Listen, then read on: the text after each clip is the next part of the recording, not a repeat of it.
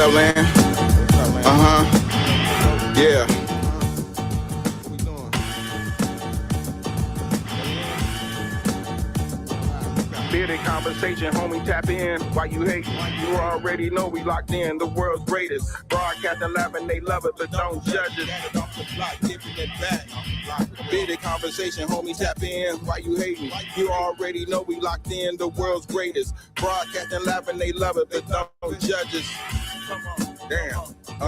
Got it off the block, forming a dynasty from a rock. Laid back in the cut, press play, can't get enough. Yo, let's chop it up in every location. A bearded conversation. Opportunity keep knocking like child support payments. Started from the bottom like basements, now we famous. Podcast official, the topic will probably hit you from a distance like a pistol. Subscribe so you can listen to survival of the fittest. We talking that how we live in it. Rolling like a dealership, managing several businesses. T-shirts, podcast, no, you don't need a membership. Just follow us on YouTube, Knowledge Supreme Infinite. Chicago got us zipping excited, let's talk about it. Going live, check your notifications so you can holler. Or leave it in the comments, debate it, just being honest. Chicago topics, roll ride views, we supersonic. Big gang is conquer, circle back round like every week. Tell a friend off the block, it's where we meet. Bearded conversation, homie, tap in. Why you hating? You already know we locked in the world's greatest. Broadcasting live and they love it, but don't judge us. Got it off the block, giving it back to hood lovers. Bearded conversation, homie, tap in. Why you hating? You already know we locked in the world's greatest. Broadcasting live and they love it, but don't judge us. Got it off the block, giving it back. Come on. The hood lovers, off the block, giving it back. The hood lovers, broadcasting live. Off the block, giving it back. Conversated off the block, giving it back. Conversated off the block, giving it back. Got it off the block, giving it back.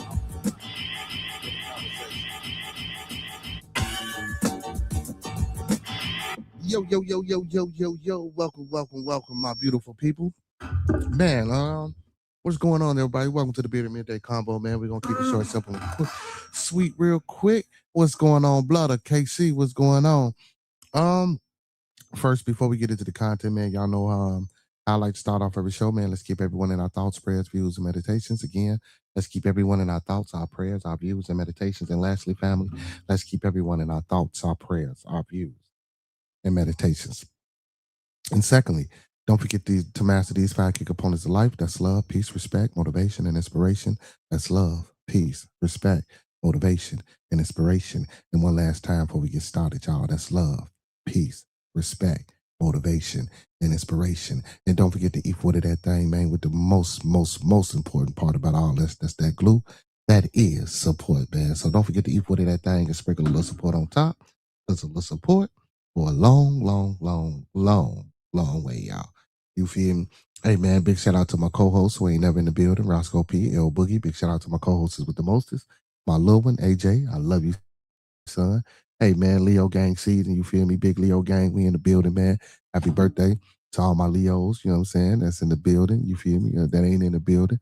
Man, so today, y'all, we're going to get into this Charlie Kirk, Candace Owens debate that she had with Andrew Wilson about the killer.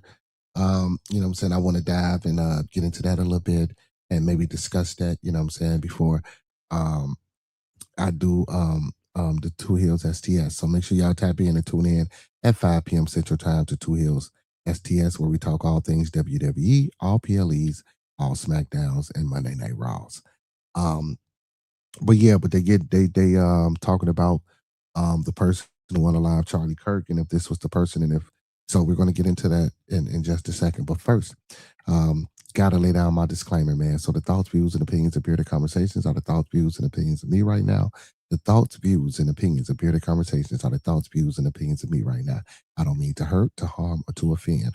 Once again, I don't mean to hurt, to harm, or to offend.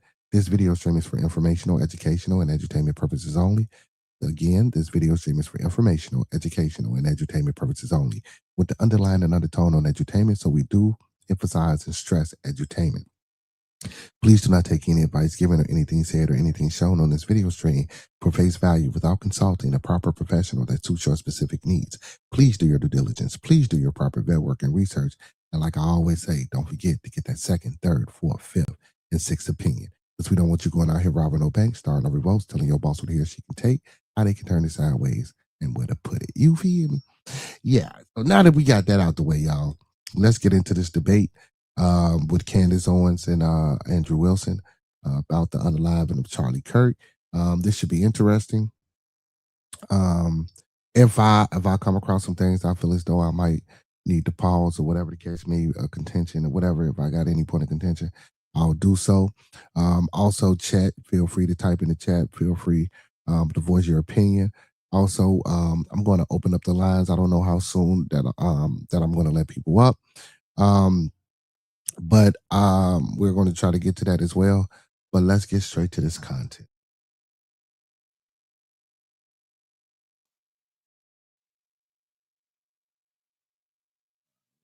I don't know why I was saying, all right, this on this.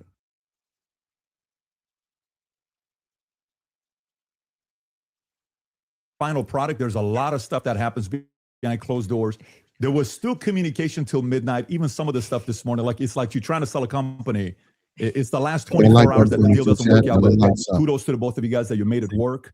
The topic of discussion today, how this got prompted is, Andrew, you said there's overwhelming evidence that Tyler Robinson shot and killed Charlie Kirk.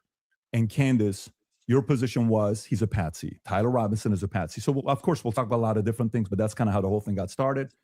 For the audience watching, I think this is truly for three different people. Number one is anybody out there that loves Charlie, respects Charlie, his legacy, what he did. We have a lot of love and admiration for what he did. He changed the lives of many people, young men, young women. You worked with him for many years. You guys were friends. You've said a lot of good things about Charlie, respectful towards him. You guys may have disagreed on some things, but you got a lot of respect for him. The second audience is the folks out there, you that's watching this. And so for you, you've been wanting something like this to take place. And kudos for Andrew for coming out and saying, hey, I want to have this conversation, and for Candace to accept it. So you have the ability to say, I agree, I disagree, comment, do all the stuff that you're doing online. And if you want to see more of these things, any of the three channels, subscribe to them, The Candace Show, The Crucible. I'm sure some of the people from Crucible are watching as well, and the PBD podcast. The more you subscribe to this, the more we're able to deliver these types of conversations to you. And last but not least, it's about the two of you. My goal is to speak as little as possible. 99% of the time, it'll be you guys speaking, and the audience will be able to see it. If I jump in, just so everybody knows, on the back end, both have agreed. In the back, there's three people representing Andrew and three people representing Candace to do fact checking. So at any point, if somebody makes a claim, the other can say, can we fact check this? I can jump in and say, fact check this. Even the folks in the back can say, fact check this. So it is a very fair conversation that we're having here. And so with that being said, kudos to Michael Knowles. Your name was mentioned a lot. You missed out right now. The last 10 minutes, we talked about you. There's a lot of love and respect here mutually from both parties, all three of them here. And then, of course, the great Joe Rogan that started this conversation. And he also volunteered, but it ended up being this format that we have here today. So with that being said, Andrew, your claim is overwhelming evidence that Tyler Robinson killed Charlie Kirk. Opening statements, opening comments. Sure. And what I mean by overwhelming is I just find it very convincing. That's I think that's what most people mean when they say overwhelming evidence. So I have a brief opening statement. On September 10th, 2025, Charlie Kirk was murdered. Many of you already know a lot about the events which occurred after Kirk's death. You remember the ghoulish laughter, celebrations, and madness we saw from leftists all over, from TikTok invasions, debates, posts on social media, destruction of memorials, and things like this.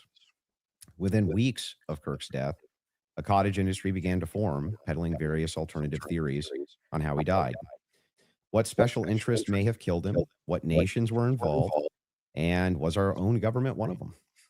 Because this was the first nationwide traumatic event. First camping trip in your new car. You've thought of everything. Or have you? Comprehensive coverage helps protect. The leading theory from the conspiracy verse is that Israel worked with the United States government to murder Charlie Kirk. Within a day or two of Kirk's death, Ian Carroll claimed that Israel killed Charlie Kirk, and the conspiracy caught on like wildfire. This theory was built on one misleading piece of evidence, that in his final days, on or around September 8th, Charlie sent a text message reading, "Jewish donors play into all the stereotypes. I cannot and will not be bullied like this, leaving me no choice but to leave the pro-Israel cause." This was sent in the context of a platforming dispute regarding Tucker Carlson. From this scintilla of misleading information, it was speculated that Israel killed Charlie Kirk because he would have successfully opposed the Iranian war. Now, that's a fun theory, and who doesn't like a good, fun conspiracy theory? I like them. But there is no evidence that Israel actually killed Charlie Kirk. And if Candace has some, I'd like her to actually show it to me. I'm open to suggestions, but to date, there hasn't been any. There is, however, tons of evidence that a leftist killed Charlie Kirk, just as Charlie feared they would. I believe Charlie Kirk, and I have the receipts. No, I didn't have a dream where he came to me and told me that the left killed him. No, he didn't come to me a dream and say, Candace Owens betrayed him. That never happened. In fact, I don't need dreams of any kind because I hold in my possession never before seen messages from Charlie Kirk to his security team on September 9th, 2025. I'm going to share the message with you today, which is the first time this information's ever been publicly revealed. On September 9th, Charlie's security team wrote to him, yes, law enforcement has been fully supportive and agreed to a security plan and posture. Tomorrow's event will be covered by both my team and the campus PD. If additional support is required, patrol units will be available. I have 11 on site. Charlie responded with this. Okay, great. Remind them that they are there for one person's security only, because I'm somewhat worried the left is trying to kill me. That was a message sent September 9th. Whatever could he have meant by that? Well, I think he meant exactly what he said, that he was worried the left was going to try to kill him. Now, we'll discuss this more later on in the debate, and maybe I have more never before seen evidence that exposes just how wrong and, in my opinion, idiotic many of these conspiracy theories have been. But that's what happens when you rely on what's called the evidence of the gaps. In other words, they don't have evidence, they seem to just make up evidence. And what did they make up? Well, in my opinion, kind of whatever lined the pockets. And I think it's ghoulish to profit off of the death of a good man. But we came here today to debate, and so let's get to it. The debate topic today is, one, my belief that there's overwhelming evidence that Tyler Robinson killed Charlie Kirk, and two, Candace's belief that there's overwhelming evidence that Tyler Robinson was a patsy and didn't kill Charlie Kirk. In sum, the audience is going to decide who has more evidence supporting their theory. My theory is that the state is correct that Tyler Robinson is the killer, at least based on evidence so far, and Candace's theory that Tyler Robinson is not the killer and he's a patsy set up by the feds. To be clear, this is not a question of reasonable doubt. If it was reasonable doubt, and that's all it was, and that's all Candace was proffering, I wouldn't even be here having the debate with her. It's fair to have doubts, as the trial has yet to occur, and the state hasn't even begun to try to prove their case beyond a reasonable doubt. But Candace makes a more forceful claim. She claims that there's more evidence that Tyler is not guilty of murder and was set up as a patsy than there is for the state's case. And I just think that that's absurd. And she will not be able to demonstrate that in any way. In fact, she has almost no real evidence at all of her theory, whereas my theory is supported by compelling witness testimony, physical evidence, multiple confessions, all of which are independently compelling, but which are even more convincing as each piece of evidence corroborates the others. You'll notice the term overwhelming was included in both theories. This is because Candace demanded I defend my use of that term, which I think is fair, in describing the evidence against Tyler Robinson. She, on the other hand, only wanted to defend her theory as merely viable. That is, until I showed her clips in which she said she believed the evidence of her theory, that Tyler Robinson's a patsy, was supported by overwhelming evidence. Only then did she agree to defend that position. Regardless, we're both defending the claim there's overwhelming evidence on our side, so it's worth defining that term. When I say the evidence against Robinson's overwhelming, all I'm saying is that I mean that as of right now, I find it very convincing. I see almost no evidence at all, only speculation on verified claims and suggestions of things that could merely be hypothetically possible. Dreams, vibes, feelings, things like this. Almost done, by the way. I have no problem defending the state's case and welcome Candace bringing up any challenges she would like. But if I'm honest, the reason I was willing to pay the $300,000 for this debate was to finally have a chance for someone to demand Candace be held accountable for the unbelievable theories and claims she's been making. Candace's investigation is indistinguishable from a leftist operation. She couldn't be doing more damage to the right if she were trying. She uses her considerable platform to relentlessly attack one of the most influential conservative outreach organizations for young people. And she's making a mockery of the online right-wing commentary class. She's harming Republicans in an election year by dividing them. She's attacking the very organization Charlie spent his life building. And she's attacking the people he loved, including his wife. And it cost me $300,000. But today, I hope that she finally answers for some of that. Thank you, Andrew. Candace? Get it out of your system. I did. Okay, great. Well, I'm not going to waste time with the preamble because I think I just want to get to the substance of the debate, and we'll just speak to the audience. I've obviously had an audience since we've been covering this case. People know that there was a personal friendship between me and Charlie, and diminishing the pursuit of something that makes sense regarding what happened on September 10th. By throwing it to this is just people who are conspiracy theorists. These are people who are just trying to generate clicks. I don't think that people should be satisfied by that. I want people to remember that it's important to think. We've been lied to by the government a great many times over, just the last couple of years, if you just think of the things that we've learned about our government. And I do want to say this. What's been the most disturbing element, I think, for everyone is that not only does the narrative not make any sense, which I'm going to demonstrate, I need to waste time with the preamble going through the points or trying to insult you or pretending that I've been running a podcast saying it's just dreams and vibes like I'm Miss Cleo. And that's the reason why it's taking so many influencers. It looks like $1 billion industry of influencers to dispute everything Candace says. Is not because I'm on my platform saying I had a dream last night. I don't think I think that diminishes you as an argument. Obviously, we have presented a lot of evidence. You just presented a text message and said, this is evidence. Well, that's how this entire thing began. You're talking about how Israel got into the conversation. It was because immediately after Charlie died, one of the first things we saw was this push to make us all think and remember how much he loved Israel. It's because the prime minister of Israel, who's fighting like a 27 front war, felt that he needed to come do a little mini tour and to be strangely to state that I did not kill Charlie Kirk, but nobody was having that thought that I can remember. Nobody was going, I wonder if Bibi Netanyahu killed Charlie Kirk.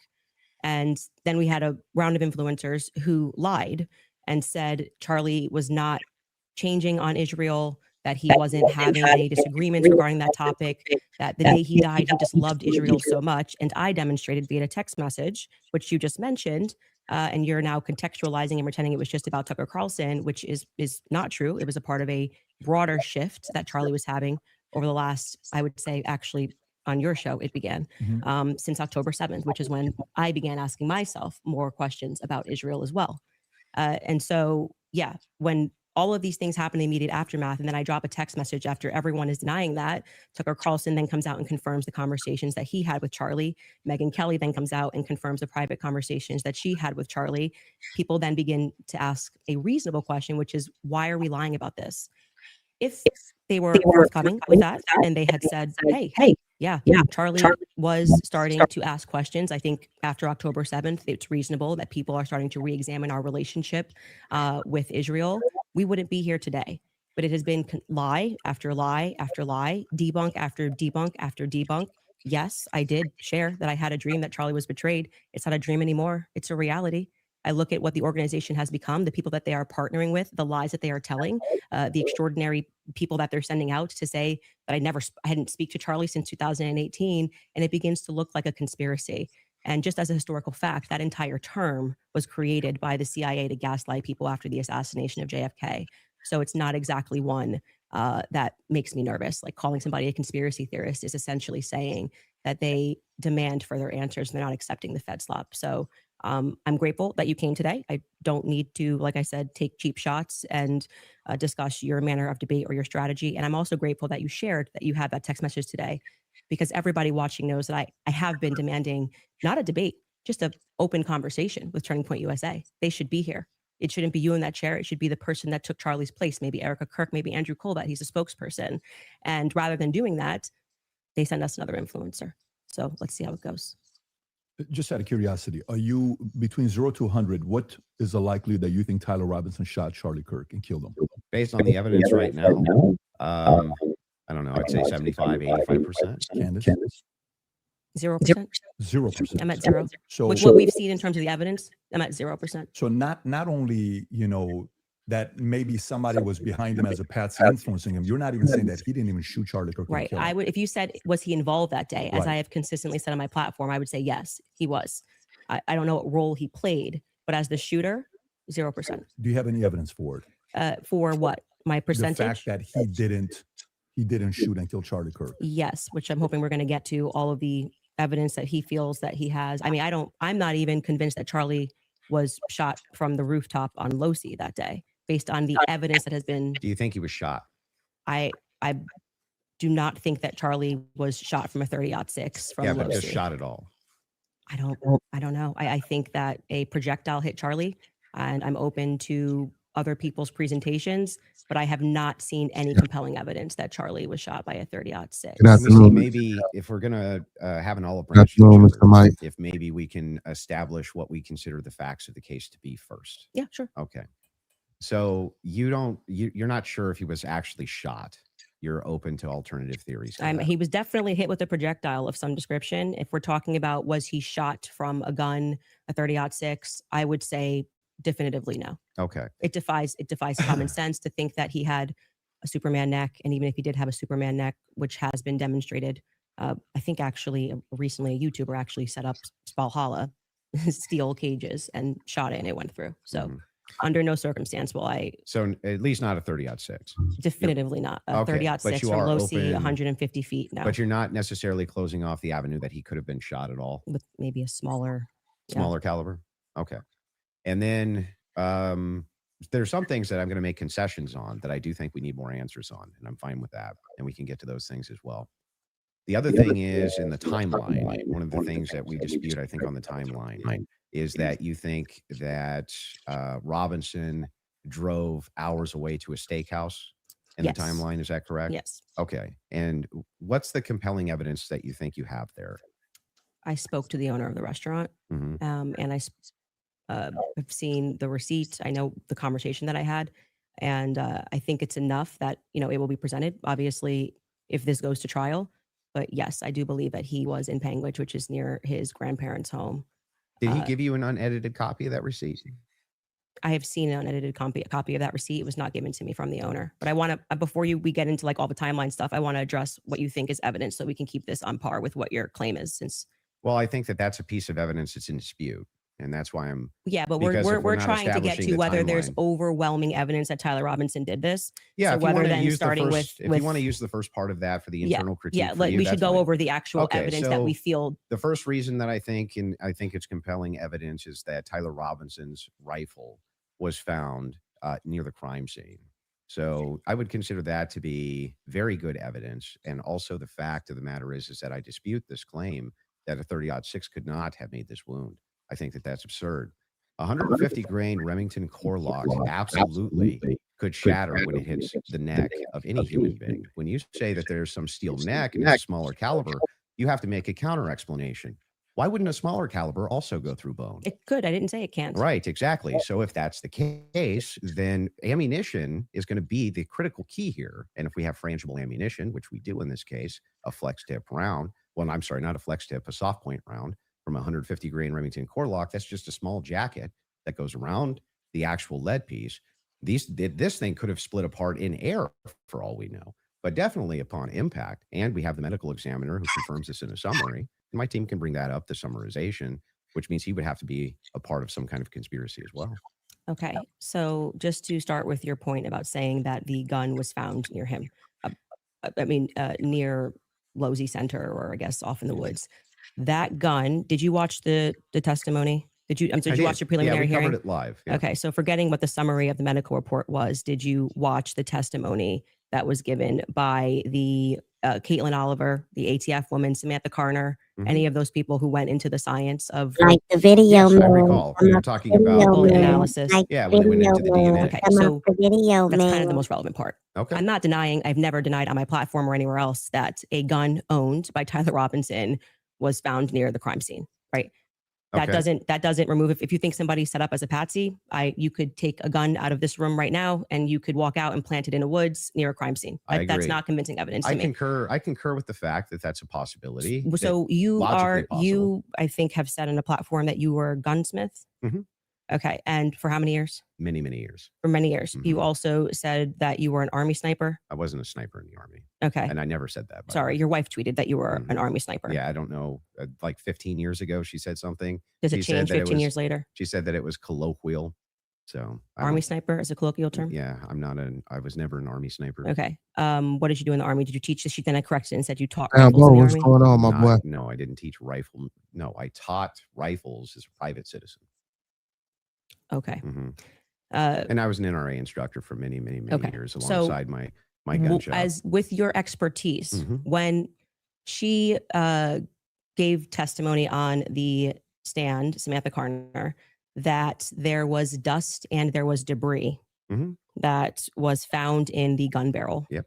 And then when we had the person who, and this was, I believe, Caitlin Oliver, who explained painfully about the DNA, the prints. Well, let's start with a point at a time. I'm not done. You said something, so I'm going to finish my thought, right? You don't want to do a point at a time? No, well, sure. If you want to respond to, Well, I want you to respond to 2 points. debris. I want you to start with 2 points. Okay. Dust and debris in the gun barrel. Yeah. Secondly, the fact that there were 5 sets of prints, 5 plus actually by the end of the testimony, 5 sets of prints for which we already had the woman who worked for the FBI forensics testify that above 2 prints, if you're taking a sample, it's no longer a science, right? She testified that when they took the sample of what was on the trigger, they saw 5 plus prints. And among those 5 plus prints, Tyler Robinson's was the most degraded.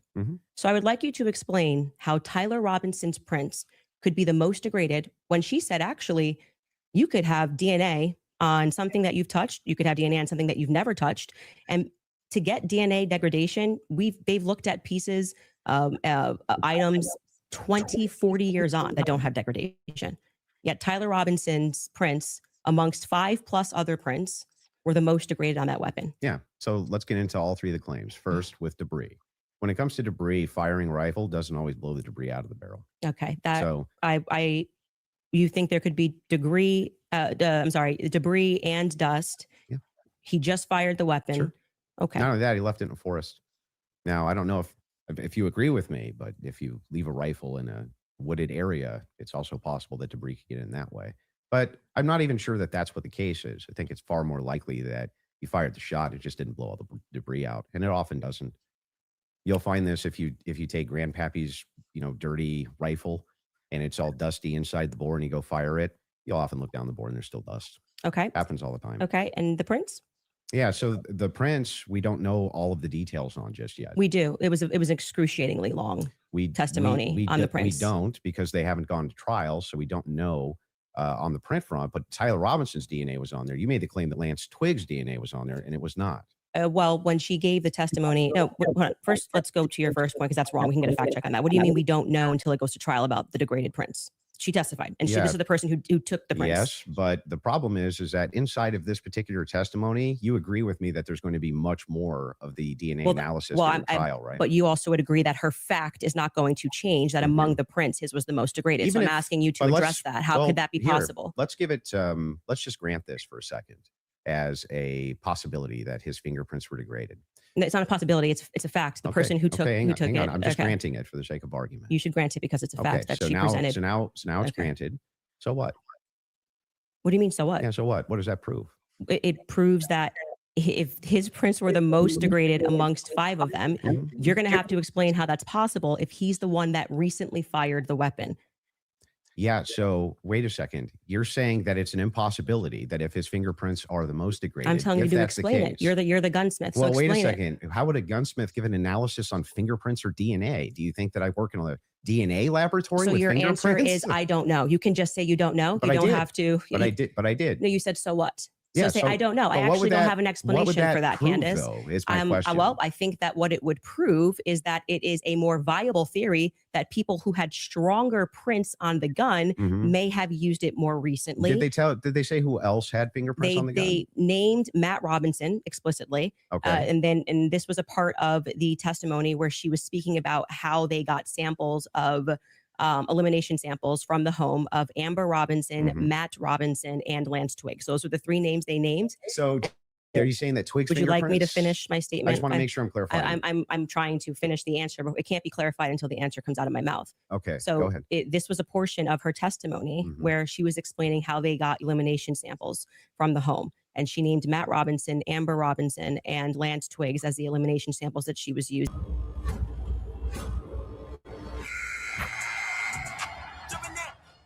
People that they had taken that sample from. And again, what's also relevant here is the earlier testimony, which came from the FBI forensics analyst, I believe it was on day 2, where she said that when you're using those mixtures and those samples and you get up to 5+, it's really hard to make any sort of a determination. So both of those things are relevant. If you can't explain why his prints are the most degraded and you're saying he is the shooter, it's not really a so what. It's an open-ended question that people have a right to pursue. It's not a conspiracy. It's actually proof of my claim that there's evidence that he was set up as a patsy. That wouldn't prove anything about him being a patsy. It said it's evidence to support the claim that he could have been set up as a patsy. So this is why I said earlier, so what? Because even if it's the case, this doesn't have an explanation for it yet. That doesn't actually give you any evidence in your corner for Tyler Robinson being a patsy. Okay, hang on. I didn't cut you off. Right? You would need to actually explain how this would demonstrate Tyler Robinson. This is tied into Robinson being a patsy. Are you claiming that these fingerprints were Lance Twiggs or that he had any DNA there? I'm saying that it could be Matt Robinson. It could be Amber Robinson. That sort of information is going to come out during the trial. How would that tie into the idea that he's a patsy? Yes, because if his is the most degraded prints and the information that I shared on my platform is true, that this gun was given to Tyler Robinson as an heirloom. I had conversation with members of the Robinson family, Twiggs family, both of them. You know, like I said, we're not just dreaming. And if we're having those conversations and they told me that gun was only given to Tyler Robinson because it was a family heirloom. Okay, so it was his grandfather's gun or great-grandfather's gun. I don't remember the difference. I don't remember which one it was. And so he got it because he's the firstborn. So, but he's not much of a shooter, is what I was told. And so he has this because he inherited it, essentially. So if I get something from my grandpa and I put it up on the shelf and I own this, you could see that could be. How do we get to the patsy part? You don't let me ever get to the end of the sentence. So how could we get to the patsy part Okay, if I can't get to the end of the sentence? Patiently till we get to so that could be a reasonable explanation as to why there was dust in the barrel, because he doesn't often shoot this weapon and he is indeed a fisher. And it could also be a reasonable explanation for why we have Matt Robinson's prints on this. Obviously, Lance Twiggs, even if he has prints on things, they live together. That doesn't really mean anything. But that could demonstrate that somebody took his weapon and put it somewhere. His prints are the most degraded. Somebody else's prints, there's more presence of somebody else's prints, and that could demonstrate that somebody is taking items from his house and putting it into various places. But it also could demonstrate nothing. So the problem that you have here is that this is pure conjecture. No, this is not evidence that Tyler Robinson is a patsy. It's only evidence that you have conjectured up that, well, if it's the case that these are the more degraded prints, then therefore that means must be patsy because dad's fingerprints on gun. I didn't say must be patsy. So for those just coming in, this is Candace Owens. She's debating Andrew Wilson on the guy that they're debating whether the guy that they claim unalived, Charlie Kirk, is the actual guy who did it. How this actually links in to Robinson being a patsy. Okay, I just described that for you, so I can explain it to you, but I can't understand it for you, so I'm going to move on from that. But to just go back to your point about this is not evidence, you can't make that claim because the entire basis for why you think that there's evidence for Tyler Robinson being the person that took the shot is based off of a hearing under Utah 1102 rules, meaning that they are doing the exact same thing that I am doing. This is the state. You said you're here to represent the state. Well, did you watch the preliminary hearing? I didn't say I was here to represent the state. The state's position you think is strong and convincing. What I'm here to do is represent my own opinion. You said in your opening statement, based on the evidence presented so far by the we say have they set a trial for what, TMB? The state has presented evidence under Utah's 1102 rule. But this doesn't demonstrate any patsy No, that's very important because that rule is hearsay. So you can't say at the same time, Candace, you're not allowed to. And what that means under the Utah rule, which I'm sure you know, because I'm sure you watched the preliminary hearing and yourself understand what that means, is that the entire hearing was hearsay. It means none of that information that was presented is going to be allowed. The majority of it, the overwhelming majority of it is not going to be allowed at the trial. They're allowed to present when it's just a probative hearing. I don't think all the evidence that was put in was hearsay. Okay, you didn't watch this case. But not only that, no, this is a huge point. This is we crazy that you can don't call know for this. a fact check. Yes, we need more than a fact check. This was every single day. Utah Rule 1102. They want to go there. So they said there's a medical examiner's explanation of the shooting that's in the back. Rob, if you want to pull it up, and then Candace, if anybody from your team wants to pull something up, no problem as well. But they're requesting it. If you guys got it, pull it up so we can show it. And in the interim, is that it? Yeah. So I'll read this. Just what are we looking at, just so we know? Yeah. So this says the bullet, or at least part of it, sequentially perforated the interior left of Mr. Kirk's neck, strap muscles of the left side of the neck. This is a summary, by the way. Left common cartoid on the left internal external jugular veins. The bullet also obliterated the left side C27 vertebrae, transacted the cervical spinal cord. Medical examiner observed a significant portion of Kirk's cervical spinal cord was traumatically absent. Mr. Kirk suffered from other severe injuries, including bilateral, apical, and posterior intercausal hemorrhages, pulmonary, apical hemorrhages, multiple disruptions to the thyroid, et cetera, et cetera. So the summary of the examination is that he was shot. Okay. That was what they were pulling that up for. Okay. And I'm not disputing that he could have been hit with a projectile. We're not disputing that. So I don't know why this was brought up as a fact check. Could you bring up 1102 Utah rule? Because this is an unbelievable point that you're making by saying that I am not allowed to infer off of evidence. You can infer. I'm trying to follow the inference. But your entire reason, like you asserted that you believe there's overwhelming evidence on the basis of what we saw in the preliminary hearing. The entire preliminary hearing was hearsay. Yeah, I'm fine with your inferences. But no, you just literally said I couldn't do that. Yes, I can. No, I didn't. I'm just saying from your inference, how do we get to Patsy? This is how you got to Shooter. The Tyler Robinson did it No, the same way that you got to Tyler Robinson. From that. Yes, you did. You again, this is something important. So we should pull up a fact check about what the 1102 Utah and under their constitution, for the sake of a preliminary hearing, they do not have to have hard evidence. They don't have to put people on the trial. They don't have to. But no, that's why the entire hearing was basically hearsay. Officer Bagley but was not saying, all of it, like I said. The overwhelming majority. Again, no dispute. Outside of the one that you don't want to give. Please don't cut me off. Outside of that is what's in dispute. It means that your entire brand of saying you don't have evidence falls apart when the entire preliminary hearing is based off of hearsay. In fact, Lance's testimony before they had about an hour debate. Actually, maybe it was more than an hour debate before he sat, and they said this is not going to be allowed. You wouldn't even be allowed to do this. We'd be able to cross-examine him. The questions that they're asking Lance are all leading. And what did he say? Well, I'm the magistrate under Utah Constitution. 1102. It is my job to allow all of this so we can see if the state has enough here that we can then move to a trial, which will then. They would not allow this stuff. They would say we get to cross-examine Lance. Lance just can't willy-nilly say. I'm not disputing. But the entire substance of your argument is that people can't infer off of evidence. That's what you're saying to me. When you say Candace, I'll give you the argument prince, which is a fact. Yeah, I'm not saying that. And then infer off of that. Didn't say that Tyler could have been a patsy. You're just literally making stuff up. So here's what the position is. I'm asking this. I'm saying that I think you. Let's pull that up. Let's pull that up. I am doing exactly what the state did. I am looking at a piece of evidence and I am saying. But you're not showing me how you get there. Can you describe to the audience what Rule 1102 so this, just so everybody who's watching this at home understands what I am saying, even if he doesn't. What Andrew is arguing is that I don't have the right to extrapolate from a fact like making it up. Just purely making it up. I'm asking based on Andrew. Can I show my evidence? You just showed yours. It's gonna start. Reliable hearsay. You'll get a chance. Reliable hearsay in criminal preliminary examinations. The entire preliminary hearing that you just saw was on the basis of reliable hearsay, and what that means essentially is the people who are making the statements can just say, "Patrick told me that he did this on Monday. Patrick's not here." And that is, they can allow that into the hearing. That's just because it's just meant to be probative. And so it's the state saying, here's what we have inferred. So you are allowed to take a piece of evidence and then you are allowed to infer off of that evidence. Okay. Case in point, that's a demonstration that's a demonstration of what I just did. I said the prints were the most degraded off of Tyler Robinson. And from that, what I am inferring is that it's plausible that Tyler Robinson was set up. That's the point in contention. That's not a point in contention. That's the point in contention. It's not a point in contention. If you're saying it's a point, it is the point in contention. It's not the point in contention. I'm telling you that was what the entire hearing allowed for. So the evidence that he is describing, we're asking you that he is using to argue his case is all based on inference, not fact. Great. Yeah, not facts. So what they are inferring off of the facts. So again, we're going to take this. And I'm just going to even grant it because it's irrelevant. I'm asking how you get to the inference that even if you dispute that piece of evidence, that means Patsy. I'm looking for the logical chain for how you get to that inference. What I am telling you is it's the exact same way that when you tweeted, I think that this evidence is overwhelming. When they say that looks like Tyler Robinson's car, he drives a similar car.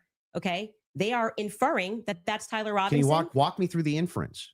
So that I understand. It's not a fact. It's not a fact. When you show a blurry image, which you kept citing that we have images. I'm talking about your inference that the fingerprints even if they're degraded equals Patsy. How do you get that inference? I didn't say it equals Patsy. I think it is enough evidence that it should be explored, which is exactly what this preliminary was in the inverse. That's not what in dispute. What's in dispute is when you said, I'm using this as evidence that he could have been a Patsy. I'm asking, how do you get the inference to Patsy from that? Because what I am saying is that it shows that somebody else had more DNA presence on that gun than Tyler Robinson did. So it is plausible, which is all they're doing. They're presenting plausibility based off of the facts. Okay.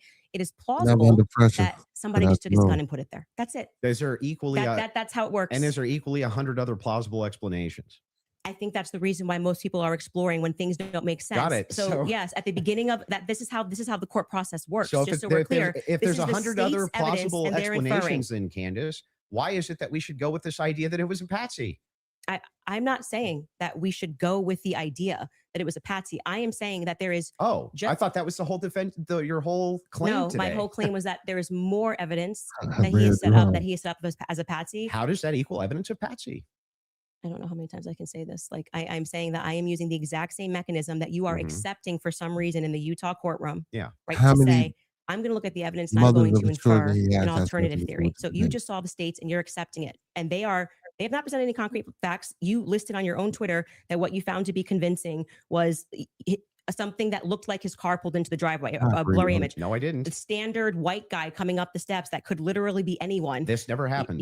Can we get a fact check on that? Can we pull up his tweet where he goes over I didn't the say four? That's what convinced me. When you actually didn't say it's what convinced me, but you said this is the evidence that you found to be overwhelming, and you named, I believe, actually 5 things. I think you said it was his car. You said it was. Well, there's multitudes of things that I find. You just said you didn't say evidence. it, so we're going to get a fact check on that. You did. Go ahead. You said the blurry images coming up the steps. Quite literally, when Officer Bagley testified, they talk about when I'm talking about making inference. This is the most I thought was the most absurd testimony I've ever heard. And pardon me, it was actually David Hull. They asked him a question. How did you know the guy in the maroon shirt was the same as the guy that came up the stairs later that was wearing the American flag black shirt? And he said, they're wearing the same shoes. Why is that absurd? That's how you decided these two are the same people. Oh, wow. What a scientific. They're both wearing Converses. Okay. That's an absurd thing to say. That is not evidence that these are the same people if we're both wearing Converses. That was what he said. That's what flew on the stand. But I still don't understand how that would be absurd. If somebody, it's an absurd thing. For instance, if somebody were to change their clothes but keep the same shoes on, wouldn't you utilize the shoes to try to track that person? If the idea that on a college campus, 2 people wearing this totally different outfits but both wearing Converses can't happen is such an absurdity that I don't even need to argue that. I'm just going to let people why is it absurd? Just concede that point. Obviously it's an absurd thing to say. I know sure, these are the same people because they're both wearing Converse. Yeah, I'm not sure if in context that's what happened, but you can get a fact check on it. But even if it is, again, and it was if we're utilizing inferences, whenever we're dealing with logic and we're dealing with making a logical inference, we're going to take the entire collaboration of evidence and then we're going to make inferences from that. You would do that with any type of logical proposition. Otherwise, you could never have a true or false claim. You just told me I couldn't. So when that never happened. You're just making stuff up. So anyway, when we're talking about logical inferences, what I'm looking for is the logical inferences that you have that Tyler Robinson's a Patsy based on the totality of evidence that you have. We can keep going through your other evidence. We should find his tweet where he lists the reasons that he was convinced. So let's start with the 30-06. I think that's fine. Your team's looking for. Do you remember how long ago that was? The tweets of the 5. Did you delete it or no? No, did you delete tweets? Okay, cool. I just look for. He said it was his misspell. car. It was his. It was the car, and it was definitely the staircase photos, and it was when the trial was going on. Okay, she has it. Perfect. If you got Skylar has it. If you want to pull it up so we can see it. Somebody said, so give me the clear evidence right here. I want you to provide it right here. All I heard from the investigator was, we believe this to be Tyler Robinson. Is belief something you go as a fact? You wrote the car pulling in. That's a totally blurry image. Robinson getting out of it. You have no idea if that's Tyler Robinson. The fact that he is seen 4 other times on camera, the fact being just a standard white boy with brown hair was walking up staircase. The DNA on the roof, we should discuss that. And on the screwdriver that he left behind, it's overwhelming, man. Yeah, but that's not an exhaustive list. Well, just so we're clear, you did tweet it. But it's not an exhaustive. Yeah, but just 5 seconds ago, you should concede. You said I only said this one thing and said that was overwhelming, actually. That's not what I said. It is. You can even Patrick, pull your own clip. Did I say that? Can you fact check if that was said or not? I did not hear her say So the this. thing is funny here is we still aren't getting to any of these inferences. So why are you pivoting? So just say you were wrong. It's cool to just say I was wrong. I'm not wrong. So back to the tweet aspect here. It was really funny. That's not an exhaustive list of why I find it. I didn't say it was exhaustive. I just said you said it. And on top of, well, no, you didn't. You said that I only said this one thing and then said based on that it's over. Well, I didn't. You didn't mention that I mentioned the screwdriver, DNA, all of these other things. You never mentioned any of that. So no, you're actually incorrect there. But on top of that, moving over to the actual evidence itself. Are you? Yes, I'm okay. Anyway, back to the evidence if you're itself. okay. Yes, actually, I'm glad you're asserting that you're okay. I wasn't worried about your health. I'm just saying that I just said you tweeted this. You said no, I didn't. We got a fact check, and now you're like just gonna gaslight me and pretend that I said there's no gaslighting. It wasn't exhaustive. I never said that. I just said you did say this. Zero gaslighting. I didn't say you couldn't have said more, but I would like to address what you said in that tweet. This is your time. If this is how you want to spend it interrogating my position, you can do it that way. I'm just addressing what you asserted on your Twitter was like the hard evidence that convinced you was overwhelming. That's literally your debate claim. You said. That's not actually, in fact, what happened in that exchange. I was here for it. So what's your position here? Yeah, so my position is that based on all of the evidence, which has been demonstrated, at least all the evidence to my knowledge, that I am actually not seeing anything that's compelling as an alternative theory. I'm not seeing anything which is convincing me of something otherwise than what the state is presenting as evidence. That's my position. That's what you're asking me. So just going back to what you did actually tweet, is it fair for me to ask questions about that?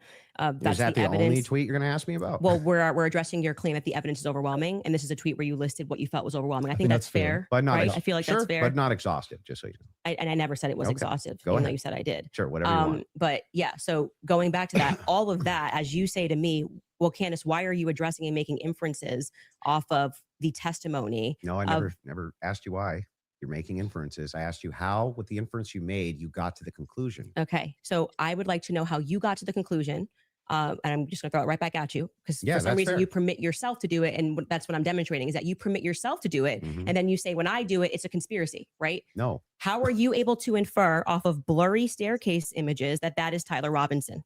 Yeah. So in that particular case, what you do is you take that evidence, you combine it with other evidence. So it's not just that Tyler Robinson is seen in the staircase. Why are you calling him Tyler Robinson in the staircase? That's what I want to get to. Yeah, because I mean, we'll just use this. If you don't agree that that's Tyler Robinson, then you would just have to humor me. I think it is, so I'm using the name. But why do you think it is? Because you make everybody, you call them conspiracy theorists. That's literally what I'm trying to explain to you. Okay. So if you're asking for my inference, why I think it's Tyler Robinson is because Tyler Robinson said in his text messages, you'll be able to see me on security footage at the campus. Said it in his own messages. On top of that, Twigs, yes, you can pull them up if you want to fact check that. He did say. Yeah, I would. I'm sorry. I actually think I really did miss that. I'm not saying you're wrong. I just I don't remember him saying you're going to see me in. I'm paraphrasing, but it was close to it. Yeah, I think and by the way, Twigs himself said that he had some maybe a tiny bit of doubt, but it sure looked like Tyler Robinson inside of this various surveillance footage that he saw. So Lance, sorry. Hang on. So there's multiple reasons why it is that I believe that that's Tyler Robinson, not just because of blurry footage. Did you have a dream? Just kidding. No, it's because I combined multitudes of evidences. Okay, so let's address those multitude of evidences. The first one we're working on a fact check on because I do not ever remember him tweeting. That's me in the staircase. Or texting that's me in the staircase. I think that I didn't say that. I said I literally didn't. What I said is that he texted over, you'll be able to see me in footage at UVU. And I'm paraphrasing, but that's what he said. Yeah. Could we get a fact check on that? The second thing you said was Lance's testimony and actually what Lance says is I'm not 100%. I agree. But in terms of what he wears, again, pointing out the absurdity, he wears Converses. He wears sneakers. If his boyfriend is not 100%, I'd like to understand why Andrew Wilson is overwhelmed by it. That's what I'm trying to get to. And lastly, I would like to remind you that Lance's statement would not be permitted. This was a huge part of the preliminary hearing, that they were leading. All the questions that were asked of him were leading, so they would be struck down at the actual trial. And also, I would like to remind you that he got use immunity for that. Use immunity. I understand. Which means that happens, by the way, all the time in these cases. And I'm wondering why it particularly happened for Lance in this testimony. And I would also like to point out that something that's remarkable about this, again, leaning to my perspective, that Lance has a lot more, which I have said many times, Lance has a lot more involvement than the feds are letting us know. I think more is going to come out because interviewed him Yeah. on September 11th. And then for whatever reason, just ahead of what was supposed to be slated as the preliminary hearing, which was initially supposed to be in May, they bring him back to do this interview, Yeah. which in my opinion should have never been allowed. And I actually agree with the defense that it's a violation of his constitutional rights not to allow them to have cross-examined him. But I understand Utah 1102, do what you do. Your clients dream big. Your agency builds bigger. Move faster. To also have use immunity, knowing that he's not going to get in trouble. He could literally get up there and lie about anything and he's not going to get in trouble because the use immunity was given to him in April, I believe. April 28th is when they gave that testimony to the defense. I think they shot it in like April 20th of 2026. That is not compelling to me for somebody who has use immunity to give a testimony and to say, I'm not really sure, but definitely like he wears jeans and stuff. That's not what he said. He did. Actually, you can get a fact check on that. Yeah, that's Skyler, not, I think he you said pull much it up more if you than want that. to. So a couple things we have. We have Rule 801, Tyler's messages, that says it's not hearsay. But first, go to what Candace is asking about, Skylar. I think you have it. You just text me if you want to pull it up. You said you have the text. If we can put that up on the screen. Thank you. It was me. Look at the pictures from the surveillance footage. It was me. Okay. I literally said to you, it's not an oof. I said I didn't remember this. And I'm happy to have a fact check on that. Okay. I didn't call for the fact check saying you're wrong. I literally said I don't remember that. Well, I'm just saying to you, like, I'm trying to be concise for you. And then also bring the 801 that you just said. What was the other one? Yep. The 801, Tyler messages saying it's not hearsay. If you have that as well.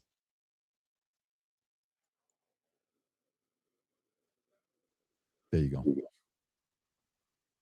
Wait, what are we saying? It's not hearsay. Statements that are not messages. hearsay. A statement that meets the following conditions is not hearsay. It was hearsay. They said it in the trial. Hang on. Okay. Is consistent with the declarant's testimony and the declarant denies having made the statement or has forgotten, or is consistent with the declarant's testimony and is offered to rebut the express implied charge that the declarant recently fabricated or acted in recent improper influence or motive in testifying. So then wouldn't that mean that a bunch of this wasn't hearsay? So the issue with his I just want to make sure. Yeah. Would that mean that a bunch of this wasn't hearsay? So the opposing party, which down the line, like I said, they talked about this for about an hour and a half, and they discussed how if Lance was in court and he was giving his first party, giving his testimony as the opposing party, whatever, all of this would be fine. They had an issue with how the questions were being asked and that they were not allowed to cross-examine him. So that is why his video testimony would not be accepted in the main trial. And what I said to you is this entire preliminary hearing is under Utah's 1102. So they are allowed to just use hearsay. And no, so the you didn't judge, say when that. he You said most of it was hearsay, actually. Yeah, the it overwhelming was. majority. Well, I mean, I'm leaning now into my opinion that some scientific aspects, which they kept asserting, like the federal rule 403 or 402, some of those parts were quite Sounds scientific. like you're backtracking quite a bit. No, I'm not backtracking at all. What do you feel like let me help you. Where do you feel like I'm backtracking? It literally was done under Utah's 1102. Yeah, nobody disputed that. Okay. What the dispute was is whether or not most of it was overwhelmingly hearsay. Yes, is that the case? it was. Yes, Okay. that's a fact. I'm not backtracking on And that what at are all. the things? How many times did you, if you watch the preliminary hearing, it's like they constantly, I'm 1102, 1102, 1102, 1102, 1102. And the reason for that is because it's allowed. I'm not saying it's illegal. It's allowed at this stage, but I'm just reminding you that when you're going to sit across from someone and your claim is going to be, where is your hard evidence? This is what I heard and I agree with what I'm watching. You are watching the state put on a hearsay preliminary hearing, and all of those things are not going to be allowed, right? Even when they got into witness statements and things of that nature, there's a reason why they swear you in and they say, you swear to tell the truth, the whole truth. Did you, write this statement? So it's the overwhelming majority of what you saw was hearsay because other people were representing other people's statements. They were saying they had conversations. We don't know where it came from, all allowed at this stage. Okay. But it's hearsay. So, but even a lot of that stuff may not fall under hearsay under what we just read, right? But the evidence that you're speaking about, like when you say that we're going off vibes, you don't know Tyler Robinson. Okay.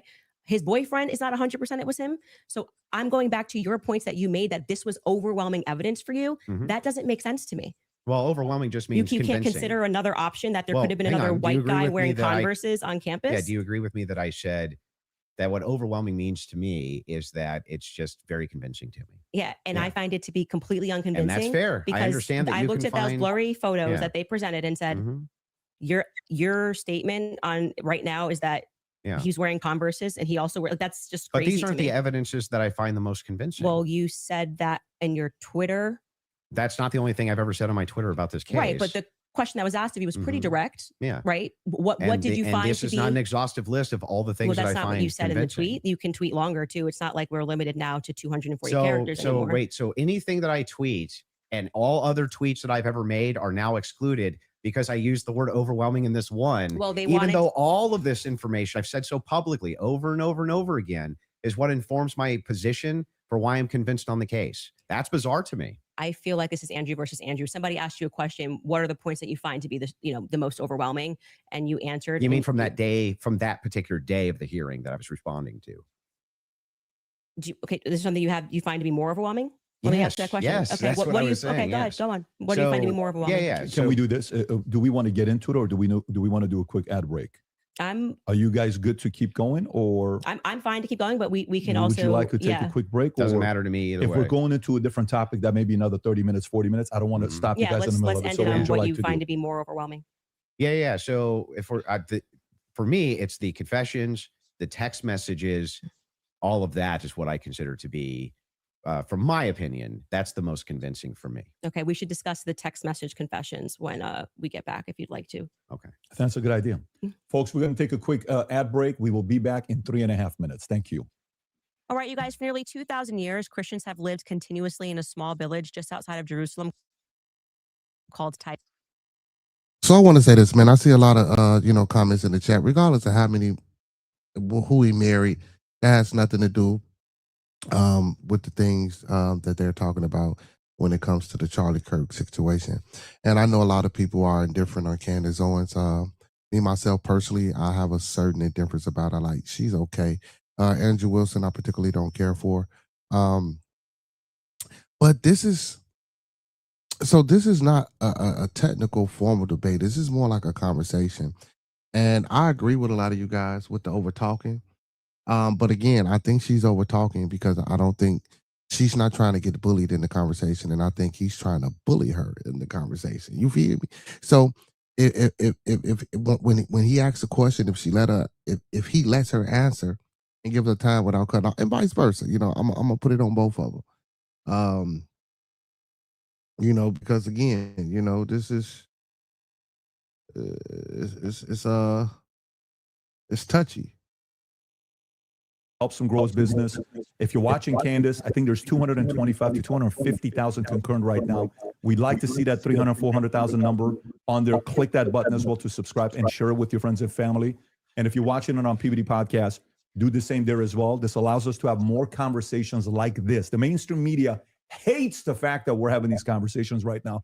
Just so you know, they want to control it. This is free for all. This is what's best for the audience. That's why we like freedom of speech. Having said that, let's go back into the text conversation you were having, right? Okay. Let's stay, and then we'll go into the cross-examination stuff in about 30 minutes. Okay. That sounds fair.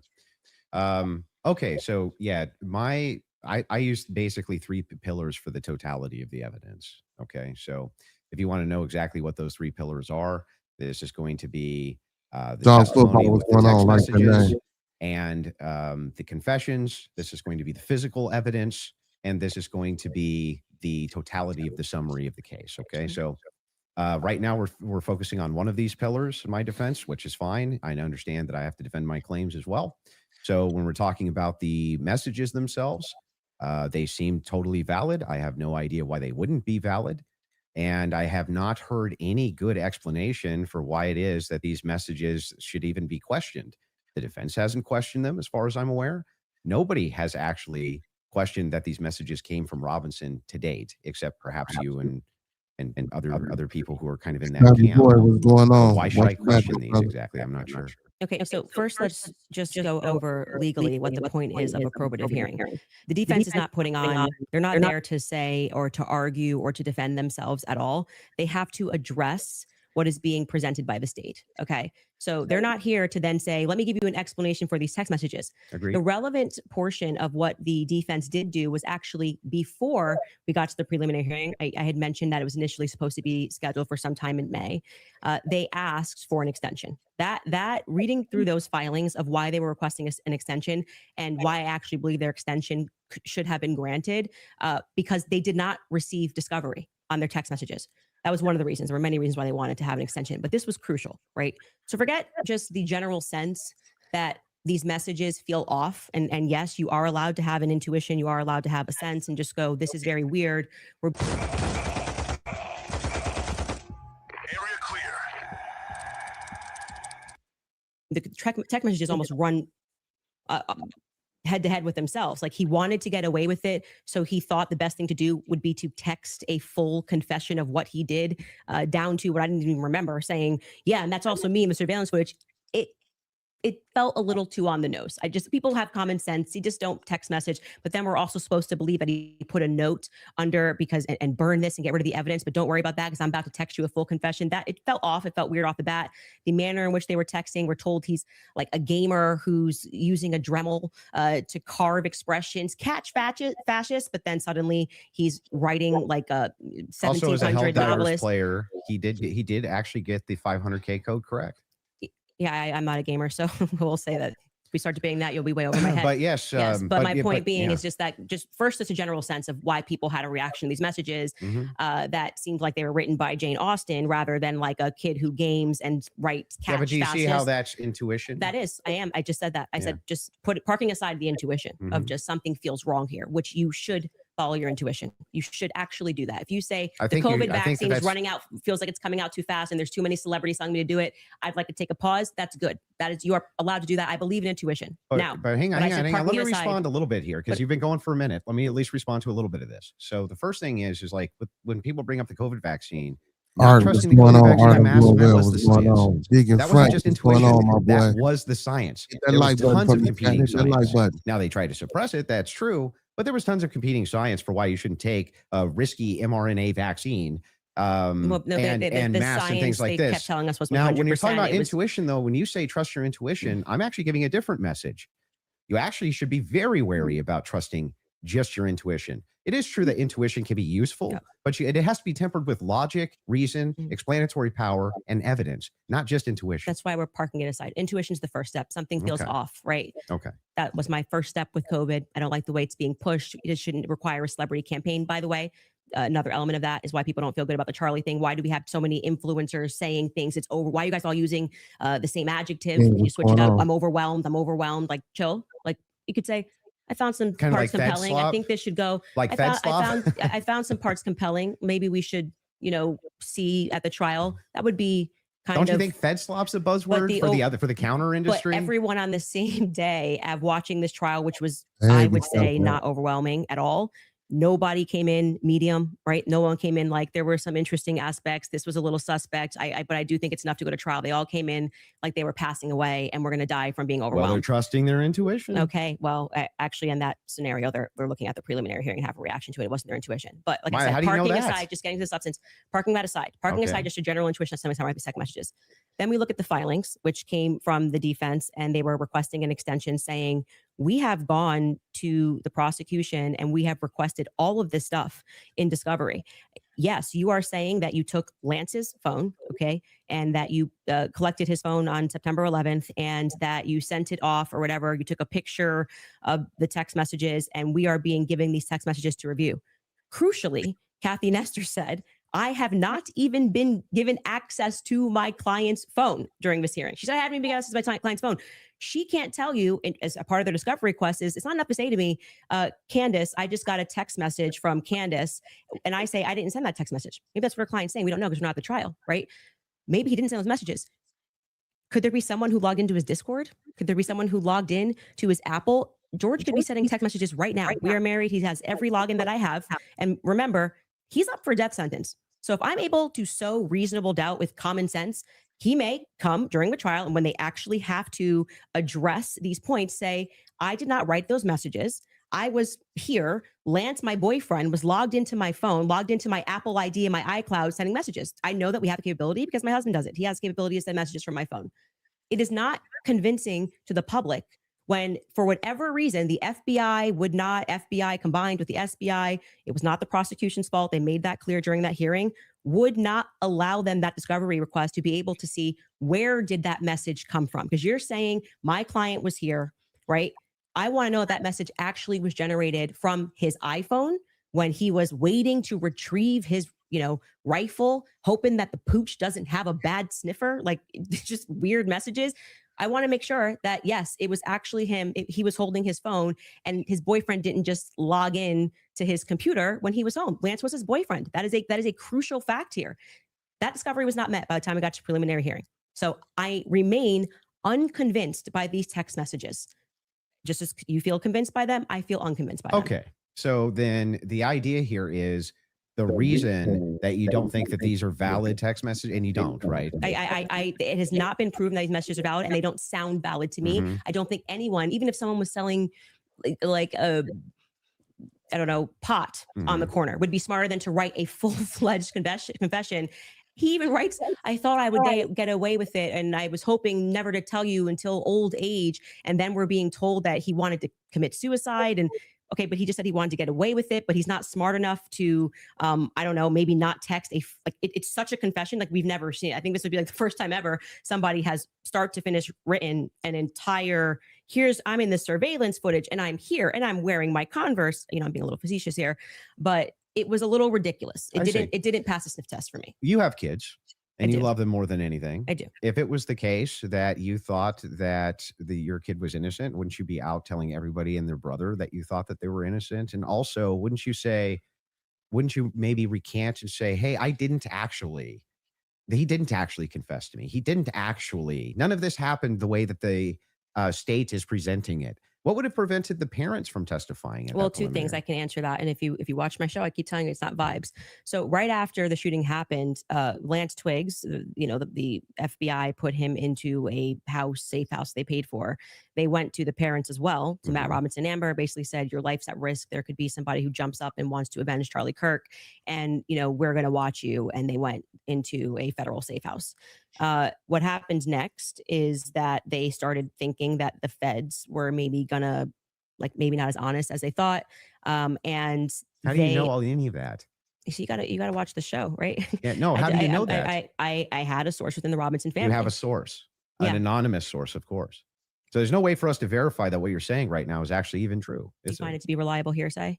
No, I don't find it to be reliable at all. It's just a source. I'm just doing what the what prosecution you're doing did. is a cool story. It's not cool. Well, you must have hated watching the preliminary hearing. You're giving us a cool story. Wait, you're saying that according to your sources, that the reason that the parents haven't recanted any of this. Recanted what? They have no statement from the parents.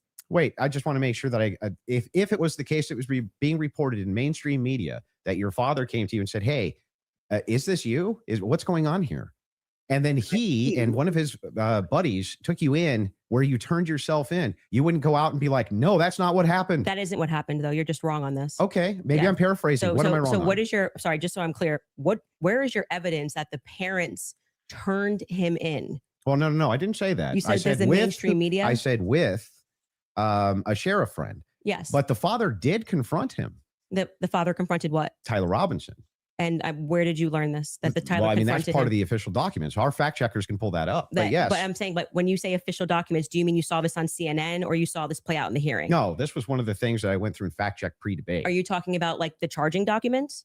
I think it was it could have been in the charging documents, but we can pull them up. No. And yes, are you disputing this? Do we have that in the back to pull it up? I can already tell you what you're talking about, the charging documents, because this is where we had to figure out where this story came from, because everyone was operating on the Zero with an X. Xero loves making it easy to manage your books and cash flow all in one place. Even for that, when you are charging someone, you can use hearsay. It's all probative, right? Sure. Nothing. So they didn't have statements. It's not like Matt Robinson, even though he was interviewed that night. Amber Robinson was interviewed that night by a Fed, separate rooms. Tyler Robinson was interviewed by a Fed. They did not produce statements saying, my son did this. I believe my son did this. But what happened was they did interviews, but also the crucial person here who you just brought up is Mike Mitchell. Mike Mitchell is the biggest unknown in this entire case. Everyone keeps saying they heard from Mike Mitchell this, they heard from Mike Mitchell that. So when the person wrote up the report that night, and it was Brian Davis who wrote up what became the charging document, he after they transported Tyler Robinson from the Washington Sheriff's County office up to, I think it's Salt Lake City, I think it was 4 a.m. in the morning that they got up there. He then writes the what becomes a charging document. So he's basically saying, we all spoke to a bunch of people and here's the information that we got, right? We've not seen that. So it could have come from Mike Mitchell. Mike Mitchell could be saying, I don't know how this negates the point, though. it Why wouldn't truly the negates the parents? point because you don't have a statement from the parents. Yeah, you are going. Why wouldn't they just correct the It's not correcting. That doesn't misinformation? negate the point. The point is that we now got the preliminary hearing. If the parents were the ones who said, "I'm turning my son in because he's guilty," I didn't say they turned him in. I think you're talking about the over. You said it's been the narrative. Everybody's known this. The narrative initially, which I think you agree with, was that Matt Robinson knew his kid was guilty and turned him into the police station. What actually happened in terms of Sheriff Brooksby, who was present there and gave a press conference, what happened was this Mike Mitchell character essentially peer pressured him. And we can get a fact check on this. We can find Sheriff Brooksby's press conference. And he said, they know it's you and you're going to come in peaceably or people are going to be banging down your door. He was a undercover cop, which I don't like that. I don't know what he did undercover. It's very hard to find anything about Mike Mitchell, but he worked with them for 20 plus years, the police officers. The reason why Tyler Robinson knew him was because he lived nearby and he was also his Boy Scout leader. How does this negate the parents could write this second? And by the way, if you had the evidence, address that point. I'm just saying that your first point, which is that the parents did this. Yeah, we don't know that the parents. I didn't say that they did ever. Well, you're quoting the parents as having said. You said that Matt Robinson said that his kid was, you say, involved. I don't want to misquote you. Confronted him about confronted him. Yes. And I'm telling you that we have not seen any evidence that is true. We can fact check that. Okay. Because we do have evidence. And I'm saying it's the charging doc, which could have been derived from a statement Mike Mitchell said. Two things I have ready in the back. One is the charging doc, and the other one is the video of Kathy Nestor saying she hasn't seen Tyler's phone. Okay, we can run Kathy to go back and then just to go backwards to Kathy first in court saying she didn't get her client's phone. Yeah, and then I think we'll go to the if you're okay with that. Thing not in dispute. These are all things that I'm not even disputing. Okay, so we don't show it. We never get to the thing that I am disputing. Well, I was just providing an answer. We were coming back in from a break because you were talking about the text messages, something that you felt was concrete. So it was just my rebuttal to you that it's not concrete because they haven't had a chance to actually answer that. And she didn't even get to see your client's phone. So that's effectively, again, the state saying these messages are real. You don't get the discovery on these messages just yet. She will during trial. They will actually get discovery on the messages. That would make their case fall apart if it was the case that they weren't able to actually pull the data off the text messages? Do you think the prosecution would go to court with fabricated text messages?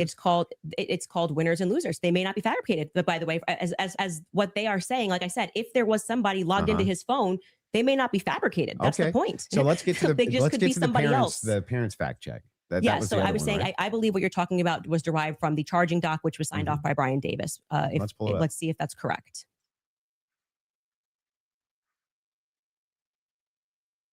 What are we looking at? Robinson's mother explained that over the last year or so, I'm sorry. Can you zoom in a little bit? Is this the charging doc? I can't see it.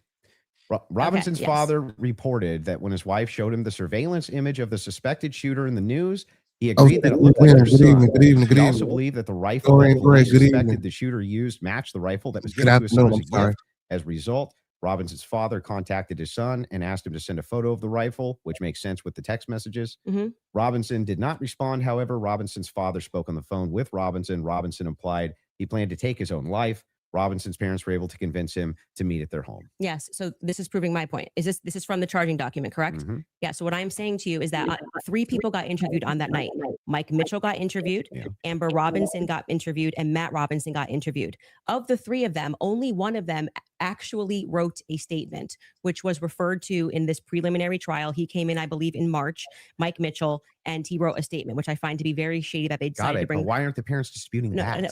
Well, first off, that's the question. I've been asking. The parents are not going to ever play in court, play to the cameras in court when they have a legal team that is going to be advising them not to speak to the court because your son could go to prison forever. But they're playing to somebody else who's your source. I'm not going to address that. They're playing to someone else who's your source, but won't go publicly tell the media this is not true. Well, what I did not say to you that I just said I have a source, so I want to be very clear and take it from somebody who is involved and permanently sued. When I have to take my lawyer's advice, I mean, there's so many things that I want to respond to when people are speaking about. Yeah, but it's bizarre that they would utilize a source which would get the information to you, but wouldn't just go to the media and be like, actually, that's all wrong. I am telling you that if you would nary find a lawyer who would advise you to go to the media. This mother, especially when your son was up for death. If I thought that my kid was in any way, shape, or form going to be up, you couldn't shut me up. Or my wife, she would be like, that's not true. That's ridiculous. There's no possible. That never happened. These people are lying through their teeth. They'd be public, whether you like it or not. Yeah, that's for you and your wife. But when a judge issues a gag order in a case and your son is up for death, and your lawyers could be advising you that if you say anything, you could blow the case, you would have a more responsible consideration. I see. And we're speaking opinion here. You're like, well, I wouldn't care. I'd violate it, and I'd violate the judge's orders and see what would happen. If you have a source, it seems like they're violating it with them. I'm not speaking to a source, but what I am saying to you is speaking just relevant to what this is. We have not seen any proof that statement that is included in this charging document. I think it is highly likely on the basis of the preliminary hearing that all came from Mike Mitchell, and Mike Mitchell would be a part. He's based saying, on the statements of it's him saying, the parents told me this. The parents could dispute that. That's going to come down the line, right? They're going to be able to seat the parents. I will say this, putting together context clues. If the state had it on, 100% certainty that Matt Robinson and Amber Robinson said it, a 5-day preliminary hearing would be a good time to say we have enough evidence. And I can tell you why Matt Robinson made this statement, and here is his statement that he signed. That would have been a good time to present that evidence. That would also be a good time for the defense to say that's just totally fabricated. No, it's not. It's the wrong time. Why couldn't they? That is completely the wrong time. Why couldn't they? Because what they're doing is they already said they didn't receive discovery. They literally can't. They literally can't because they can't. They did not You're receive saying that discovery. they didn't receive that information? No, they just received the text messages. But in order to... That's not the text messages.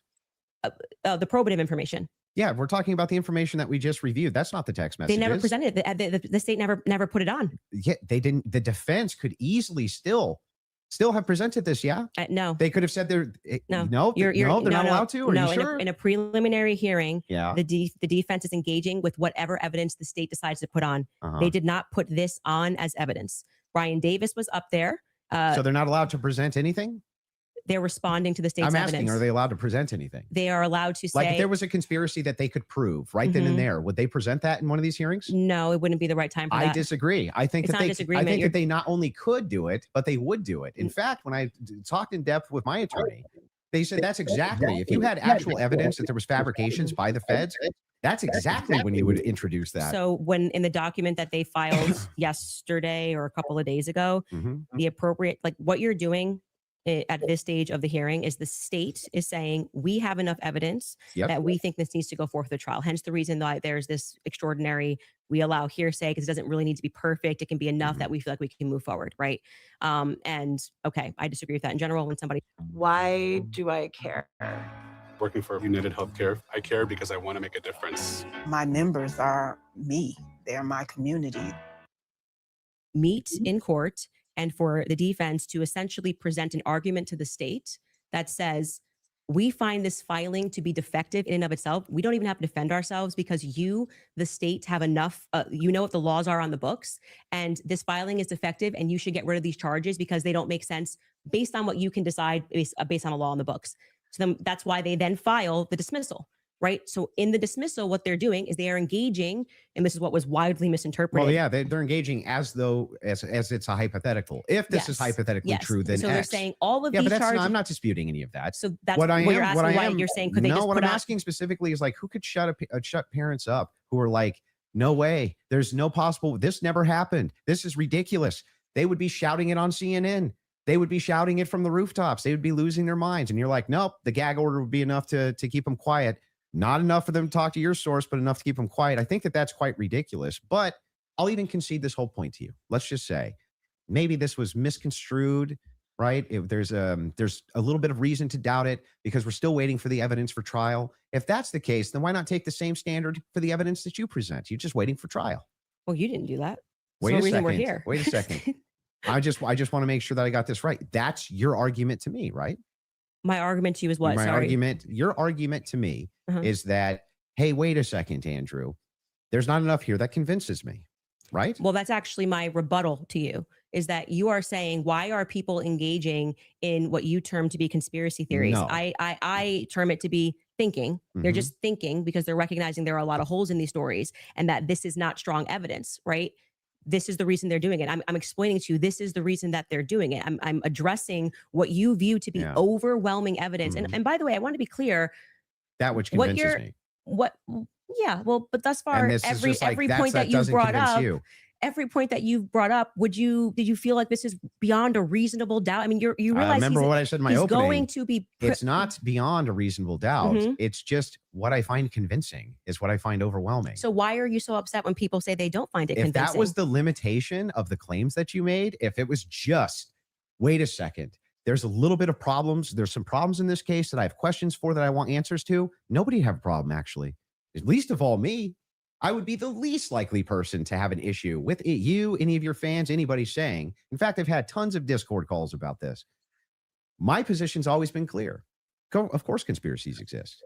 Some of them have way better evidence than others, but I've seen them myself. I know conspiracy. In fact, the federal government has hundreds of thousands of laws about conspiracies. They see them everywhere. We both know this, right? That's never what the problem is. The problem is when you make claims outside of, well, wait a second. I'm just questioning evidence here. I'm just questioning what the state's case is here. I'm just asking questions. It's when you make claims outside of that, where you claim that there's good evidence or good standards you should believe because, and then it turns out that it's all nonsense or it's wackadoo stuff or it makes no sense. And when we have a chance to cross-examine your evidence that you presented, I'm going to show a lot of that. A lot of this conjecture that's based on literally nothing, that leads from no inferences whatsoever. Like you couldn't even infer it logically. That's the problem. The problem has never been whether or not you just said, you know, there's not enough in this case so far until we get to the trial. I remain unconvinced. I'm sure there's tons of people who remain unconvinced yet until we get to the trial. I think that's fine. I think it's fine. There's people who are convinced too. That's never been my problem. My problem is the claims which are external to that. Okay. I'm not sure I really care if you have a problem with what I think in my own spare time. I don't understand this like lecture that you just gave. But beyond that, what I'm saying is that the state is allowed to use. This is what my problem is. You guys are not allowed. Yeah, you guys think while it's illegal, you can. You are allowed to do that. So, but anyway, going back to you saying I wouldn't have a problem. I think I just demonstrated pretty thoroughly that what you claim that you have a problem with is exactly what the state is engaged in at this stage. So it just doesn't make sense. That's not the case. In fact, so if people look and they say, I'm looking at the gun and I see, and I'm inferring this, and someone else says, I'm looking at the gun evidence and I'm inferring that, they're both doing the exact same thing. They're not. You're just saying, I want to do it for the state. That's propositionally false. That is not propositionally false. I'll explain exactly how. It is the case that every proposition is going to have a true or false conclusion, period. That's just logic, right? It's the law of excluded middle. All propositions are going to be true or they're going to be false. When we get into when we're making inferences based on propositions. We can actually come to true conclusions with false premises inside of a proposition. In fact, what we're talking about here is not whether or not you feel that you're convinced by this evidence. But you felt like you were convinced. Right? Sure. But here's the thing. When you ask me my reason, Andrew, why are you convinced by this? I can give you my reasons why I'm convinced by it, why it seems reasonable and rational to me to be convinced. You could even say, but Andrew, I'm just not convinced by it. If that was the limitation of your claims, we wouldn't even be having this conversation. That's why I wanted to have the conversation, in fact, was so that we could move into your actual claims that you've made, which transcend the idea of I'm just asking questions. Before we get into that, your team has one thing they want to show before you go into that. So if you want to pull that up, this is the prosecution filing showing defense had full discovery by April 1st. Oof. They did not. That's not true. Wait a second. Yeah. To date, the state's prosecutors have disclosed all evidence that is presently and reasonably available to them as required under Rule 16, Utah R Criminal, to be more precise, as of April 1st. Yeah, that was not 100%. That's why they're caging that by saying what's reasonable. There was an entire, and we can pull this up, like we should now play the Kathy Nestor clip because that's from there. So, and they were basically saying you don't need it at this stage, meaning it's not reasonable that you're asking for this when we're going into a hearing that's just going to be based on hearsay and stuff, things of that nature. But of course, by the time a trial comes, you're going to get all the discovery documents. Show cause. Yes. Yeah. So that's what they're saying there. Yeah, I understand. Okay. So that's I'm even fine with it. Yeah, we all know. And then, by the way, just now that the hearing is over, and you can also fact check this, they now at the end of the preliminary hearing dropped like an insane amount of the discovery stuff they gave to them like the week after. You guys can give me the exact amount. I don't want to say because I don't know my I don't remember how much it was. It was an absurd amount of stuff that they gave to them right after the preliminary hearing that they had been asking for. Because that was one of the things that I kept saying on my show is as we were watching that preliminary of the preliminary, why not just give them the stuff now so they can engage in these arguments? Because I feel like you, it's like, I want to hear what they have to say about the text messages. Why can't you just give them what they're asking for so that they can actually engage you? And it didn't happen. So, but the judge ruled that it wasn't necessary at this stage. And that was the whole point of that because it's preliminary to the preliminary. Yeah. Would you like to play the Kathy video? Well, he's saying he's not disagreeing, so I don't think we need There's to. no point here. There's no Okay. disagreement All right, that she said that. Yeah. So so I guess Yeah. the I'd like to disagreements now also- would move I- into the um, evidences that you have stated on the record, which transcend elements of reason. Why are we in regards having to this a case. transcendental conversation now? Because I mean, Because first, they're all related your to this your case. entire thing was about looking at the evidence, which never made sense to me. Again, because all of the evidence that you felt to be overwhelming was hearsay. That was bizarre to me. You told me that I could take as much time as I No, wanted you to can. question you on No, these but things. I'm just asking you just to lay the groundwork of what you're saying is Because you've problematic. made That many, you many decide that it trips claims. into I'll something explain. else. And I do still want to hold you for going through, because we've discussed the gun, we've discussed your. And you can hold me to those things, but I yeah. would like to get into the And we things should that you've discuss said. the screwdriver as So, well. and I'll explain exactly what the groundwork is. When you make claims which pass the idea of I'm just asking questions because the state's evidence is not convincing, I think you have to answer for those claims because they are in regards to this case. You're saying, I have a claim. It is in regards to the assassination of Charlie Kirk, which is what we're talking about, not just the case of Charlie Kirk, is assassination. You should have to answer for the claims that you've made in regards to the assassination itself. You should. Yeah, agreed. So if that. Here at Culver, we make it our mission to serve these guests the best we can. Elijah over there, he knows what I'm talking about. I bring energy, I bring jokes. And dive into Well, it. just to be clear, Yeah. and I'm happy to have you talk about, like I said publicly, you want to engage in some conspiracies, but I said I want to make sure that we get to the substance of our debate.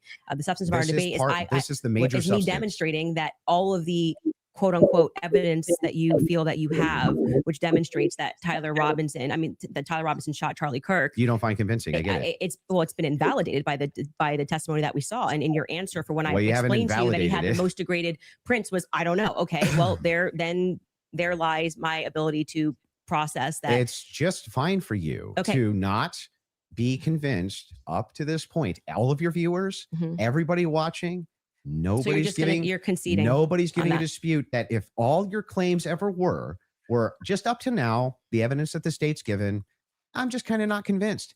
That is not what's been happening. What's actually been happening is that you've made tons of claims in regards to this case. And in regards to the Kirk assassination, which are far above and beyond, I just doubt the state's theory. Okay, yeah, I mean, sure. And those are I the do things doubt. I that do doubt the state's theory. I also am welcome to say what I think. You know, if you want to move into opinions, if you want to talk about Erica Kirk, if you want to talk about Turning Point USA, I'd like to talk about all and of get it. into it, I'm totally happy to do that. But I just want to say that, like, I do not feel, because I've said what's important to me is that we exhaust this topic first of our actual debate claims. I do not feel that you sufficiently have argued that the evidence is overwhelming. Candace, question for you. Tyler But I am Robinson. sorry you feel that way. Candace, one question. What evidence do you need to see for you to say Tyler Robinson killed Charlie Kirk? That's a great question. So I actually expected in this preliminary hearing, actually, the inverse of what he was saying is true, right? So this is now the time the state is putting on their evidence. That's the purpose of this hearing, right? The state is using hearsay, but they're also putting on their evidence. So I was just expecting some sort of a slam dunk. Like, we got him on camera taking the shot. At least we have him clear on camera. You're telling me this guy drove 13 hours all around. Like, we can definitely show you a picture that it's going to be beyond a reasonable doubt before we even get to the trial. People are going to see and go, oh crap, like it was really Tyler Robinson. I was expecting to at least see evidence that, because I had reported early on that the source was saying that Tyler did not step foot on campus that day. It is my perspective that he had something to do with something. I do believe he was disposing clothes at this stage, at this phase. I do believe he was disposing clothes. He was involved somehow. I find Lance to be more suspicious, if I'm being honest with you. And also, like I said, the use immunity that was given to Lance by the feds, the fact that the feds didn't ask him any questions, the fact that I spoke with Lance Twiggs' family, and they were like, it's very weird that the feds are not asking him more questions. He's exactly the person that I would imagine to be involved in some stuff. Allegedly, I'll say allegedly. But when we got to the preliminary hearing, there was not a single piece of evidence that I felt was slam dunk. I was waiting for that, a photo. I mean, anything would have made me go, all right, I think this could be the guy. If they had handed over the discovery on the text messages, since that was their big ta-da, we've got the text messages, that would be the first thing that I would hand over. But actually, who was holding them up? Like I said, it wasn't the prosecution. They're right to say we were handing things over, and we heard the defense argue on behalf of the prosecution, saying it's not them and it's not the SBI, it's the FBI that's holding on to things. Is the FBI took everything. The FBI took the gun. The FBI took initially the screwdriver. And then when I heard testimony about the things that they found that were suspicious, Example being the backpack. That's something that really bothers me. That they say they traced the shooter, they traced the route that he went on, and then there was an abandoned. We know it looks like he's wearing some sort of a backpack. We know that there was an abandoned backpack found at the bus stop in front of a library, and they felt that this should be taken into evidence. They took it. The FBI, this was the testimony of Amanda Baker, I believe her last name is, but you might want to fact check that because I think I'm blending last names. She was the forensics for the FBI. And then she says she gets a call on the 13th and they stop testing on this backpack because they find that the backpack actually belongs to somebody on Charlie's team. But if you know the map of the layout of the campus, you're going, well, what the hell are they doing all the way up? This is nowhere near anywhere. And by the way, that's not an acceptable answer for why you just gave it back. That's like, why would you give it back? You're acting like no one's ever been killed by somebody on their team before, right? So I found that to be very strange that it was on the exact route that the alleged gunman ran, and that their excuse was we just gave it back because we heard that this belonged to somebody on Charlie's team. So that to me is, this is why the investigation itself feels underwhelming. When you learn, and this is completely crazy to me, that some of the artifacts that Charlie was wearing were immediately returned to Erica. That's absurd. That is absurd. Everything should be in evidence. When you learn that the car that they carried Charlie in to go to the hospital, they had immediately towed, cleaned, and back up for resale, that's absurd. That should be sitting in evidence. And any police officer that you speak to will say, or a person that's been involved in a crime will say, I didn't get my stuff back for years. It had nothing to do with anything. It was just around. And they kept it into evidence until the trial was over, and it has to be approved. I think somebody said by the attorney general has to sign off on giving you those objects back. And we were told this is all fine. And we see, this is just one example, Erica holding the crucifix. That should be in evidence. Irrespective of if you feel bad for her and think she should have it and it's sweet, that should be in evidence. Immediately paving over the crime scene. Is this just like the craziest thing ever? It's like defies common sense. You immediately, and when you heard the guy who did it actually go up on a podcast and explain, I got the call. They said it was a paver emergency. I've never in my entire career heard of a paver emergency. They had already had someone come up and dig up the dirt. So by the time he got there on Sunday, the dirt had already been dug up for him to lay down pavers. That is what people are looking at and going, this is weird. There needs to be answers for why this was done. And he tells us the call came from the feds and the governor's office. UVUs washed their hands of it. And what he's saying sounds true because we heard during the testimony, one person described the regions of who was in control of everything. The feds were in control of the courtyard. So in order for anybody to have paved anything, that was federal territory, so to speak. I'm maybe not using that in the best cop term, but the feds were in control of the courtyard. So these are things that I think should be answered for. Why are we doing things differently than you would in any other criminal scenario of keeping the evidence until we know more, until we're confident, the various decoys. I did it. It just doesn't look right. Okay, so go back to the question. So what would you need to see for you to say something? If they had, I was expecting, here we have him, he took the shot, here it is. And then I'd be like, great, a clear image of him on the staircase where I'm like, that's definitively Tyler Robinson and he was on campus. We got nothing. We got literally nothing but hearsay of people saying. But you basically get no case. What? You basically no case on planet Earth. You get the, sure. Oh, we got a picture. Okay, Here's him with the murder weapon. Right. Here's him taking the shot. Most of this doesn't take place on a college campus that has surveillance everywhere. Yeah. One clear image of his. But I don't understand when you're his asked, car plates. If you're asked the question, what would it take to convince? It'd be the same question be asked to me, Andrew. What would take to convince you that the opposition is true, right? That he's a patsy or something like that. Just good, clear, concise evidence that's been presented, right? And is being presented that I could go through and link all together to see if there's actually some clear picture of there being a patsy. That's what it would take for me. Okay. I don't disagree with that. We haven't heard the defense just respond. a good evidentiary standard. And then of course I would change my mind. So just to qualify this. So there is a possibility in the next few months that you may come out and say, guys, it's done. Tyler killed him. Yeah. So you're saying yes to that. Yeah. I think it's very important for the audience here. Without question. For you, is there anything that you could see for you to say, yeah, this guy was a patsy? Of course, I'm going to always follow evidence. Perfect. So my whole thing is just this. It's really important to me. I don't mind people being truth seekers and justice searchers, and the internet has helped solve tons of crimes. There's no ifs, ands, or buts about that, right? However, there's also people who, they not only don't solve crimes, but they just come up with conjecture. We received a claim about a lost ring. We could have ideas and they go nowhere, right? And in fact, they actually take away from legitimate investigation. Now, I'm not even saying anybody here is purposely flooding the zone. That's not even the claim. All I'm saying is that the claims made absent, this is just me not being convinced by the state's evidence. Those become claims, and claims have to be defended. Just like mine have to be defended, yours have to be defended. And that's what we're going to get to now, yeah? You want to get into it? Would you guys like to take an ad break? We'll take an ad break. And then we'll talk Erica Kirk and TPUSA. And the conspiracies that have been conjectured by Candace Owens in regards to this case in the Charlie Kirk assassination. Folks, we'll take a 3.5 minute break and we'll be back soon. All right, you guys, you have probably seen all the buzz around red light therapy lately, but what's even more compelling are the stories from people who say it completely changed their lives. One example starts with a woman named Natalia. She sat across from her medical team and got an ultimatum most of us will never have to hear. Aggressive chemotherapy, steroids for life, or amputation. 5 years earlier, a plate of ceviche in Peru triggered heavy metal toxins and parasites that she never recovered from. 20 specialists and hundreds of thousands of dollars later, nobody addressed the cause, just the symptoms. With the support of medical journalist Jonathan Otto, she refused all three and went after the root cause instead, purging parasites, binding heavy metals, and restoring her gut health. Today, she runs, swims, and cycles on the same legs that she was told that she would lose. Right now, you can get the same holistic detox cleanse that she used, plus a red light therapy belt, completely free with every order. Not discounted, free. 120 LEDs, red and near infrared, working from the surface down to the gut and thyroid.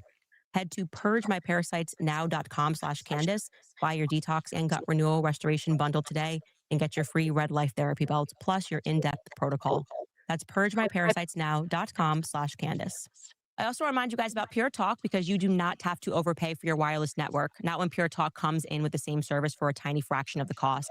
And now for the first time ever, Pure Talk is offering any plan at just $15 a month for your first 3 months. There's never been a better time to take Pure Talk for a test drive. It's fast, it's reliable, and you're going to love it. You can now get any Pure Talk plan, including their unlimited data plans and even their top tier $65 plan for just $15 a month for your first 3 months. That's a savings of up to $150. I recommend making the switch today because this offer is extremely short-lived. Switch to Pure Talk and enjoy your first 3 months of talk, text, and data for just $15 a month. Head to puretalk.com/Owens to make the switch to Pure Talk. Again, that's puretalk.com/Owens to start saving today. And I have to remind you guys about American Financing because everyday expenses keep climbing and high credit card interest is not making life any easier. If your budget is feeling squeezed lately, there's a smarter way to take back control. If you're a homeowner, your home equity is your best financial tool. American Financing can help you consolidate high-interest credit card debt so that you have some breathing room. Timing matters now more than ever. With a strong chance of an interest rate hike this September, waiting could cost you thousands, and with rates in the fives, there's no better time to find out how much you could be saving. So ditch those 20% interest rates by consolidating. You can slash your monthly obligations. In fact, American Financing borrowers save an average of $800 a month. Imagine what that kind of cash flow could do for your family. There are 0 upfront fees, and you may even delay up to 2 mortgage payments. To lock in your lower rate before September, call 800-795-1210. Again, that's 800-795-1210, or visit AmericanFinancing.net/Owens. That's AmericanFinancing.net/Owens.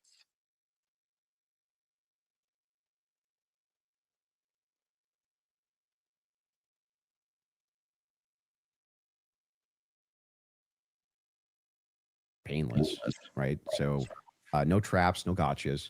I'm just going to ask them direct. And I think that as long as they're not loaded, if they're loaded, you should not respond yes or no. But as long as they're not loaded, if I just directly ask them, I'm hoping that you'll just give me a direct answer.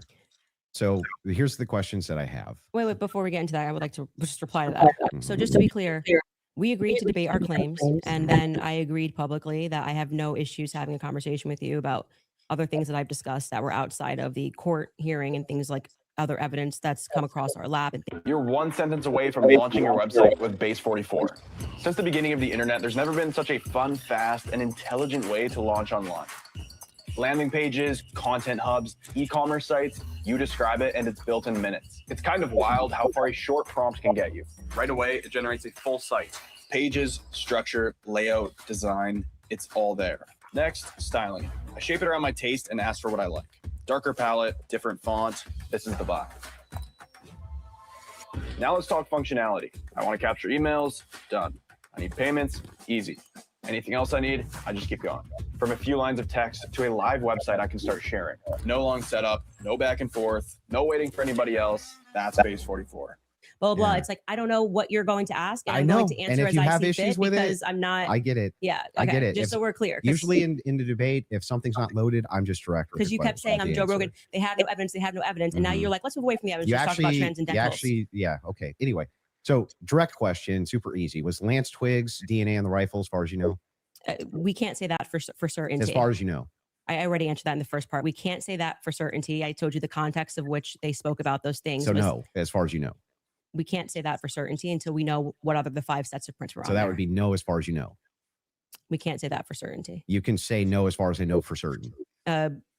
We can't say that for certainty. I actually, You can say that you for know, certainty. if your energy here is going to be like you're my dad and you can tell me how to speak or what I'm supposed to say, you're just going to come up against the wall. I'm Okay, familiar with this but- debate strategy. but I like, am just yes or no, yes or telling no, you. yes or no. We're not debating anymore. We're having a conversation. So I already addressed that in the first half of this about why. No, we're still there's- definitely debating. This is still no, it's not a this debate. is Now inclined this to is your- you saying I want to probe Yeah. things that sit outside of the evidence. I actually already That you've addressed this. stated. You asked me. Uh-huh. You're not going to go like where you're Okay. sitting and I'm on trial. I'm not on trial. Okay, great. So let's you talk can about have a the, conversation let's as talk we've about the agreed French. to. Let's talk about the Foreign Legion. Sure. Was the Foreign Legion, do you believe, trying to kill you? Yes, that's why I reported it to the correct officials in government. That's what I was told, and I handed over that information to Tulsi Gabbard's office. What's your best piece of evidence for that? Well, it was Positive told, evidence. it was told to me by somebody who is high up in the French government. I passed off that information to Tulsi Gabbard's office. I also passed it off to Trump's office, Donald Trump's office.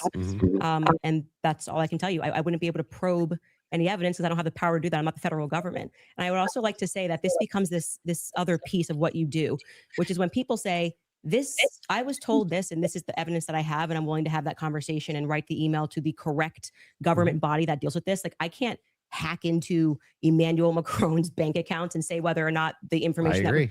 But then you go, well, where's your evidence? It's like, well, my evidence is that I reported it. I did the right thing that you're going to do. So if somebody calls and says, hey, Andrew, there's a viable death threat against you, and that person definitively has the rank to be able to tell you this, and you say, well, what I'm going to do now is I'm going to report that to the feds. Then I go, what's your evidence? It's like, well, I got the information and I gave the information that I got from who I got it to the right body of people. And that's what I did. Got it. I just want to Cool. make sure. And so I'm not it- trying to trap you. Well, I just want to make sure I got it clear. And that's why I say I want to know what you're doing now, because this has always been the thing. It's like, we actually can't win on the overwhelming claim. So we're just going to go and bring up everything that I think can try to embarrass her. I reported I'm exactly not as I trying to received embarrass it. you. I just want to make sure that I get your Yes, positions I clear. have not said, yeah, go ahead. And now you have stated multiple times that you believe that Israel's involved in the death of Charlie Kirk. Can you give Yes, me? we can pull up the clip. Can I'm sorry. I'm just saying. I finish the sentence? Go ahead. Can you give me the context for what are you talking about? Like when I say, generally speaking, why people think that Israel's involved? Okay. Where's your question? Yeah. Do you have any positive evidence whatsoever that Israel killed Charlie Kirk? Well, I couldn't say Israel was on the ground and shot and killed Charlie Kirk. I would say that there are various things that we're trying to establish, one being a motive. And since I don't believe that Tyler Robinson and his transferee is a convincing motive because he was fired up about politics, which Lance testified that he never spoke about with him, nor do I believe that he was so into LGBTQ issues, since Lance testified they never spoke about LGBTQ issues, that he stopped and ate at Chick-fil-A, which if you are into LGBTQ issues wouldn't be your lunch before you go kill Charlie Kirk for LGBTQ issues, because Yeah, but do you have positive evidence? I'm answering the question as I feel like I want to answer it. Like I said, you don't get to for an hour and a half. But the question I'm questions and asking is tell me- about positive I'm evidence. telling you that in any case, establishing a motive and and again, I already explained this at the top of the show, but the reason why people find Israel to be an interesting question is because truthfully, Charlie's perspectives were changing on Israel. Sure. And he was starting to realize how much pressure was being put on not just our government to constantly fight their wars, but also being put on his organization personally. If people had come out and been honest about that, rather than rabid claiming he never flinched and everybody's lying and this is not true, you would probably have people that just go, that's life. People change their opinions. I understand. And then there was the rabid, I mean, not even that. It's like everything was about trying to convince the public how much he liked it. So then, other Israel. than intuition, how you feel about things, do you have any evidence Israel was involved in killing Charlie Kirk? I have already said, and if you're watching my show and the context of what I said, this is the general sense of why people think Israel's involved. Nobody has made the claim that Israelis, there were also, obviously Ian Joe Carroll Kent. made the claim. Well, Joe Kent, who I think would have the right to assert it, noted that there were 12 Israeli cell phones on the ground that day. I think most people would like to probe that. Now, it could be maybe they were students. Hey everybody, John with Owens. I'm standing in front of a 2020 Revel, and this is the Owens ladder and tire. What we've seen after coming from the Israeli government, the Israeli prime minister, kind of denying that he did it, which wasn't really necessary. He was quite busy. The phone call that happened, which no one wants to discuss, in the Hamptons the week prior, or not the week prior, I think it was around August 5th or 6th that took place. Mm-hmm. And again, the almost desperate lies about Charlie shifting opinion on Israel lead us to believe that there could be an Israeli angle in this. But we cannot say for certainty that Israel called the shots and this is how it happens. But it is definitively, I think, a thread that a lot of us would like to see. There's no positive evidence. Whatever you want to say, however, positive, negative, however you want to say it. Well, like positive evidence I can just would have be a conversation. Material evidence and other evidences. Which what we've said is on our show is what we said, which is this feels like a conspiracy building. There's no reason to lie about these things, and yet people are lying. BB ain't acting right. The Hamptons thing was weird, and the way they tried to shove the Israel narrative down our throat immediately. I mean, the day he died, posting a picture of him with an American and Israeli AI'd photo on the president's feed doesn't feel right. So, do you have any evidence that Erica Kirk or TPUSA participated in the murder of Charlie Kirk? I've never said they participated in the murder of Charlie Kirk. So how could I say that I have evidence they participated in the murder of Charlie Kirk? Okay, so then you don't believe that they did. I never have said that statement, so I'm not going to get you to ask me personal questions about things that I've never said on record. Okay, fair. Your team is sending messages in the back saying they have a video they want to play. Okay, go ahead. I don't know what the video is.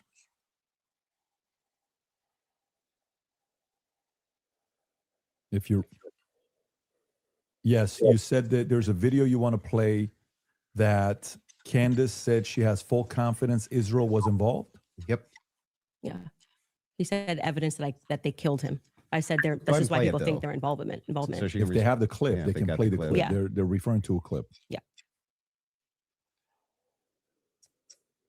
Via who? My guess is Pierre. Erica. I think that there's a reason Pierre knew that Charlie was dead first. I think there's a reason he was a priority. How? Why? I think France and Israel are involved in Charlie Kirk's assassination. And I'm going to put that out there with full confidence. Okay. I also involvement. I understand. Yeah. So you think you with full confidence you think that I think France Israel's involved. and Israel. Yeah. I mean, the person that gave me that thing that I reported said that French Foreign Legion were on the ground that day. Mm-hmm. Again, this would be at a professional limitation for me to then go and probe that information that I handed over. I can't do that. I'm not. But the you United don't have States any government. positive evidence of that. Okay. Right? Liz, I don't. Can you just stop? It's actually just like annoying to hear you keep saying positive evidence. I've just asked me what I think, and I just tell you, yes, I think they are that's involved. A claim. No, I said here's what I think. I have every right to ask you about your claim. Yeah, but and if there's positive evidence in for the your statement, claim, I literally just said I think, and I am allowed to think. And yeah, you you're keep allowed saying, to think, do you have but you're making positive a evidence? claim. I have tons of positive evidence that I'm allowed to think. Yes. I agree. You're allowed to think. Okay. So, nobody's disputing whether or not Candace Owens is allowed to think. What I'm asking is if you have what's your issue then? What is your issue with the statement? evidence. I think that Israel is involved. That's not just what you said. You said I did say it's with full confidence. Yes. You would think that if you had full Can you have confidence confidence to think when you think? If I said, for instance, I think I'm going to be late to work, right? With full confidence, I would say my evidence for that is that I'm 20 minutes away and I need to be there in 5. Andrew, that's how you would know whether or not you had full confidence. I'm going to tell you something. Hang on, let me finish. Sure. Let me finish.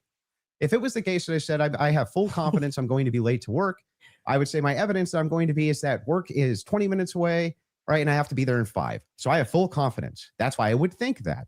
So I'm asking if you think that Israel and France were involved in the assassination of Charlie Kirk, and you say with full confidence, I'm just asking for the evidence, or at least walk me through the mindset of why it is that you could think that with evidence. I actually don't have to walk you through why I think. I can give you something that I think with full confidence. I think with full confidence that you lost the substance of this debate, and now you're moving toward things that I have said that I think, which I can do. I'm allowed to think that. This debate. It's not exactly pertinent to this debate. It's not pertinent because our debate These are claims made about Charlie Kirk's assassination. That's the complete substance of the debate. No, actually, Would you like to remind him of what our debate claims actually were? And would you like to remind you said I could ask you about any of these things I to my said heart's feel content? free, but you do not get to structure how I'm allowed to reply or ask me why are you allowed to I'm not structuring how you're think? allowed to reply. I'm just asking you direct questions. I have full confidence that you do not feel that you represented your claim well. And so now what you came prepared to do is to present yourself like a professor of fallacies. I just want to know. And to say, you're not allowed to say that. You can't. You can say whatever you want. Well, nobody's disputing that. I'm asking. It seems like you are disputing I'm it. asking I think that when this is all said and done, I've already explained to you. I explained at the beginning of this why I think Israel is ultimately going to be proven to have involvement in this. I just explained to you in the middle, and now you're wanting me to structure the sentence or provide evidence. You don't have to. You're just allowed to think. And I've explained to you my thought process. I don't need to structure it in a sentence. If you feel like a professor today, you picked the wrong day. Don't you think that like tens of thousands or hundreds of thousands of people would want to know what Candace Owens' positive evidence for why it is that Israel and France were involved in the most traumatic public assassination of Gen Z's lifetime is? That's why they watch my podcast. So you're just going to drip to them? Like, here's why it's I not think dripping. that? Every time we come across any of these discussions, they're watching this in context and they know why I'm saying it. So, for example, when you're bringing up, well, Candace, where's your evidence for France doing this? I just told you someone who was high ranking in the French government, right? Who's nameless? Of course. Of course. Of course. Of course. But so there's good reason to doubt this. So it's not a conspiracy, though, if I then took it to the federal government. Like, you can't just go out there making a claim to the federal government. You get in trouble for making false statements and things of that nature. So, and then you go, well, I'm going to probe that. Well, how can you probe that?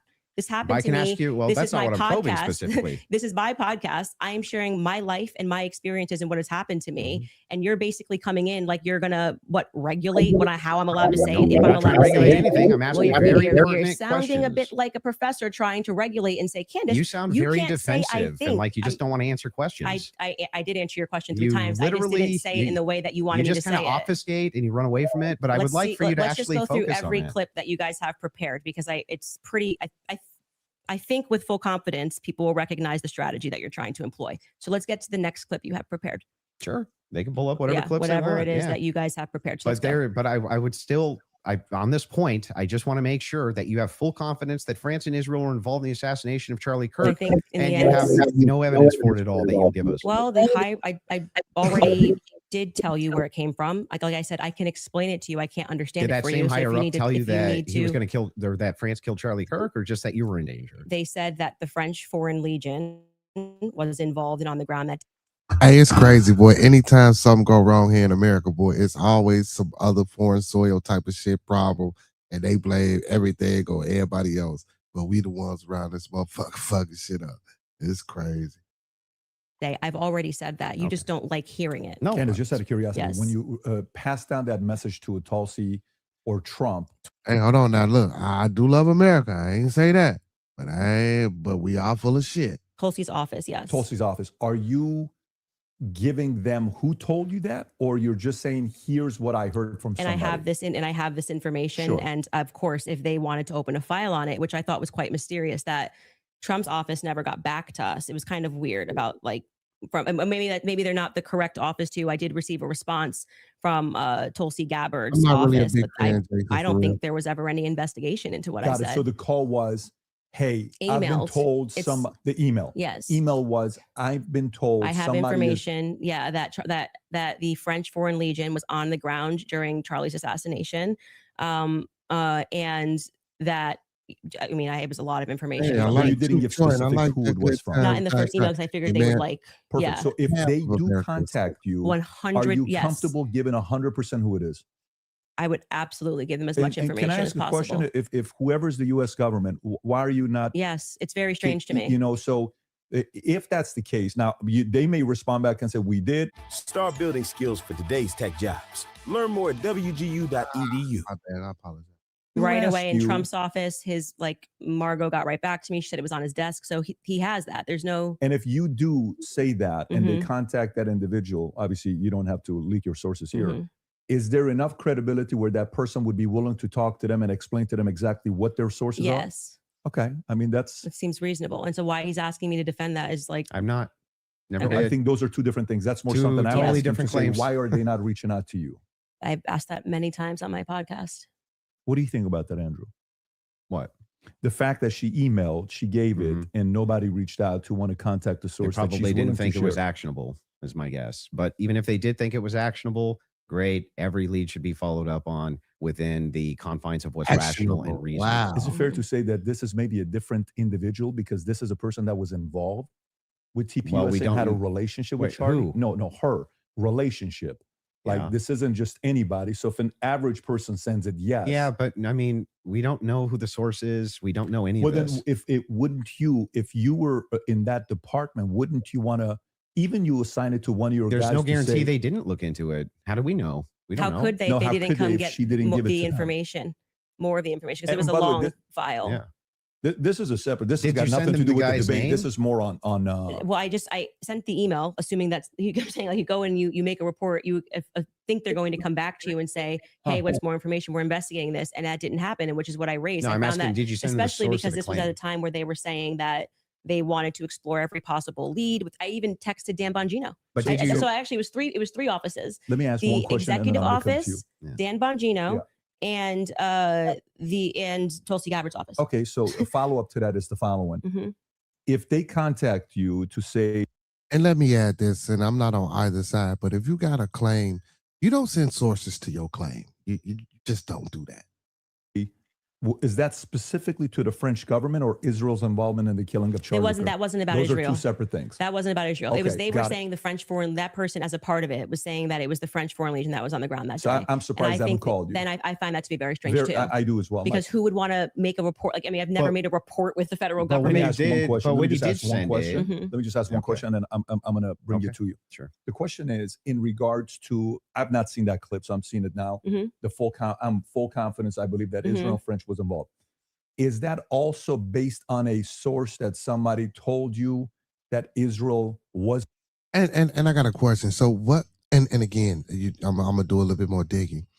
What does French and Israel like? What dealings or what relationship do they have with Charlie Kirk? Now, we can all make a 1,001 comparisons with Israel and in America, and we can go. You know what I'm saying? We all know about that. But if any at all, what type of connection did the French or Israel have with Turning Point USA or Charlie Kirk, or what contingency or dislike or disdain for each other that they have for them to even be involved? Because don't get me wrong, y'all. A lot of so we listen. Us as average American citizens, there are a lot of things that take place that we don't know about. But some things just be crazy as hell. Involved in the assassination of Charlie Kirk, or is that a gut feeling? So in terms of Israel, I mean, what I've said is what I publicly have said here. I do think that at the end of this, we are going to find that Israel was involved. I do. Now, in terms of any of the hard evidence that's been presented, I think this has been a huge problem that a lot of us have had is that they won't even explore anything else that was going on in Charlie's life personally. So if we're not satisfied that Tyler Robinson did this in any way, then every alternative theory should be explored. Other evidence should be brought forward. We've done that in our capacity. Like when people keep saying she has no evidence, it's kind of crazy. I think we've broken like more stories than any news source in the world. I mean, down to pictures, details, police officers, what the dog's name was, because we're not the only people that believe there's a conspiracy here. The police officers that were involved, the many police sheriff's offices that were departments that were involved that day, all believe that there was a conspiracy. Down to the U.S. Marshals believe there was a conspiracy. They were my sources at the U.S. Marshals were saying they were basically sent on a wild goose chase that day. But do you see how you say my sources? Am I not allowed to have sources? Well, Like the thing is funny. So is CNN allowed to have sources? Well, hang on. I but have we can't? sources. If I said I have sources that claim none of that's true. In fact, my sources claim that her sources are lying. My sources claim that none of them believe that there's a conspiracy. My sources claim all of them really think that Tyler Robinson was a lone gunman. If I just said that as hypothetical, wouldn't you say, what? Yeah, I think what probably adds weight is like then when I drop photos of the car that no one was supposed to see, people go, okay, her sources are legit. So, and then when what I say is then proven in court and nobody knew those things, people are recognizing that my sources are legit. When I say Charlie was scared in the last days, and then I dropped the text message, which you've just learned about a couple of weeks ago, of him saying he was leaving the pro-Israel cause when everyone was lying about that. And they say, I think Kansas sources are legit. So I think what's happened is I've actually built up a rapport with my audience that it's not vibes and dreams. And that's why they keep watching my content, because I Like, for example, when I just the other day released the content of the shooter on the roof doing the lateral crawl, then they're going, I don't think these are just vibes. It seems like Candace's sources are legit. So I've proven myself in the market. Yeah, I'm not sure that that would legitimize your sources as being legitimate when it comes to the idea that, oh, they all believe that there's a conspiracy going on, which is actually what your claim is now. How would that actually, hang on, I'm almost done. How would that, talking to PVD how would that legitimize, well, it's not his debate. How would it legitimize these sources that even if it's the case that you get some court footage or some things like this, why would it legitimize that your sources are telling you, all the marshals believe it's a conspiracy, the police believe it's a conspiracy, everybody believes it? How would that legitimize Well, any what of I that? am saying to you, and you are not forced to believe it. So let me just explain what I was answering here. And I think that you understood what I was saying, is I have, because people trust me, compiled a lot of information and presented it to the public. And this information has been proven true. We've presented photos, we have presented videos, never before seen stuff. The public has never seen it. And so what that does is your audience goes, okay, when she says that she has these sources, clearly she's telling the truth. Now, whether you would then go, well, I'm going to believe her when she says they think that there's a conspiracy, that's up to you. You cannot watch my content. I'm not here to tell you that you have to watch my content or believe everything I'm saying. Well, don't you think questioners should get questioned as well? By who? I'm not committing a crime, am I? By just like saying what I think and collecting aren't evidence. most of the people you ask questions of not actually committing crimes? But what do you mean they should answer questions where? Like at a police station? Like, No, what are you just saying? like if you want people to come in and answer questions for you. I have questions about this in the investigation. I have questions about this. I have questions about that. You want them to answer your questions. Doesn't it seem totally fair that you answer back the questions people have for you? Well, they're not answering our questions. So it's also fair that they don't answer them. So you're That's okay. why I said so I just Andrew wanna, Colvett should be in this chair. He's not. but That's isn't his that a double? prerogative. But isn't that a double standard? No, it's not, because he's not doing it. Yeah, but what that would still be a double standard. If you're requesting that he does do it, then that seems to infer that you think he owes you answers. Oh, so inferences are allowed again? And they never weren't. So that seems to infer that you think that he owes you answers. If that's the case, then don't you owe answers? Well, I feel like I'm answering your questions and his questions about, I mean, I'm talking about Andrew Colbert. His position is he's a spokesperson for Turning Point USA. So when the crowd turns against Turning Point USA on the basis of a lack of information or because there has been, I don't know, seeds sown of distrust, I would imagine, and forget answering my questions because it doesn't need to be me. But aren't you sowing a lot of those seeds of distrust? Well, I think they're doing a pretty good job themselves, if I'm being honest. You can blame it on Candace all you want. Well, people love to do that. The thing is funny is people like, act like I'm I think ground their zero. PR I'll be fair with you. Ground zero of people not trusting Turning Point USA. I think that there was some PR there. I think there was some PR there. Sure, they could have done better. Absolutely. I'm not disputing any of that. One thing, though, that I want to just directly ask you is, do you actually believe that anybody in TPUSA or Erica Kirk or Erica actually participated, had foreknowledge of, or facilitated the murder of Charlie Kirk? I'm not going to get myself into a legal pickle here. Everything I've said is on my podcast. I think firmly that if I was the investigating officers, I would seat them all and I would ask questions. I would at this phase. I would. Okay, so what does using that hypothetical. Mean? Does that mean that you do think so? I think it was not a sufficient investigation into what we know to be true of 80% of homicides. It's usually conducted by someone you know, right? And the fact that that was never even considered, that like I said earlier, the backpack was returned. How do you know that was never considered? Because they gave back the backpack as just one example. They gave back the backpack. They gave back the. That doesn't show a conspiracy. Well, I mean, it shows that the police trusted everybody and didn't just hold things up.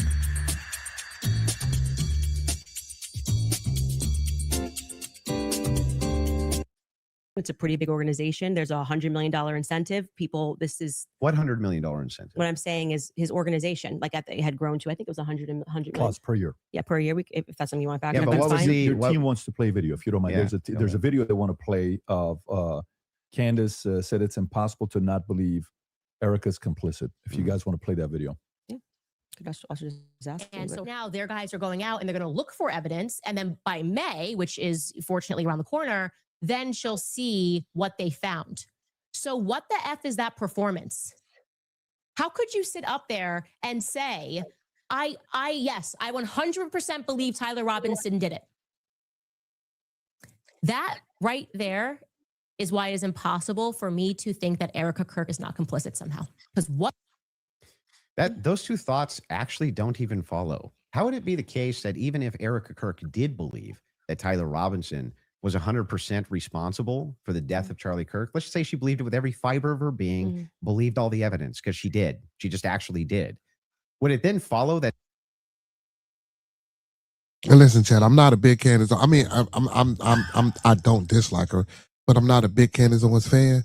But just listening through this conversation, and also I'm reading things. You know what I'm saying? As I'm listening, I'm reading, going through. She cooking him. She's cooking him. He really ain't got to answer shit. And also, and I don't want to push this narrative, but a lot of people say, you know, did Erica have something to do with it? Maybe, you know what? Let's listen. Somehow she's complicit in his death? I didn't say implicit in death. You added those two words. Okay, so what's she complicit in? Yes. So sowing this narrative that Tyler Robinson is guilty. So you're chopping up clips. Like I said, you didn't have the confidence to come in and tell debate. me, So what now does you're that mean? chopping What it does up. complicit mean? We are showing a clip of her on Barry Weiss, which I can't remember the date that she did that interview. And Erica, when she is asked, "Are you do you feel with 100% certainty that Tyler Robinson did this?" And she says, "I do." Then again, context matters. I sit down with Erica for 4 hours under the assumption that she had some evidence, right? Like I'm like, I actually, this is why I did not engage in any like Erica, everyone's questioning what she's wearing and all this stuff. I was like, I'm going to wait here because I don't know, just it feels weird to think that, did I think that some of her mannerisms were weird and stuff like that? Yeah, but that's not, you can't convict somebody on weird mannerisms. And then when I sat down with her and I was expecting for her to say, well, you know, I'm obviously the victim on the case and we got to see the shot, you know, taken or this or that, whatever it is. Great. You know, that's why she has that much confidence 2 months ago. And when I sat down with her, it was nothing. It was nothing. Okay. So this is a conversation. How would that make her complicit? Complicit. And again, you said complicit in the death of Charlie Kirk. Complicit in what? Yeah. Well, if you let me finish my sentence, I could tell you that. But my point being is that then you take a look at this and you go, okay, well, this is weird. Why would you have this confidence? And then when you sit across from somebody and you say, okay, great, I want to go out there and defend you now. I want people to know that you can't say this stuff publicly, but you know more things. And she just blanks. And then she says, well, I'm going to call the lawyer. And she called the lawyer. Again, all of this is on my show. So out of context clips is not going to work because I know what I say on my show. Okay. So we call her lawyer and her lawyer says to us, she calls him on the phone, pardon me. And it's me, her, and Justin Strife. And I'm like, okay, great. What do you guys have? He goes, well, we don't have anything yet. We're not at that phase yet. And I'm like, well, what do you mean you don't have anything? And he says, well, don't you know how it works? It's a probable cause hearing. So basically the state says that they're going to bring this forward. And now our people go out and they look for the evidence to assert that Tyler Robinson is guilty. And so I asked her directly, her lawyer directly, the phone's in between us. I'm like, wait, so just so I'm clear, you haven't seen anything that the public hasn't seen? And he says, no. Stanley, what's going on? So why is Erica saying with such a degree of certainty, like she was sent out to convince the public and people bit, by the way. I remember even Megyn Kelly was like, let's wait. She's going to have access to things. I did think she had access to things that we didn't have. Why express that confidence to the public as opposed to just being like, we don't know yet. I feel confident he's involved. They made an arrest. I don't understand. How would any of this make her complicit? And in what? Well, I've already told you. She's complicit in trying to fool the public into thinking this is some open and shut case. How is she trying to fool the public into this? If she believes like, don't look if she anywhere believes else. that Tyler Robinson killed Kirk, if she believes that, how would that be complicit in anything? I do. Are you saying that you think she doesn't believe it? I don't believe that at that stage she sat down with Barry Weiss that's what she believes. No, but that's my opinion. Right, but so when you just say complicit, you just mean she believes that Tyler Robinson killed Kirk? That's it? That's what we were talking about. That's why I said if your strategy was to dice up clips and take it out of context and make it seem like I said she was complicit. Everything. Yeah, but then why not just play the full thing? Like why? Because we don't have like infinite amounts of time. I'm guessing you probably don't want to watch. Well, I'm going to go back to my theory that you didn't feel confident that you could defend your claim that it was overwhelming evidence. So now you're trying to move towards doctored clips and getting me to respond to it. There's no doctored anything. I'm just making sure that we got this right. Yes, that what you're actually saying is that Erica is just complicit in believing it. When I re-examined her actions backward, because I did not have this perspective of her at the beginning, which is why it's so funny to me that you guys make it seem like I'm ground zero. People thought Erica was sus from day I forgive him. And I was not a part of that. I did not lean into that. I did not contribute to that. I was getting actually terrible messages from my fans being like, Candace, you and Charlie always say to go with your intuition. You won't address this, how we all feel about her. Things changed for me when I saw that Zoom call. I will tell you that for sure. And the fact that she lied to me. So I sat across from her and, I wanted to have that conversation publicly, but they're probably grateful they didn't do it publicly. She told me some lies. And so the next thing that happens naturally when somebody lies to you, you go, when any person lies to you, whether it's a toddler, people only lie when they're trying to obscure something else. Have you addressed what that lie was? Yeah, I've talked about, we have a list of lies that we've been told by, we can find that, in I'm the sure. meeting with her. Well, no, I didn't want her to cage up. I didn't want to do this, and because I didn't know what to expect. Like I didn't know if she was going to be like, I'm so overwhelmed with everything, and I don't know who to trust the organization, and I don't know what I'm doing. Like I didn't know. I didn't want to. Just out of curiosity, before anything happened with Charlie, how close were you and Erica? Not very close. So there's not a relationship. No, I would say it's totally normal. Like it's not like there was any issues at all. We were always nice to each other. It just is our life went to a different phase, right? So Charlie and I hitting the ground, running around, traveling 4 days a week. Now I get married. I find love of my life. I get married and I get pregnant. I've been pregnant. I haven't stopped being pregnant. And what you want out of life changes. You don't want to be running around for 4 days a week and traveling on a plane nonstop. You suddenly want to start building at home and live. I was desiring that suburban life. Did you guys ever do the double dates? You, George, her, and Charlie? Was there ever double dates between the four of you? I was engaged to George quickly. We were planning our wedding. I was kind of in my bubble with George. George traveled with me and Charlie, but Erica and him were just starting to date at the beginning of 2019. George and I were planning our marriage. Mm-hmm. So George really got to know Charlie. I wouldn't say that I really got to know Erica. I was just rooting for them because I knew how much Charlie wanted to, find love. And so I was kind of his wing woman throughout that phase. And I was just happy. And I never was under the impression, obviously, that they were going to get married when they were. Like, Debbie, what's going on, man? What you think about this Candace Owens and Andrew Wilson debate? I've never respect. Peace to you, peace to the channel. I've never watched anything with her. I've only, watch other people give commentary. I've never researched her. Her stance seems to be, unempathetic toward Black people more than anything. You know what I'm saying? So I don't know, but I do understand that there is a type of, I guess, a dissension or a decensoring or something that is going on within, the MAGAites, if you will. You know what I'm saying? And, I kind of predicted that because Make America Great Again was number bait anyway. Big Stacks. What's up, Big Stacks? She's fighting with Wilson. Who's Wilson? Mm-hmm. I'm not familiar with that person. I don't really know that much about him, but the debate is about whether the young man unalive Charlie Kirk or not. So they try, that's what they're trying to figure out. So what does the evidence say that you see? Like, what do you see? I'm riding with Candace on this one, man. Okay. Because the same person that was in that hallway, and I watched this video. Right. The same person that is not the man that jumped off that roof and ran across that lot with that thing. The guy that they have now didn't look nothing like that person that scaled down that building and ran across that lot. And when people started taking off, they looked at like an older man with a bigger build. To me, and again, but again, it wasn't a definitive video, it wasn't a close-up, it wasn't, you know what I'm saying? And then they said they found a rifle, supposedly in the woods, but then this wasn't the rifle. Right. Man, it just be. So it points more to more than the fact of a lone wolf or the potential of a lone wolf. It points to so much more than a lone wolf.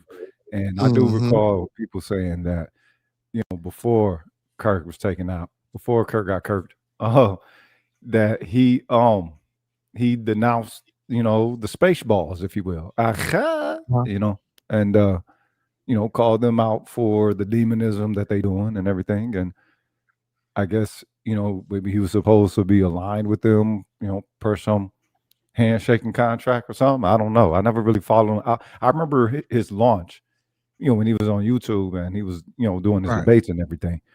And it was like, okay, you know what I'm saying? Pilgrim seemed like he's, kind of typical with it. All right, whatever. But at least he was honest enough to stand his ground and be in people's faces and, be able to accept another person's argument, if you will, Right.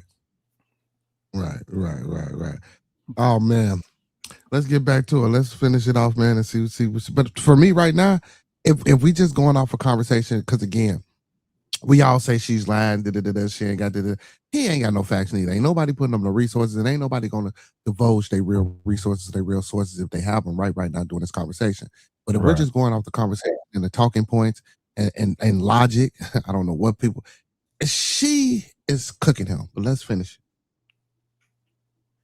Dating, so it wasn't like I was conscious. I really need to get to know this person, and so it was just kind of normal that by that time, because of where I was in my life, that I wasn't spending any time getting to know Erica per se. So the complicit part about Erica to you, is that a gut feeling? You think it transformed when she lied? You can take the lead. I'm just asking questions. Yes. Go for it. I actually I still don't understand what do you think she's complicit in? Yeah. So he's a moderator. Erica's complicit. That's my opinion. When you tweeted Erica's too he's retarded to kill her husband, would you is like good. to explain how you developed your evidence, your positive evidence for the fact that Erica was retarded? Yeah, sure. So Yeah. I just think all women are retarded. Oh, so you're allowed to just say stuff. Who knew? So and You what? just And by asked the way, me. and Like, what dramatically transformed your opinion of Erica after going to the headquarters? Because you were pretty hostile about. I wasn't hostile towards them. You don't think calling somebody too retarded? No, Is come on. That's like normal tongue-in-cheek stuff for me online. Oh, you're being tongue in cheek. Zero with an X. You weren't a florist whose business was blooming yet, but Zero makes it easy to manage your books all in one place so you can flourish. Now, you're the kind of florist whose business is blooming. All apologies. It's been bad names. Are you're just like, well, that's no biggie? I've never answered him on anything that he said. I'm saying that you now are her biggest defender. So do you still think I'm she's not too, her biggest defender. Do you still think she's too retarded? No. I didn't know Erica Kirk. I'd never met her before. Okay, but you had an issue with Turning Point being led by a bunch of fembots talking about Still the do. feminist angle. Still do. And then suddenly you go to the Still think it's a headquarters. terrible idea. You go into the headquarters. Mhm. Now all of a sudden you've got text messages that you're sharing with them. You say that you and your wife are getting involved with management. No. I'm not involved in any management at Turning Point. Well, USA. I'm pretty sure there is a clip of you where you say that your wife went to their recent conference and sat down. And then when you were on Joe Rogan. No. Hang on. I'll explain what happened just so that you understand. Yeah. So I was invited there to wait do a some minute. Pause debate it real quick. training. That's literally what I was invited there to do. So give me a summary on his overall view. I've seen some Basically, podcasts with him before. He's a hard wing right wing Christianist, like Christian nationalist, right? Which one are you talking about? The moderator or him? Or Not Wilson? him right now, homie. Yeah, I know the moderator is like Arabian or something like that. Yeah, I know well, about Wilson, him. Wilson says he did. Wilson think he did it. He think it's him. He think he did it alone. He think that he set out his own personal intentions and that he just carried it out. Right. Okay. Now the dude who they say did it, what are some of his social oddities to him? Because they're either he's going to have some or he's going to be ascribed to some. Well, if we want to talk about his whole man, because I'm trying not to be My bad. I get people like that. I'm a snooze kicker, homie. You know what I'm talking about? I get people like that. No, I got you. But because I try to be, what I'm saying, it's fair and neutral. Yeah. I can. But his whole everything about him is odd, like real shit. Like like when you said so, John, I didn't want to. But again, yeah, man, everything about. Well, and I don't want to say it in a way to make it seem like he's weird or he's off the bed. You know what I'm saying? It's just that his whole movement and it just, you know what I'm saying? He seemed a little bit off. Okay. But to me, that leads me to believe if he did do this, he didn't do this by himself. I mean, what is it? What if he was representing an ideology? opposed to Kirk, what would it be? Actually, they say he was a supporter of Kirk. I'm not lying. I'm telling the truth. All right. All right. Okay. This is what I'm telling you what they were saying, that he was actually a supporter of Kirk's. Okay. So I see that this is why I'm saying, like, was it really him, or did he really act by himself? But I mean, of course, we'll never know, because if it was a government psyop or if it was just some type of you up the bam, some Twilight Zone type shit, we'll never know. Well, what you Maybe got to ask 20 yourself, what would have been the need to pop Kirk though? Like, he wasn't saying anything that the bulk of the country wasn't down with.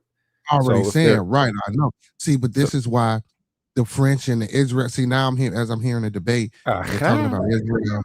They're talking about France, and so I got to do a little bit more digging to see if what correlations or what type of dealings or working that Turning Point USA had with, France, either Israel or if their contract with America or whatever they was doing here on this soil had anything to do with over there.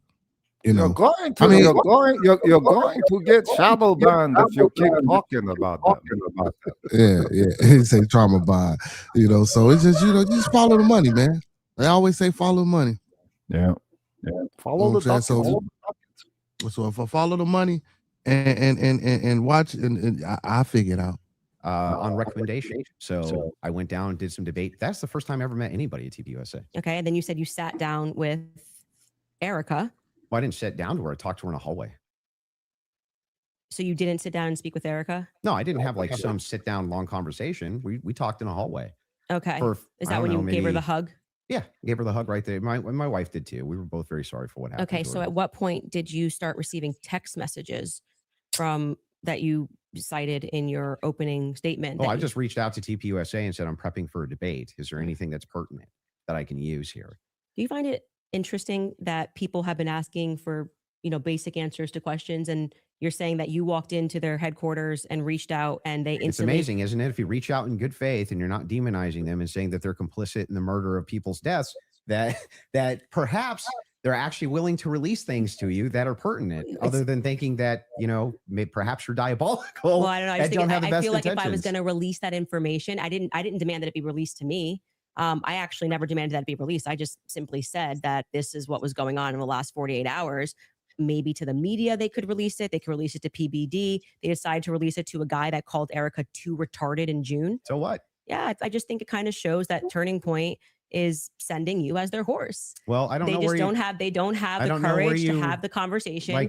If they were just releasing something in good faith to answer questions. Do you have any I've never demanded that. It's not evidence that you're sharing your opinion that she's too retarded. I can't share my opinion that I think it's going to register as really obvious to the public, that rather than presenting that throughout the course of everybody wanting to know what Charlie was going through his last days, they decided to give it to you to come to my house as some sort of a surprise. Well, do you think the public's not smart enough to see through that? Do you think that if you talking know about terrible PR, if you know that there's a huge debate that's coming up, that's going to be probably one of the most viewed that year, and one of the debaters calls you and says, I'm taking this position. This is the position that I feel like there's the most evidence for. And Candace also agreed to answer many of my questions in regards to this. So if you got pertinent evidence here that I can use, I definitely like take a look. What is that? It was actually amazing to me. It really was actually amazing to me how if you approach people in good faith and just say, hey, I'd actually like to know what the facts and details are around this, they actually do talk to you. It's amazing. Yeah, I just do not believe that they are doing this in good faith. I don't believe that anything you have done has demonstrated that's in good faith. It demonstrates that you walked into Turning Point USA headquarters and came out a different man, because you were critical of the organization. You were critical of Erica, and now you're sitting here going, Candace, I want to interrogate you for an hour and a half about everything you've ever said about Erica. Have you ever been critical of somebody that you hadn't met, and then you meet them and you're less critical of them? And the inverse has happened too. I was less critical about Erica, and now I'm more critical about her. But I'm asking you, isn't it the case that there's people you've been critical of, and then you've met them and you're less critical after you meet them? Too retarded. I feel like if you think that she's dumb and you let's just talk about your record. I mean, you're a person that has spent time in what most people would term to be the manosphere, talking about feminine. Well, yeah, I debate against against feminists and red pillars, okay, and a lot of the actual. So I'm a Christian ethicist. And then you go on to Joe Rogan, and you're like soft explaining away why Erica had to take over Charlie's company when they don't have a parent at home. So now you're a feminist icon. Like you just go into headquarters and you just shift all of your perspectives. That's a bizarre criticism. Like nobody's in the bigger girl boss position than you. Yeah, I'm actually no. You're in the biggest of the girl boss positions. Like you don't have to do this. You just do this. You could definitely not do it at all and be fine, right? But you still do. I would say that you are making a comparison that cannot be compared because Erica's husband was just assassinated in front of the world. Which makes sense. Why should we take the organization over? That it makes sense why you would go home to your kids. You know what makes her credible? Go ahead. They don't have a parent. They don't have a parent. They just. I don't think she's credible. I don't think she's credible to talk about us. You know what I'm saying? But I think what makes her credible to talk about or speak on Pleasantville, you know what I'm saying, white America, if you will, is listen to how she delivers. You can tell that she's constantly just been in the room with pilgrims. So she knows pilgrims. She knows she knows pilgrims' character, pilgrims' behavior. You feel me? She's married to one. I ain't surprised at that. You know what I'm saying? Ain't she Caribbean or something like that? So I don't know exactly what it is. I think she's Caribbean. So or got, you know, large roots there, ties there, or whatever. So I'm not surprised with the stance, you know, the stance that she will take with, you know, black people, that's whatever. Most people that share our skin color, they don't share no affection for the folks or the culture or the plight and nothing like that. Right, all right, whatever. They just want that light. You feel me? All right. The areas where they will show that they have a preference of being within and amongst, it's clear within how they, you know, express. Like if I didn't know that Candace was a black woman, I would think that she was like, I don't know, a white girl from Orange County or something.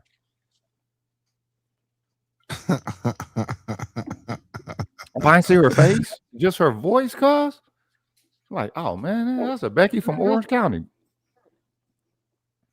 She don't sound too. Nah, I wouldn't go that far. Okay.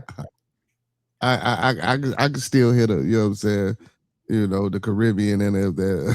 Oh, you can? All right, then. I don't know how to listen for it though. So okay, you know what I'm saying? Lace me then. Yeah. And again, you know, so after Charlie Kirk death, you know, his wife took upon the organization, the Turning Point USA. And again, you know, I think, me personally, I think they should be investigating the wife. That's what I think. I'm not going to even lie. Think she has something to do with it? How much? Okay, so he had to be on public record as far since he was that much, I guess, of a celebrity. He had to be on public record if he had life insurance policy. Really after this. You know, her popularity didn't spread and sprout into after this incident. I can dig it, but the thing is, what did she have to gain by losing him? If I'm saying that she grimy like that, she the company, the money. When he gonna share it with her? Was he about to, you know what I'm saying, dish her? Yeah, but if you greedy, you want it all. You gotta have it all. True that. You know what I'm saying? It's a power struggle. We was talking about that the other day. Yeah, that's true.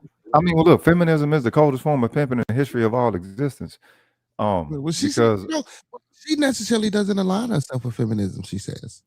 I know she don't, but if she aligns herself with white women, that comes with it. All right,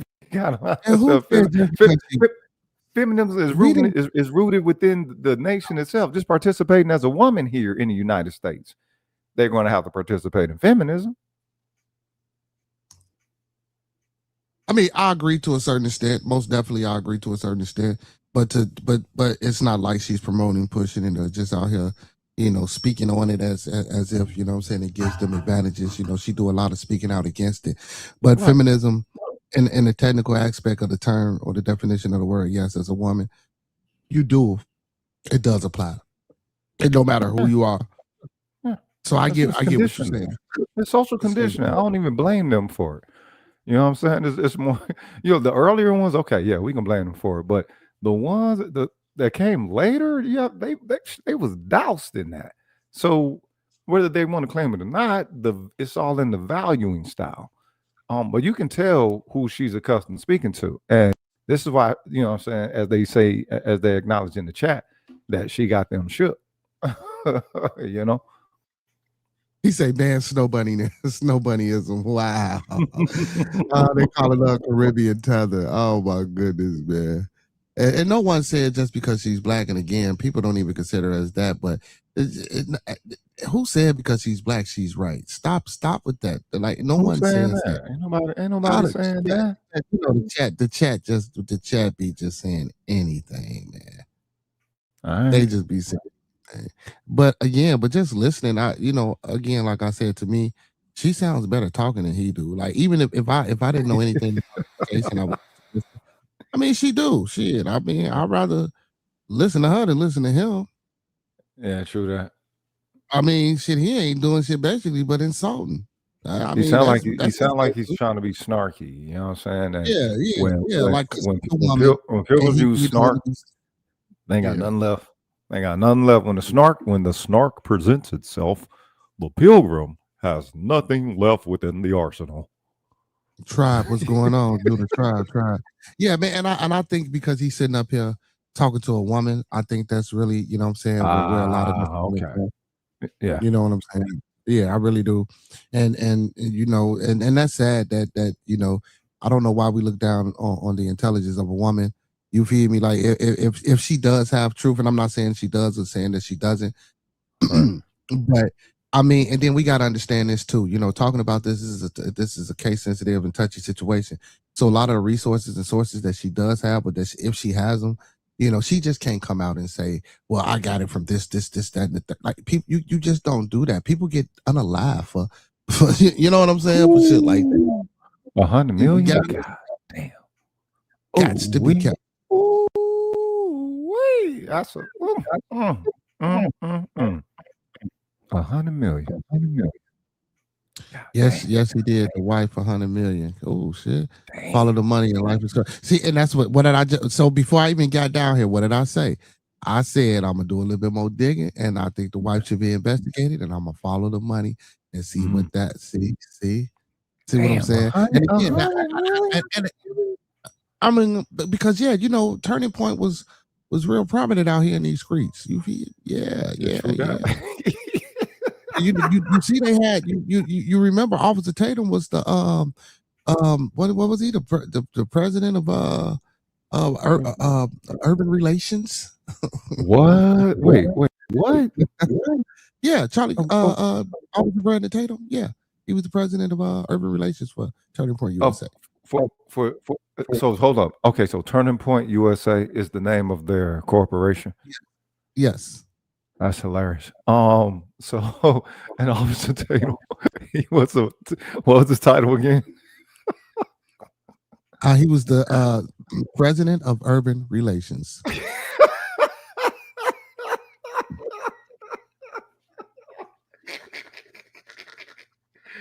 Wow. Wow. And I don't think the French, I don't know anything about the French, but, and again, man, we always throw Israel. Why do we always throw Israel in there? They have to, because they're taking the bulk of the funds. They are taking the bulk of the funds because they have to wage this holy war. Okay. They have to cleanse themselves of the infidels.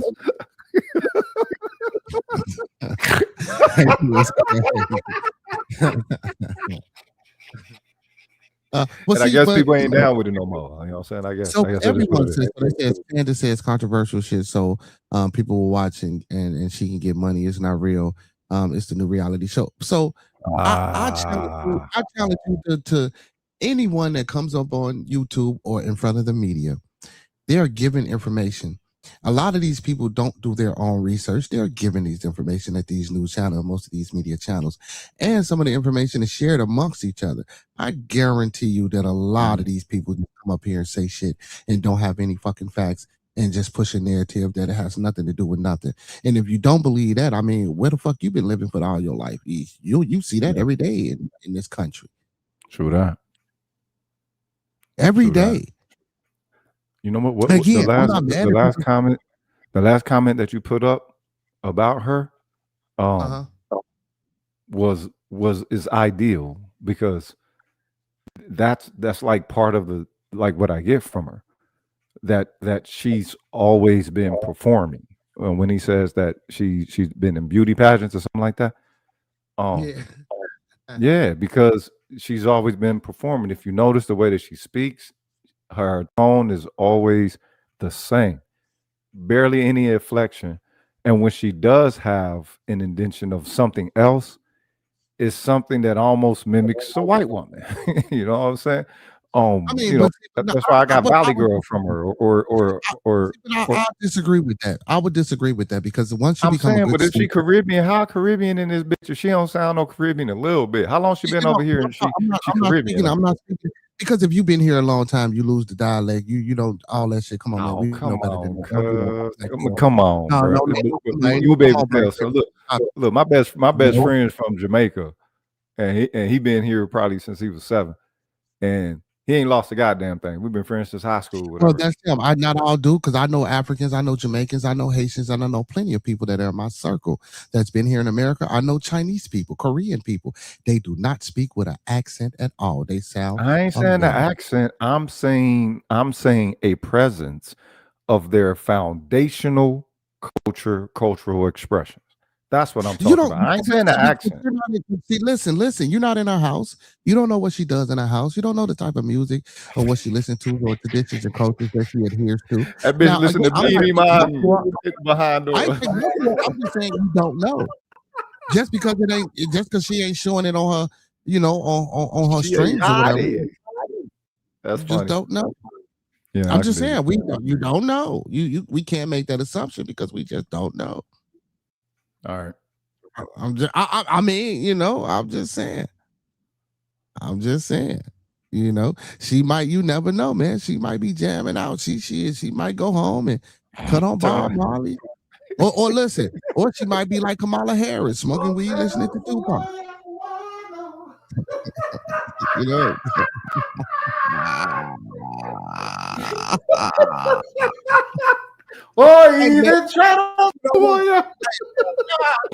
Hey, man.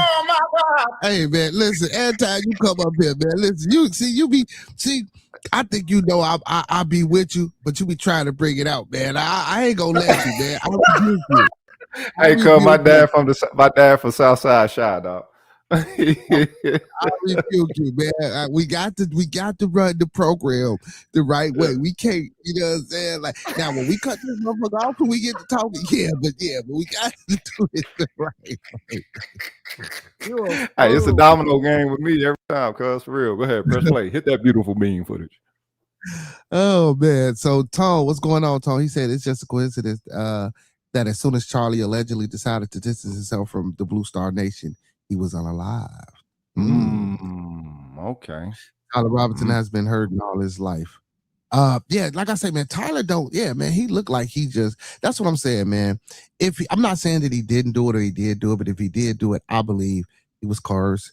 You know what I'm saying? I believe he was set up to take the fall. Right. Now, I don't really think he did it, but I think he's the one that's setting up to take this fall for this. Okay. You know, that's and again, I could be wrong. I don't know. Again, I wasn't on the roof with him. I wasn't in that hallway. I'm not any prosecutor. I'm not the defendant attorney. So from what you observe, I didn't watch the tape and nothing like that. So what you observe, do you believe homie had the capability to take said shot? I believe anyone has the capability of taking that shot if they were raised around certain firearms and they were used to using those firearms, and if they own those type of firearms, anybody could be capable of taking Okay, this shot. was he? Now, But did he seem to be a weirdo with a firearm, or did he seem to be someone that was efficient with firearms when they display who he was or whatever? I think he was a weirdo with a firearm. So those type of people, that's what I'm saying. See, those type of people, when we say weirdo doesn't mean that he just does.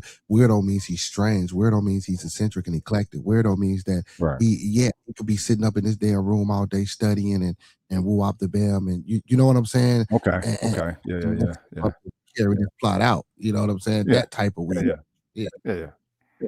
Functional psycho weirdo. You know what I mean? Yeah.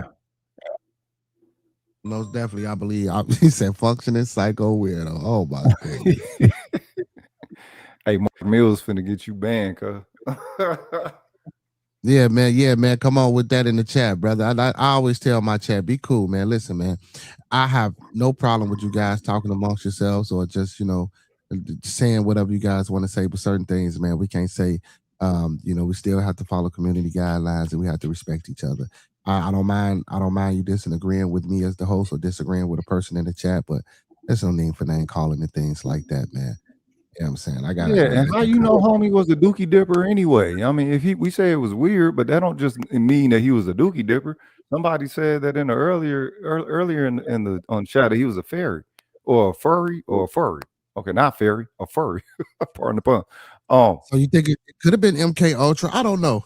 But yeah, man. But I think yeah, man. He said just like the brother that ran.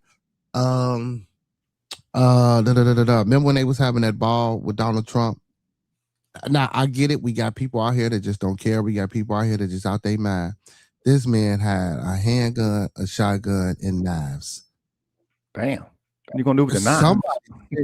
Somebody sent him clean off to think that you were going to run inside this place with knives, a shotgun, and one fucking handgun.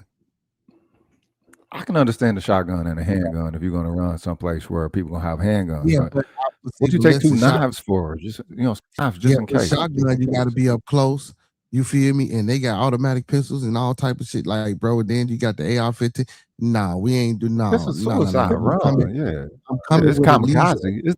It's definitely kamikaze, but I'm coming with some kamikaze shit. I'm not coming with no damn handgun and no damn knives. I cannot. No, handgun is backup. Shotgun is, lead. Knives? What the fuck you gonna do with some knives? Oh, they must be a cold motherfucker though. He acquired a target city. I don't know. But just even within that, I think that was a setup. I don't think that come on, man. I just don't get me wrong. I know people do crazy shit, right? We know this and we can all agree and attest and say we done seen people do crazy shit. But some of the things that be going on with inside this government, man, when it pertains to the president, the MAGA, the Democrats, the politicians, man, that shit just be weird, bro. That man just didn't run up in there. Bro, that man was he went to a prestige, bro. No, bro. Now, don't get me wrong, he could have snapped, reached his breaking point. Okay, but when you look at him when you look at him in the picture, you do see something that's a little bit distant with homie. I don't think I don't think it's volition that these people are doing this. I think that, let's say MK Ultra, it makes sense that they would utilize, certain people for certain times, and no different than how they do with these celebrities, right? Why is it that when one major celebrity die, two more gotta always go with them? And you always surprised that, like, damn, they died too. Yep, all of them died on the same day. So they're saying he does have a boyfriend. He does have a boyfriend. Okay. So so did they both go? Did they both go shooting together? Yeah, but that still ain't got nothing to do with, you know what I'm saying? Muff matches. Okay, hold up. Wait a minute. Was Charlie Kirk against the LBJ community? Yeah, he was with I think he was against the community. Okay, so yeah, maybe that's a motive to go lone wolf if you trying to protect, you know what I'm saying, how you want to dookie dip, whatever. You know what I mean? It's like, hey, gotta take him out. We tired might be crying out for help. But this the wrong way to cry out for help because they're gonna lock his ass up and he ain't gonna get no help once he become institutionalized in the prison. So that was a bad. So you think they're gonna lock him up? he gonna get disappeared. They gonna lose that motherfucker just like they lost $350 billion one of these years. So listen, so if he just disappeared, that means he didn't do it. If he don't go into the federal penitentiary or penal, that means he didn't do it. If he just disappeared again, they just made him put him out there to be you know what I'm saying, to be the fall guy, like I said. All right. It's like shit. Like where Epstein at? Let me stop. We ain't gonna go there. We'll do that some other time.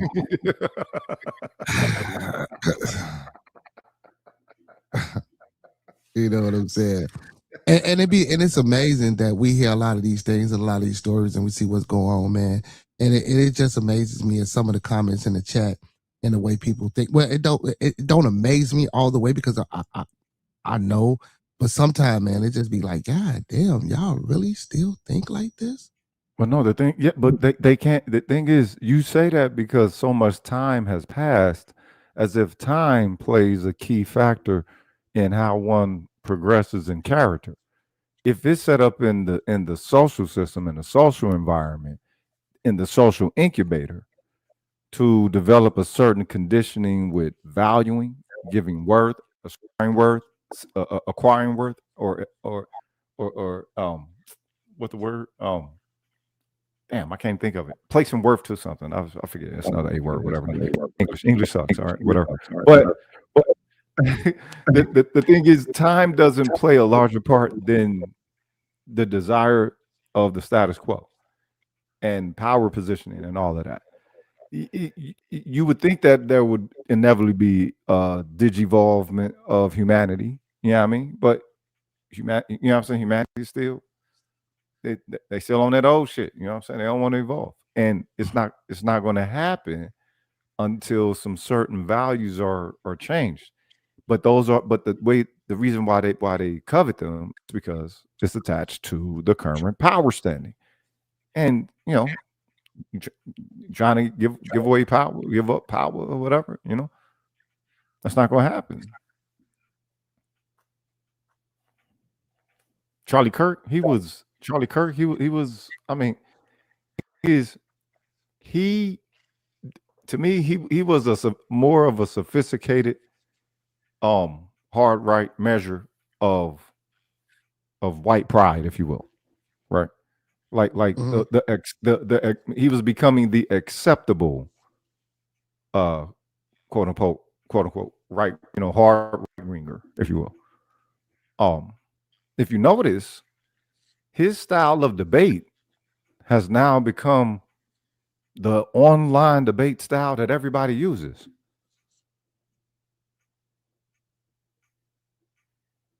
Prove me wrong and all that. He launched that.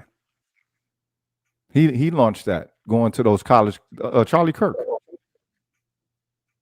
Yeah, but people been doing that before him, bro. People been doing that before him. But people utilize his style, just like with Kevin Samuels. All these people now are so-called relationship specialists, and they utilizing the Black Manispherian perspective of red pill garnered through Kevin Samuels, as if that's a template. And you got people who ain't never thought about relationship, talking about it, analyzing whatever. They got a template with that. Now people use Charlie Kirk's, style as the template for online debate. Not just racial issues, but just, insert whatever context it is. Okay, debate me. That's why they'll say ops. Only ops are welcome to join the chat or some shit like that. That's Charlie Kirk shit. He was doing that before it was popular.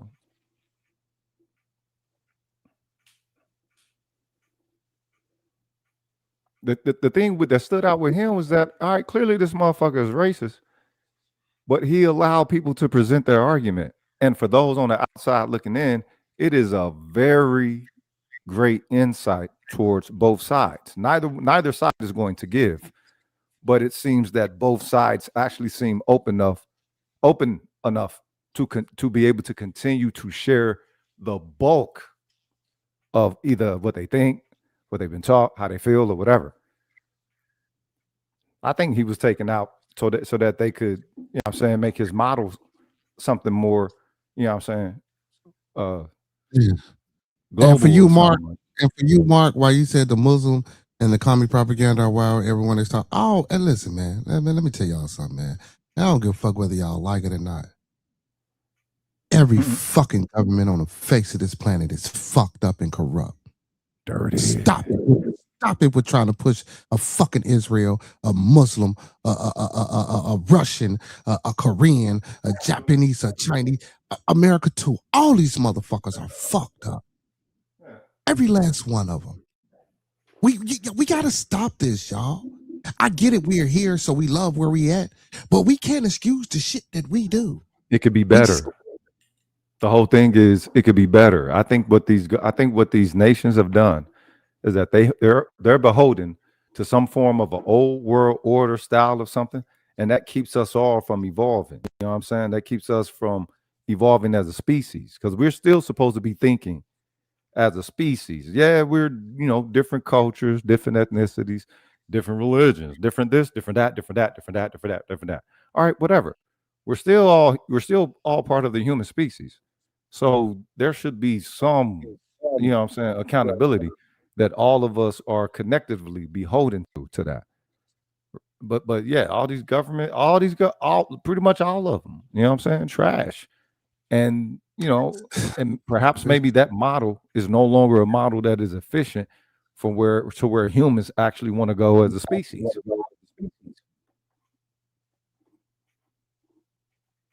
Yeah, man, some of these comments are just wow, man. That's all they got. Now this is the best. Now Golden Wing Spirit Orb. I agree with this 1,000,000%. This is the best fucking comment in the chat that I done received all day. Destroy our religions and all books 100%. Then humanity will be set fucking free. Why you want to destroy all books though? Come on. Oh, no. All religious books? We can start over. How are you gonna destroy all books? No, look, the issue. I think she meant the issue. The issue in books. The issue is how they're being used. Listen. I don't think she meant books as a whole. I think she meant. Okay. I'm hoping she just meant religious books. Yeah, I'm a nerd. I take offense to that shit. I'm a whole nerd up in here.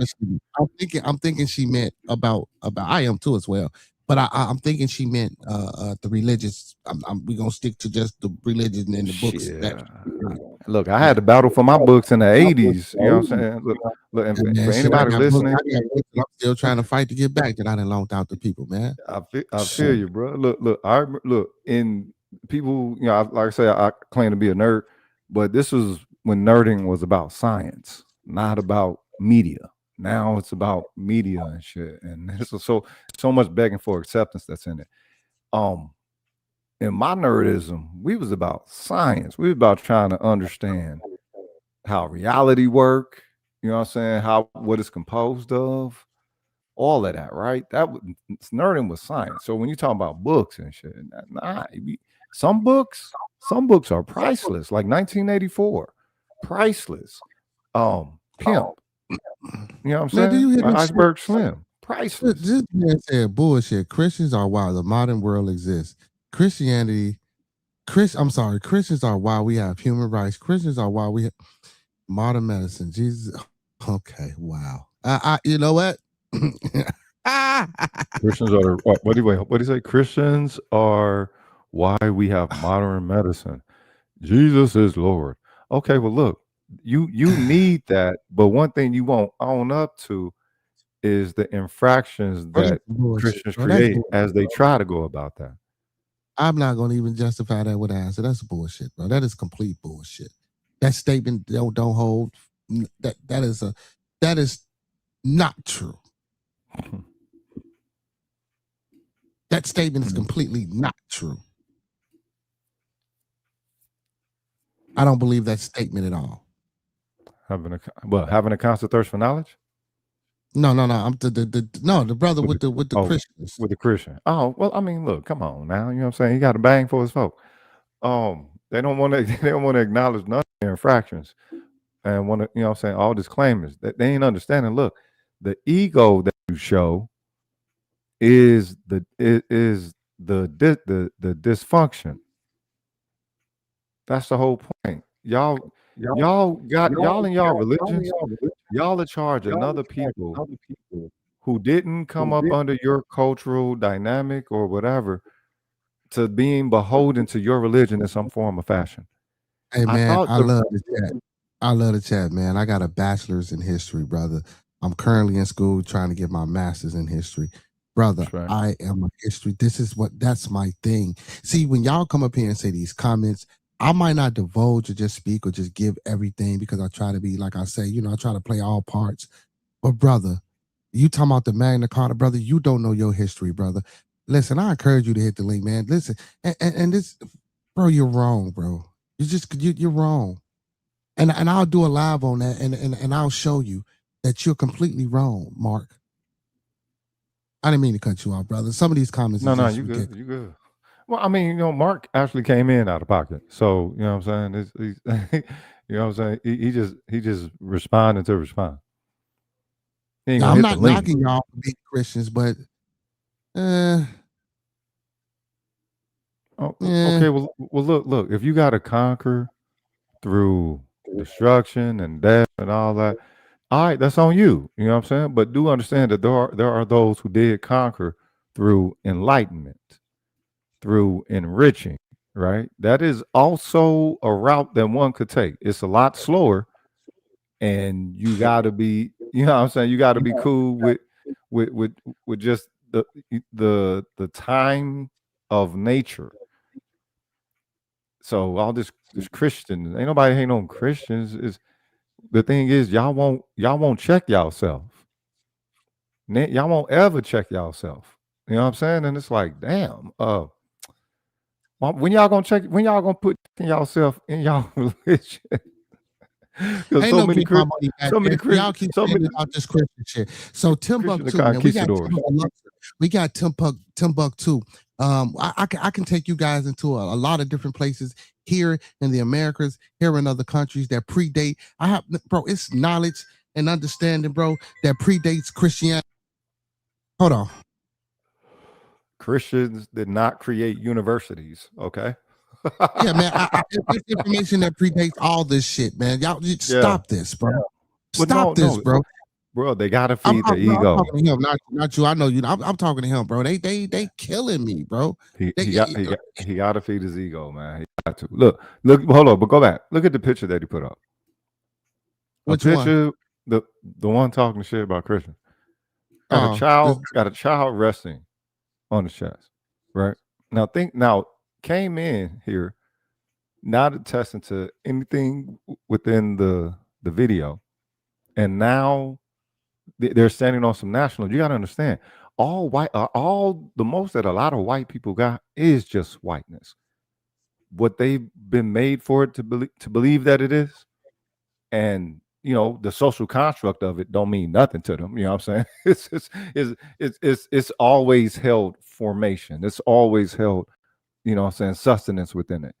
This is probably a white person who's one of the later grandfathered in demographics of white people, right? You gotta know how to see through them. You know what I'm saying? When someone is standing on something like that, they're not liking any of the information that's being put out because it's making them check themselves. That's why they came defending Christianity. Ain't nobody saying nothing against Christianity.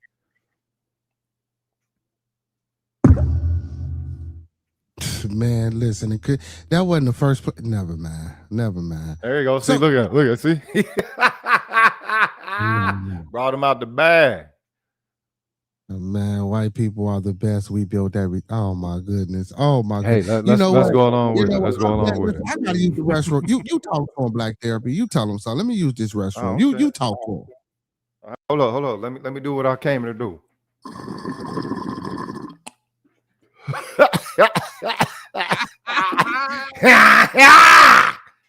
Yeah, what it do? Y'all eat fucking neck. Snooze, kicker, rogan, bro. Here's one thing y'all need to understand about whiteness. You co-host right now. I gotta use the restroom. I'll be right back. All right, dude. Let's ride. What y'all need to understand is that white people, y'all have been onslaughted by whiteness the same as everybody else, just a different form of it. Okay, whiteness is a social construct. It's not real. You know what I'm saying? It's just a social construct. Just like black. Black is a social construct. We just happen to make our social construct a whole lot more real than y'all did. You know, I guess with the way that we live, you know what I'm saying, and everything, the way that we exist. Whiteness has only been a power dynamic amongst y'all the bulk of the time. It's no different than when y'all watch Superman fight Ultraman.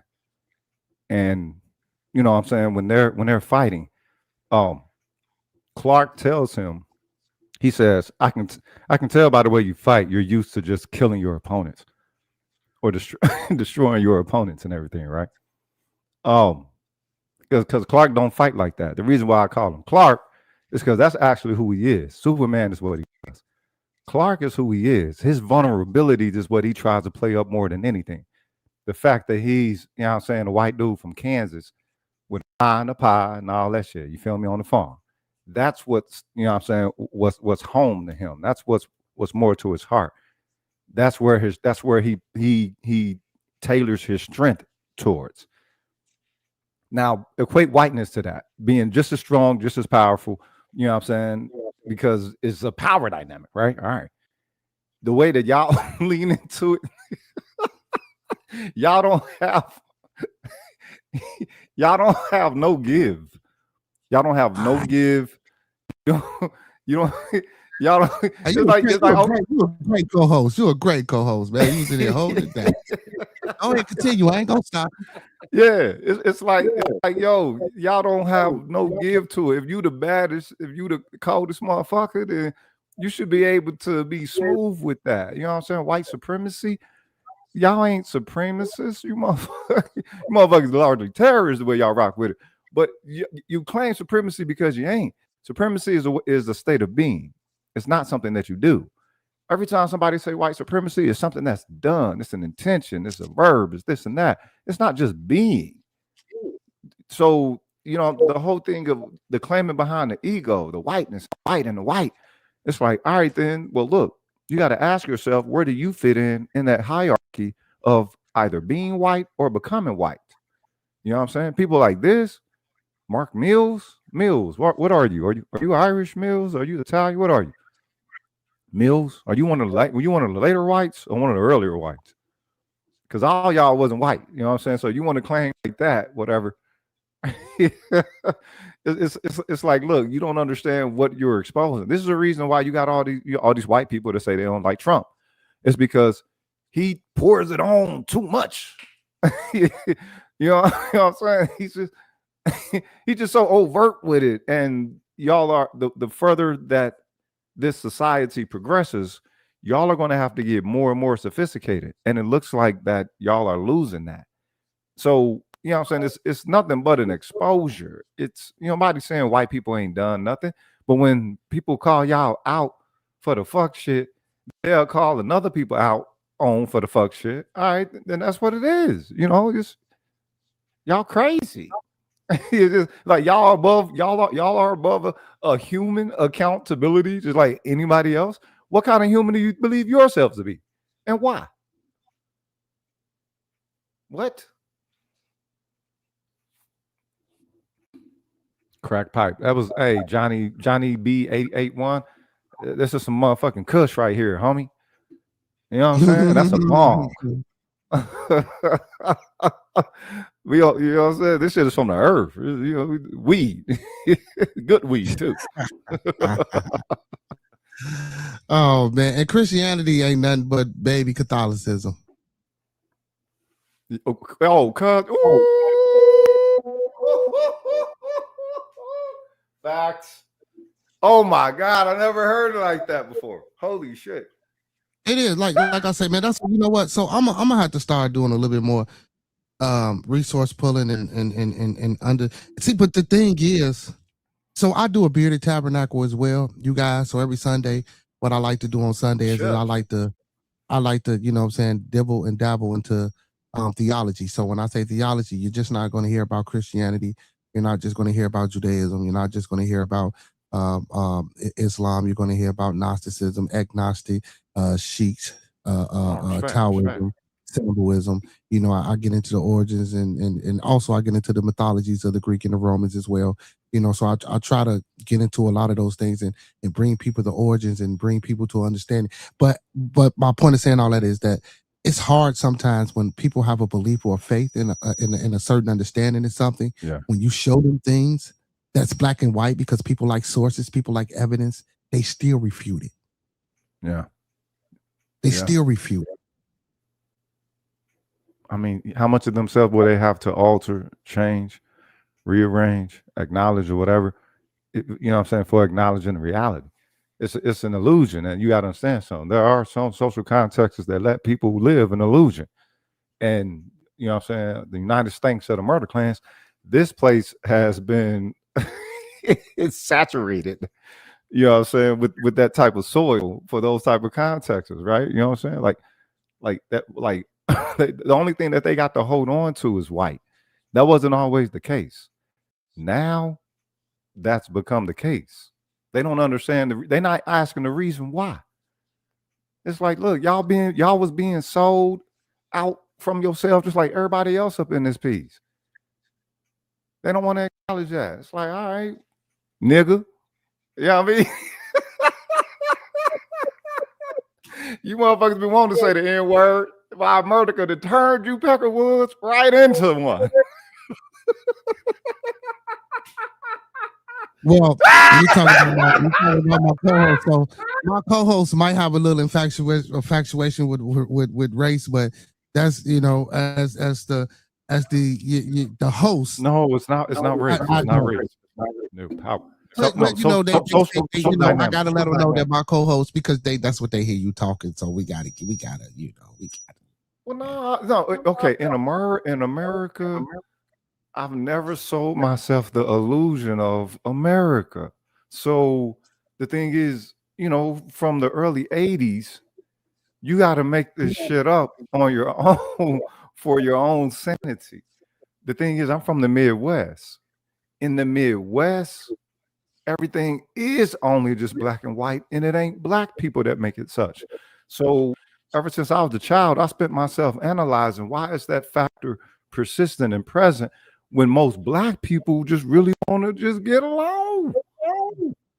And it's like, and those are the ones that gotta dodge death, man. It's like, wait, I believe I was born here, you know what I mean, for the Hadouken. You know what I mean? So look, my name is Rogish, cuz the reason why I spell that shit like that is because I was called it at a very young age, and I had to sound out the word. That's not how you spell Rogish. But I was really young when they called me that. Well, actually, phonetically, that is how you spell roguish. Well, English is not really a language. English is a comprised. We not get into that, but yeah. Phonetically, right. You spell it right. But I'm saying, you know, so I know I'd be dictionary correct within the joint. You feel me? But I saw the bulk of my people, even my own family. They say nah, don't judge anything too harsh. And it's like, but wait a minute, I'm measuring. Unfortunately, I'm measuring the life in this, and I don't want to measure the life, but everything, you know what I'm saying? Everything within this world look like it's connected to that in some form of a fashion, especially with the way that it's, you know, that it works or whatever. It's like, all right, then, but when they show up, shit like that alters, and it's like, all right, well, why does it alter? Due to what they want something to be. And it's like, well, why can't anything be itself and maintain its own, you know what I'm saying, earthen, given integrity when they show up, because they wanted to behave differently with them. So it's like, all right, they make themselves stand out, cuz you're not pointing fingers, it's like, all right, well, fuck, you know what I'm saying? Everybody else seem to be chill, mellow in a certain kind of style. When it comes to the pilgrims, like, yo, and so then it turns back on us. Like, what was up with the people who mainly was looking to be a friend to a potential adversary, if not enemy, right? What was wrong with those people? And it had to be the potential of those people. And but the potential of those people ain't used against the system. It ain't used against the people. It ain't, you know what I'm saying? It's used largely, you know, to uplift everybody, right? That is correct, Barry. That is correct. So this is why I'm saying. So that's why sometimes I don't warrant a lot of these comments. You know, what I'm saying with answers. You know, like Barry says, he says, man, socially engineered to have a God complex through the use of images, movie, etc. Say the Bible images are painted and our constructed statues and rushes are all black. Even in England, everywhere they were all black. They were commissioned to be painted another color because they were the ruling factor. Okay. So, but we're not talking black as a color, are we? Social construct. God damn, man. Boy, here you go again. No, I'm just saying because I'm talking about niggas. You feel me? I ain't talking about everybody in the world. I'm saying I'm talking about over here. You know what I'm saying? They let crack off over here, bro. And I had to watch my neighborhood die. And then the government don't owe nothing. You know what I'm saying? They're like, God damn, nobody got to do nothing. And it's like, all right, and everybody get to give an unempathetic perspective to that.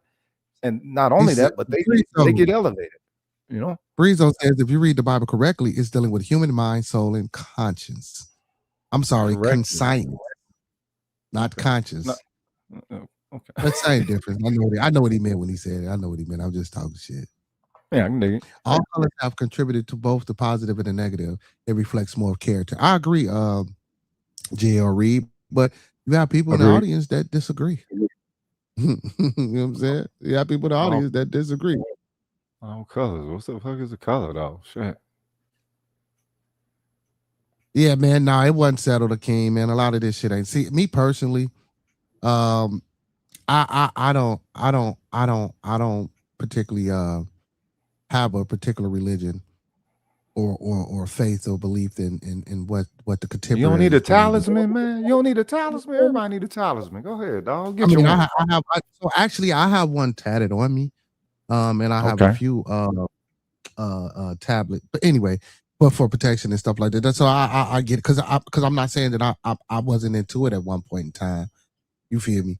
But as I grew, I started, what I'm saying, my journey and what I did. Yeah, that ain't. Yeah, it just ain't. Yeah, it's it ain't what it's cracked up to be. I think you know what it is. I think what it is that it's easy to say that, you know what, it ain't happen. That shit ain't happening, right? Because it feel like it was bullshit, whatever. But then, the thing is, they say you tell the religion by the fruit, right? And the fruit is supposed to be the followers or the worshipers and all that stuff, right? And when they approach you, and it's like, all right, then, well, what if I'm saying you give to them like, look, I want to see your deity do something more for you that I think your deity is supposed to play a part in before I participate and start, putting belief there. Because I believe that our power of belief is one of our powers, and we ain't supposed to just be wasting it. And if you put it, overtly into anything, like attraction happens, attractive within that motherfucker happens. Yeah. When it comes to religions, it's easy. You're supposed to be more of a disciple, but it seemed like everybody just want to stay a worshiper. And it's like, all right, what the fuck is a worshiper then? Yeah, that's facts. Well, y'all, we not gonna get to the end of this debate because I actually have another broadcast to participate in. Listen, so for everybody in the building, if you're a wrestling fan, if you watch wrestling, go over to Two Hills STS where we talk all things WWE, all SmackDown, all Monday Night Raws, and all PLEs. We go live at 5 p.m. Central Time, so I'm gonna have to cut this short. But we will continue and pick this up Monday. Friday and Saturdays are my music days. Also, if you guys know anybody that do any music, independent artists, man, country music, rock and roll, blues, R&B, jazz, or whatever, A&Rs, producers, just anyone, man. I give independent interviews to those people so the people can, learn more about the artists and who's behind the music. And also I help push and run and promote their music. And also I'm in connections with a disc jockey in New England. Big shout out to DJ Overtime. And as long as it's clean, you know what I'm saying, and you own your stuff, he spin it, you know what I'm saying, every other Tuesday or whatever.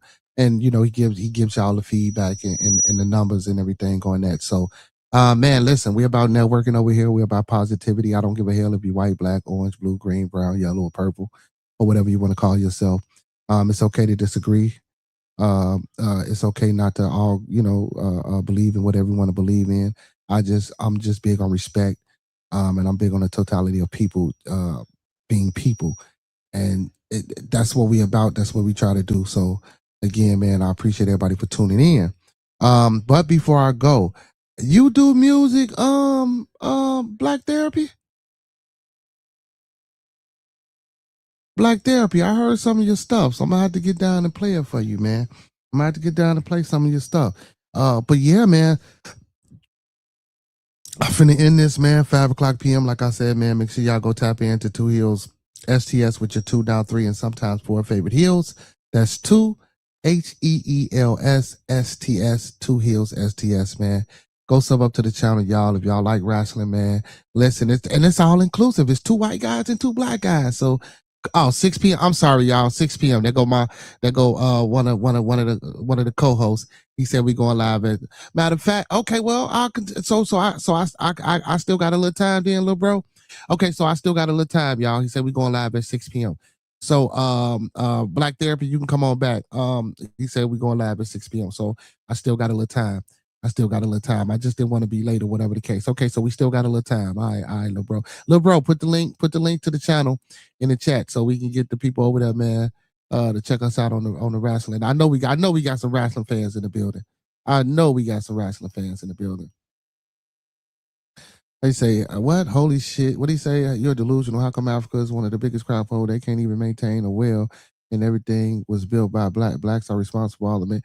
Man, stop it, man. Stop it.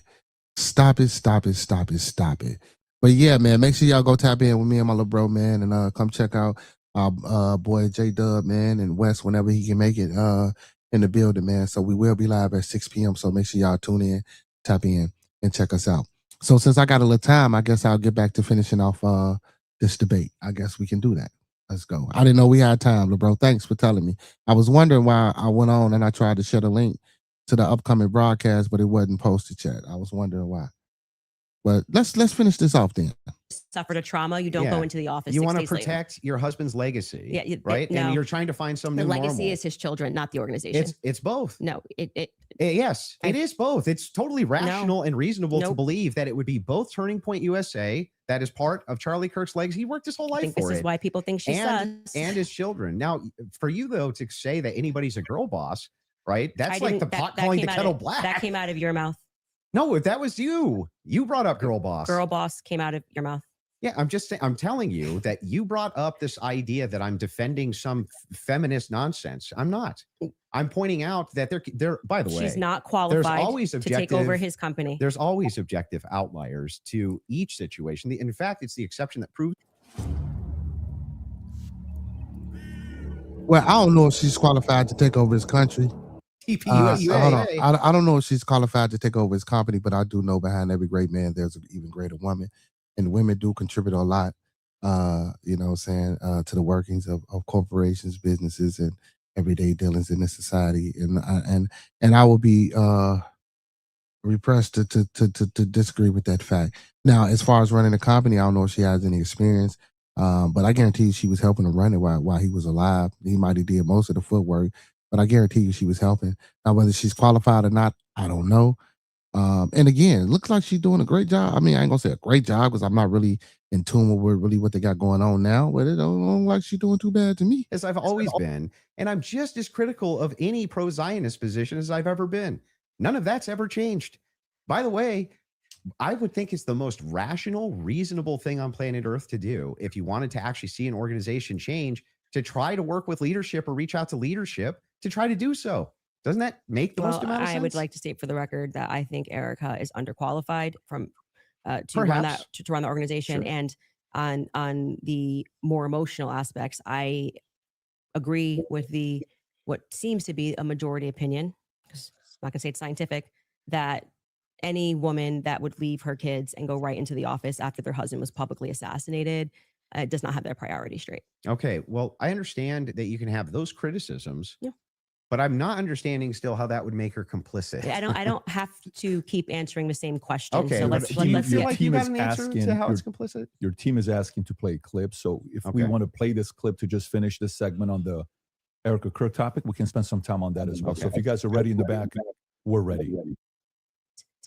And causing that 30-06 diameter, as would happen with a patent explosives, as we've demonstrated to you in the past, it accidentally, because of how Charlie was crouched, went up and hit his neck.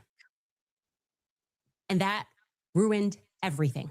That ruined everything. It was problematic. It's the reason why Terrell then had to scramble to get the cameras down, because they were never supposed to see it. They could have said reasonably that a 30-06 got eaten by Charlie, much more reasonably, obviously, than saying that the chicken bones in his neck stopped it because he ate vegetables. They panicked.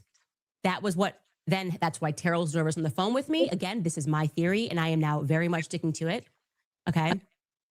They panicked. It's the reason Erica had to step out. Once, that's why she would have gotten on the phone with Terrell so quickly, because I was going, why is Terrell saying, well, I didn't want Erica to relive, oh, that's why I did it. He didn't have an answer. He was nervous. It was crazy. But he acknowledged that he spoke to Erica immediately. Why did you speak to Erica immediately? So do you believe that there was a shape charge that killed Charlie? Hey, can I ask you why you keep starting clips mid-sentence? Probably to get to where the clip is. No, it doesn't seem that way, because you can always start a clip at the beginning of a sentence. Like you're just it's completely out of context. Wait, but I didn't so prepare the clips, but yeah, I think I didn't, but it's fine to ask it to back it up. Like I said, I don't need to say what's happening here because the internet will clock it. But in this episode, we are now going, and that's why I said we're now going to look at some alternative theories. I made it very clear that this was a theory that I didn't want to look at. This is, I believe, because I don't have every episode in my head, but I'm pretty sure this is an episode where we presented the evidence that was in the car, the photos of what was in the car, right? And so we are now inferring off of what we see in the car that this very much does look like that we see a bunch of shattered Rode microphone, which was an early theory that I was actually interested in, but couldn't really wrap my head around what was the shape charge explosive. As I say at the beginning of the episode, it was just not my expertise. And I was concerning myself with timelines and stories and statements that didn't make sense. Without question, Terrell Farnsworth is someone who made me think that we were missing a big part of the story. So I'm walking them through John Bray's theory. If we started to insert what we are actually observing with the evidence that we're taking a look at and what took place that day. So we're completely in the hypothetical right here.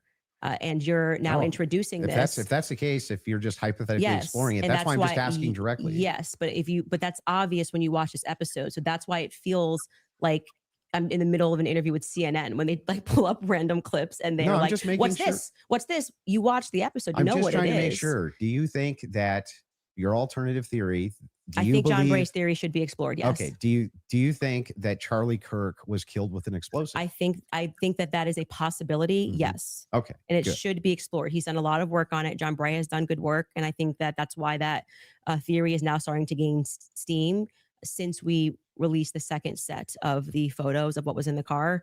I think it's viable. So this was the big thing I wanted to get into with you on the explosives too. What is it about that theory that's actually compelling to you? So I looked into the explosive mic theory multiple times, and the biggest thing that stood out to me is there's no explosion. there's literally no explosion. In fact, there's videos when the shot rings out that kills Charlie. At least it sounds like a shot to me. People are actually like looking up towards where the gun is being fired. They're looking away for where the sound is. Like, where's the actual explosion? Well, for every person that you say looks away, there's going to be a person that was looking forward. We have former Marines that have gotten on and said, it looks to me like there's an explosion under his shirt, right? You obviously saw Rob O'Neill go on to, I'm forgetting which platform it was, where he said, it's the first thing I thought was it Rob looked O'Neill is the man that killed Osama bin Laden. Yeah, and I think he's qualified to say what he believes he saw. We should actually, since they're pulling clips, we should run that clip of Rob O'Neill and what he said and what he observed in his experience. Yeah. So I'm going to take that. And also there were people who immediately spoke to the media that day who said the same thing, that they thought that something happened under his shirt. That was actually, if you go back to my first episode, when I was just observing what I saw with my eyes, I was asking the serious question. I was seriously saying, why is it like somebody shot him from underneath? Why is his shirt moving first? That doesn't make sense to me. And that's because of air dispersal from the bullet. So whenever a bullet is shot, a projectile shot, you can actually run this experiment yourself if you have a rifle. take like an empty box of ammunition and put it on the table and then fire it near the muzzle, and that box will actually blow off the table. Okay, so question for you. Does that box go sideways off the table? It can. It can. Yeah, you can. It depends on the dispersal. You 3,000 pounds of energy or 2,000 pounds of energy coming at you. That's how much it carries. Well, it's not 2,000 pounds of energy. We can fact check that. How many pounds of energy is it? A 30-06 being shot 150 yards away. That's a great question for Grok. I'm going to say when we looked at it, it was between 1,500 and 2,000. I'm pretty sure pounds of energy coming at you, and you just go upward and to the side. I don't really buy that. I'm going to just say I just think that that's not but possible. It doesn't go through on top of that. So there's another miracle. You didn't get blown backwards. It didn't go through. But I also want to say that you're saying this can happen, and Rob O'Neill is infinitely more qualified, I think, to speak on that. Why? And well, because he's actually shot and killed people. Why would that have anything to do with anything? Because did he slow down all the videos of the people he shot to see if their clothes moved? Well, why are you able to assert your position as a because I'm gonna tell you how projectiles work. He's not even gonna I guarantee you this guy's not even gonna disagree with what I'm about to say. If it is the case that you have energy and you have mass and the mass is moving in the air has to go somewhere. It doesn't have a choice. I think you're totally BSing right now, man. Not only am I not BSing, I'm telling you the truth. If a bullet is moving in air has to move out of way of bullet. But maybe not at the bottom of a shirt here. I don't know. I disagree with that. I'd like to say for the record, I've watched some of you do these sorts of things where you assert something with a lot of confidence, and you can fact check it. Your shirt bullets displace air. Not about whether it displaces air, it's where it disperses the air. Underneath the shirt here. It's not underneath the shirt. The bullet's this big, and you're telling me it's going to hit his neck, Candace, and then it's not underneath the shirt. The it shirt starts puffs up here, and the collar's moving, and then you see the wave here as he's moving backwards. No. Yeah, that's not true. It's not. And we obviously the can't idea show that clip. I disagree with you. Okay, I understand you can't show it for TOS purposes. Exactly. I disagree with you. People can go watch and make up their own minds. We don't need to debate it. Whether or not it was the first thing I said was, why is his shirt moving first? That didn't make sense to me. It almost looks just like this. It goes across. His necklace breaks first before Charlie even reacts. If you watch it in slow, his necklace breaks first, which I thought was very odd. And then you see a puff here, and then the next thing you know, there's the entry wound on his neck. I would not confidently assert that I see smoke. Here's some life advice. Choose an auto insurance deductible that fits your lifestyle. So I think a few of those videos, guys. So I think a few of them videos, and what I will say is that I don't know, man. I can't agree with everything that she's saying, but I don't disagree with some of the things, man, when it comes to that. So there's a lot of if you look at the Israeli pagers, it's assumed that it's a similar, if not the same type of explosive that was used inside the pagers that would have been used inside of this road mic. I think that you should, since you love debating, you should debate someone like John Bray, who's worked on that theory for 11 months, and ask those sorts of questions of how a shape charge would work. I presented the evidence of what was in the car, and I also, at that episode that you're clipping, said John Bray has done an unbelievable amount of work on this, and I think he has debated a ton of people actually regarding this topic. So that's the route that I would send you on.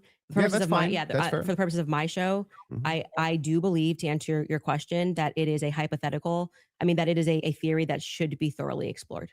There's two clips your team wants to show. One of them is the Rob O'Neill clip, since we're on it. So if you guys are ready in the back before we go to ad break, if you want to pull it up, this is a good time to do so.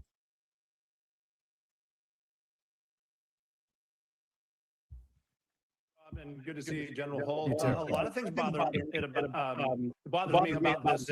Nothing in particular. It's not like I'm out there saying big lie or a conspiracy or someone did it. I'm just saying I've been in a lot of shootings. I've killed more than a handful of people, and this thing looked shady off the bat. I mean, I've killed people closer than I saw the camera, and I've never seen a shirt move like that. That looks like an explosion to me. Just the fact that no one started doing first aid to Charlie Kirk, they were more concerned about getting SIM cards out of cameras, removing cameras, and then getting him off the X somehow. There didn't seem a lot of concern for his life. It seemed like just clean it up. And then, I mean, I've been told they paved it over a couple days later. And then you get Erica Kirk behind all the razzle dazzle, and she's really quick to forgive the alleged shooter, which technically says that was him because I forgive him, but then she can't forgive Candace Owens for having an opinion or asking questions. And they mock people by saying, "Oh, I'm just asking questions." Yeah, I'm a SEAL Team 6 sniper. I'm asking a lot of questions. No one wants to answer them. And you're able to ask. He's actually said very little about the explosive there.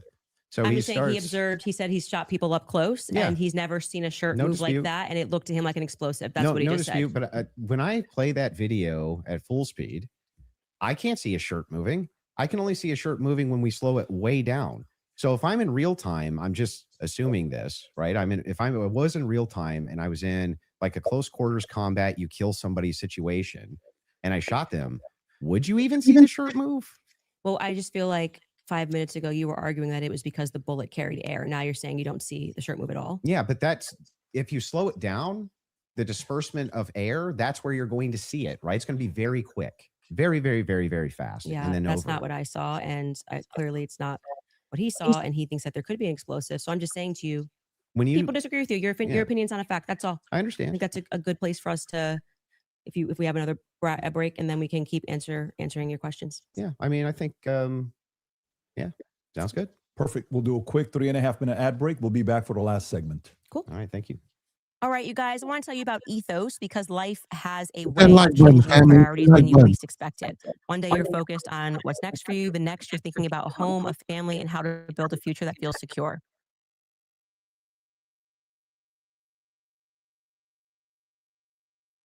On the gun. Twigs' Yeah, DNA I'm saying is that. on I the feel gun. like I've already said to you, like I've made that concession. But just to be clear, whenever I make a mistake, I just correct it. So that's why when you were asking me 3 times, I've already said we don't know yet, and I've corrected that mistake. So if the purpose of you showing this is to demonstrate that Candace makes mistakes sometimes when she's taking in a lot of information and she's reading through legal documents and she's trying to remember it's not 9-hour actually. testimony. It's to demonstrate something else. It is, in fact, the case. We're all going to make mistakes. Yeah. I'm going to make mistakes. And I've on the already case. I've already You're going to make conceded. mistakes on the case. Yeah. But in this case, you were very adamant that his DNA was on the gun itself. Yeah. So I'm just saying that it's not ruled out. We know that there's 5+ prints. I've said this so many times. I had to rewatch the testimony again. It's like 9 hours a day. It got very scientific when they were speaking about this. And I think I wrongly extrapolated that they meant all 3 of them were on the prints when the only person they officially named was Matt Robinson. So we don't know yet if Lance Twiggs has his DNA on the prints, DNA on the gun officially just yet. Okay. I've already conceded that. Sure. So that's fine. And then the last one is one with Erica Kirk. Sure. This is like the Erica Kirk. All right, Well, Erica. You could just sit down with me, Erica, but we could do it this way. This goes back to a previous claim that you made. Yeah, by sure. Bringing it up. Straight to jail for questioning, at least, Erica. I don't care who's mad. I really do not care who wants to be upset after this episode. Really, you will be wasting your breath. You can spend $1 billion on influencers because this is all becoming increasingly inexplicable. You are asking me to be an idiot, actually, and I cannot do that for you. Someone once commented beneath this show that if the situations were reversed and there were this many verifiable lies. So straight to jail? Yeah, so that's a show intro, and straight to jail is a monopoly term. Okay. Like, So do not pass go. Yeah. Do not collect $200. Yes, it's obviously tongue in cheek. And then we explain that actually I think that she should be brought in for questioning because of inconsistencies. So this is the exact episode when I started to think that she should be sat down and questioned. And I still believe that. I still hold the perspective that Erica should be sat down and she should be properly questioned. Do you know that she hasn't been? No, actually, that would be a great thing for the spokesperson of Turning Point USA to say that she's already. but sat through. why do they? I mean, my guess would be she hasn't because they returned everything to her. Yeah. But why do they owe you that though? Why they don't owe me anything. That's my show you're watching. Just the clips that you're pulling are from my show. So if I want to say something on my show, I can say that. I didn't say they owe me something. I don't think that's ever unless you have but another if you clip. say like you need to be sat down for questioning and you don't even know if they haven't been, that's strange, right? Do you know if they have been? No, I have no idea. So you're just saying, what if they haven't been? Yeah, if your just kind of filling the air if your with entire thing is junk. No, it's not junk. If the query is why is it that Erica Kirk's not being sat down for questioning, but you have absolutely no knowledge whether or not she's been sat down for questioning or not, what that does is it creates an innuendo. It creates an inference. It creates out to the ethos that this should be happening because something's wrong here when you actually don't have the knowledge that anything's wrong at all. I just think that my opinion is that she should be sat down and questioned. But you're not sure if she hasn't been. Yeah, and you're not sure if she has been either. So, like I said, I feel like now you're just kind of filling the air to with my nonsense knowledge, because Turning Point's like, we want To my make knowledge, sure that you go in there and you nobody- defend Erica. And I have to say, I don't think you've done an extraordinary job Great, at that. but I'm not here to defend Erica. The thing is, though, is like that since 4 out of 5 of the clips that you Yeah. had on the ready when we asked you guys ahead of Mhm. time. I mean, I want to just assert how professionally we have dealt with this debate. As you can see, we have not planned any gotcha clips for Andrew. I expressed to him that what we were going to do was just to use people for fact checks, and because I might not remember something, or I do remember something and you're saying no, and that is what I think will register to people as very Well, wait, fair. I expressly We did not take out of wait, what? context clips of Andrew But to I try to repair. expressly said Please that don't I cut was me going to off. bring We claims, did not. right? No, when you said you were going to bring claims that Your you would want me to claims. speak to, you didn't say I intend on sitting you down with out of contexted clips to which we said to you before in an email. Any clips that you want to share with us, send it Mhm. over. Let's assert a debate claim so that we can both be ready to respond to it. This just That's not really what happened. well. What didn't Yeah, happen? the way that you're framing the exchange, What that's do you not mean? that's not actually what happened. We were negotiating. It is true we negotiated out the claim itself, right? Which one's going to take which position? I wanted to make sure that I had at least an hour and a half on mine, and you got the time for yours to question me. We did. We got through your hour and a half on mine, roughly an hour and a half now on mine. That's basically how this went. But in the beginning, I did not take an hour and a half to just pull out of context lists with Andrew. I actually debated the substance of what's going on in this trial and this hearing. And I do think that I think you fell short of that. There's nothing out of hang on. And There's I did nothing not here say, except I'm holding just you to gonna account get for you your to say claims. yes or no. Well, we Yeah. were supposed to be debating the case This and is whether part of or the not case. there was overwhelming evidence. These are your claims about the case. No, you then admitted that now you're getting into another sphere and you want to talk about the transcendentals and things that I've And we said. got through- and like 4 out of 5 of your clips are about Erica Kirk. So the general I perception don't think 4 out of 5 even is were. your turning points horse. Oh, I so you think just- quite just- a few you of just- them were. you Were just- there 3 just made it Ericas up? or 4? So you're just making stuff Can up? we get a count of how many were about Erica? I feel like it was Yeah. 3. 3. Okay. Yeah, 3. I 3. said 4. But those are extraordinary sorry. claims. That's which is why you're asked about Okay, them, well, right? okay, but the point being is now you're veering into trying to get me to defend my opinions, and then you completely shirk responsibility when I point claims. out yours. No, they're not claims. When No, you they're tweet Erica claims. is too retarded, you go, that's just whatever, and then you move on. That's a claim that and I'm responsible for the claim. Well, earlier when I brought it up, you said that it was tongue in cheek. Yes, sure. That's me responding to your criticism of the claim. That's all I'm doing here. I was interested, and I'm happy to get into also the Patsy stuff now, if you'd like to. well, Your that team was has one more supposed to clip be they want the to play whole from one 7 more. days Okay, ago. sorry. They got one They more had clip. two. and We then were go getting to into the Patsy. Patsy stuff, and you stopped it, and I was explaining to you. Oh, they had one more clip. Okay, let's go.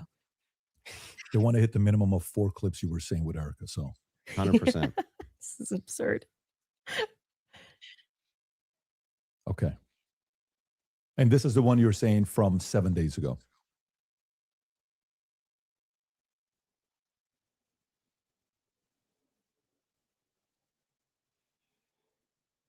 Okay. While they're looking for that, do you want to continue? Yeah, I mean, Yeah, can I yeah. ask a question? I know it's been, or like, can I ask a question? Or are we Not just in really. I'm just gonna. Okay. We're gonna hold to the actual contract itself. the contract does not say that you are allowed to just question me without me being able to respond to you I've never said you or can't have respond. a conversation. You've been able to respond to every question I've asked you. And by the way, the other thing is like Let's have it your way. I want it to look like still happy we've to have done the everything debate. Andrew wanted to, so that people can fairly assess the situation. So you have it your way. I Totally will not fine. ask a question. Totally fair with me. So are you good with her asking a question or He no? said no. Waiting for the clip. Okay. So you want to wait for the clip first. Okay. You guys have it in the back? Okay, beautiful.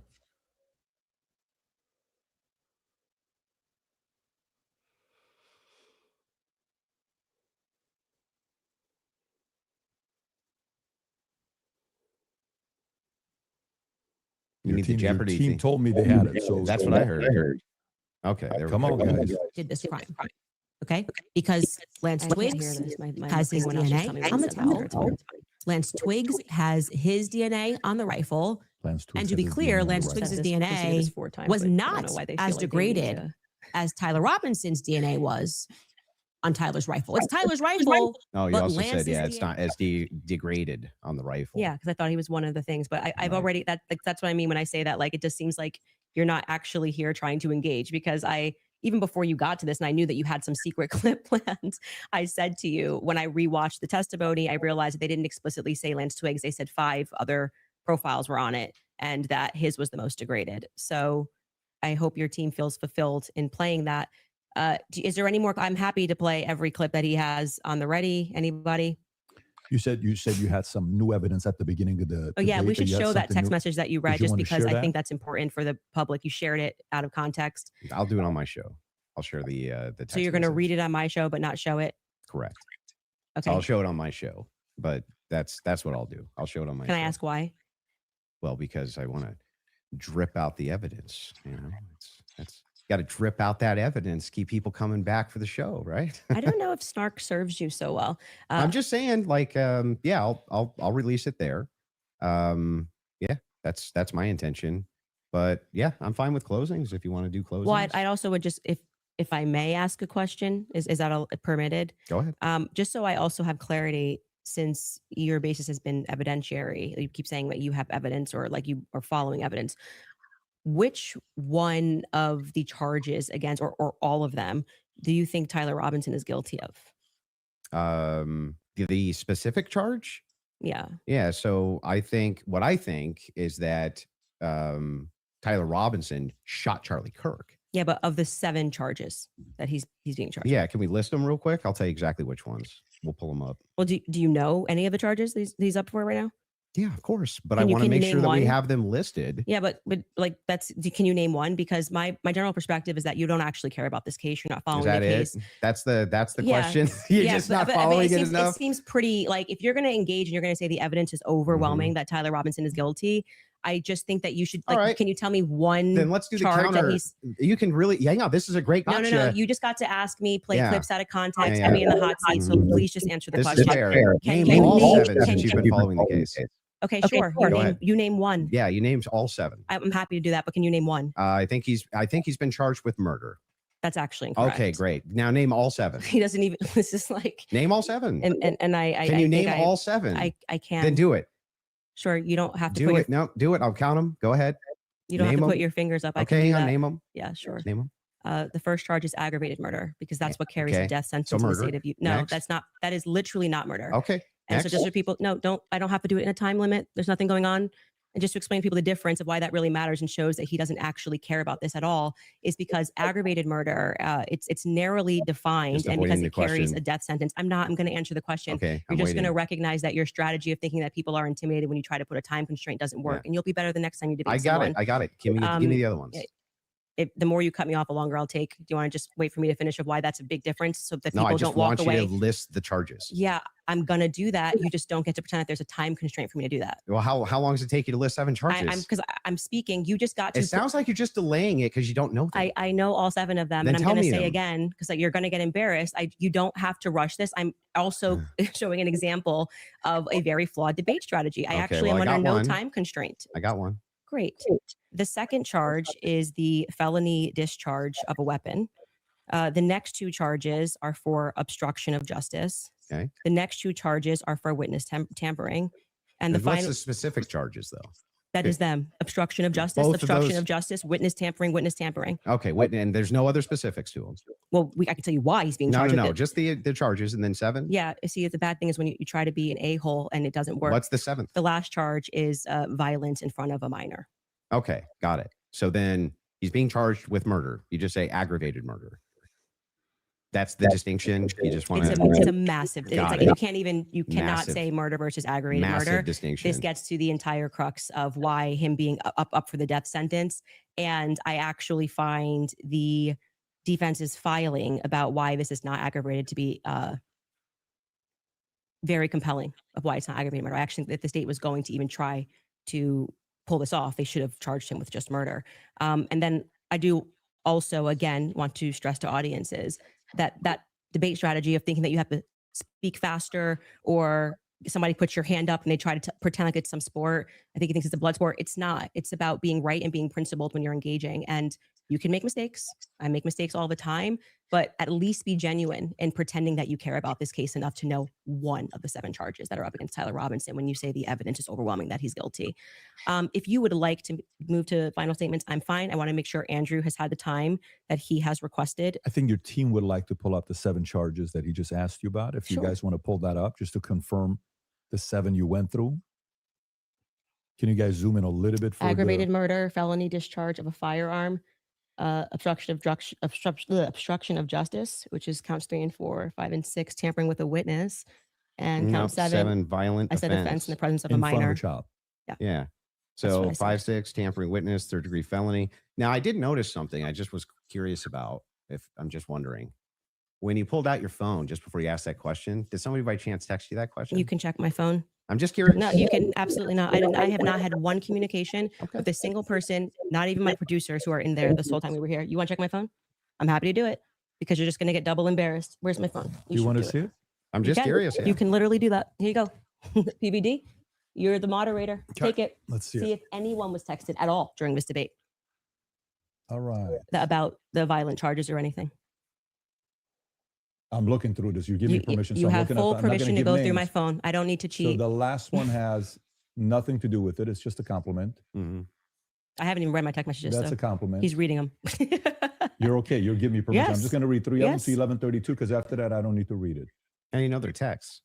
Could have been Telegram. Could have been something. All like I that. have is Signal. You can check that too. I only have Signal. Telegram I used in Russia, and that was it. I downloaded it for I'll Russia. take your word for it. Yeah. Then- I don't need to like. I Okay. deeply care about this case. I don't need to I pretend get to it. know If you stuff that deeply I care don't about know. the case, I Yeah. just, I have my other question is about the steakhouse receipt. You just said that you were done asking all your Nothing, just so questions. you know, Yeah. nothing there. Yeah. I don't Yeah. Do you need to have do the that. steakhouse receipt? Is my question. I have said several times that I have never said I have the receipt for the steakhouse. I have said the person who's working on that story is going to be forthcoming with the receipt. And that was what I was responding to. And he then dropped the receipt. He redacted elements of it. And I said, stay tuned. He's the one working on that story. Okay. So you haven't actually confirmed that Robinson was at that steakhouse. All I did, as I said earlier in this conversation, was I spoke to the owner when I broke that story. I think it was back in January. I spoke to the owner, understood what had happened, and that there was a receipt. That's it. That's the extent of what I shared is what happened. Okay. So to be clear, there's no receipt. You No, don't- I just did the opposite. I said there is a Well, receipt. you don't have a copy of the receipt. The receipt was published online. Yeah, right. With blurred The out. person working on this story Yeah. that blurred that out Mhm. is what I was referring to when I said stay tuned and keep following his stuff, because he went to go do what I hadn't done, which was he interviewed the actual server. So there's no evidence that Tyler was at that steakhouse. I would say the receipt with his debit card number, it would be some hard evidence if that I is- agree with that, Yeah, but- so that's it. But you're questioning me. But is there, as of right now, He paid, if you're asking me, did he pay with a credit or debit card? The answer is yes. No. Is there proof that that was actually his debit card that he paid with? I think you should follow the person that is behind that story. Well, is the more reason I'm something asking you is because you always include it in your timeline that he traveled to the steakhouse. Yeah, we've been building a timeline with things that we feel are But is there any actual Utah 1102 evidence? approved. I think speaking to the owner, knowing that there's a receipt, seeing the receipt is good enough to put on our timeline. But the receipt itself, the question I always had about it is, couldn't you just call the merchant? Like if I've ever had a merchant account, I just call the merchant Well- account processor and say, what's the name on this? Yeah, I would stay tuned. I feel that having spoken to the owner, that the evidence is compelling enough to put onto my personal timeline of what took place on that day. That's where it's going to stay. And if it gets debunked, I'm happy to take it off. If that's what you mean, that's how an investigation works. Like I said, I did more than enough. It would definitely pass the test by the Utah 1102 rule for sure, for certain. To be submitted as hearsay. Well, yeah, beyond that, because they didn't even have receipts. They were like, Bob told me this. But the question is, the receipt itself, it has not been verified to have been Tyler Yeah, I just want to Robinson's, say you're right? holding me to a higher standard than you are. I'm not even holding it. in I'm the just prosecution. asking specifically. Yeah, I've been very forthcoming. I've told exactly what happened. I spoke to the owner. I got the tip, and So should that be added in an official timeline that it's you in give? my timeline. It's my show, and we can add and subtract what we want, and we do. If You we can get do what something you wrong, want, sure. But Well, I'm I just wanted to asking, make sure. should you include a thing that you know hasn't actually been verified to be Tyler Robinson? Yes, you should. If we're trying to build a timeline, you should.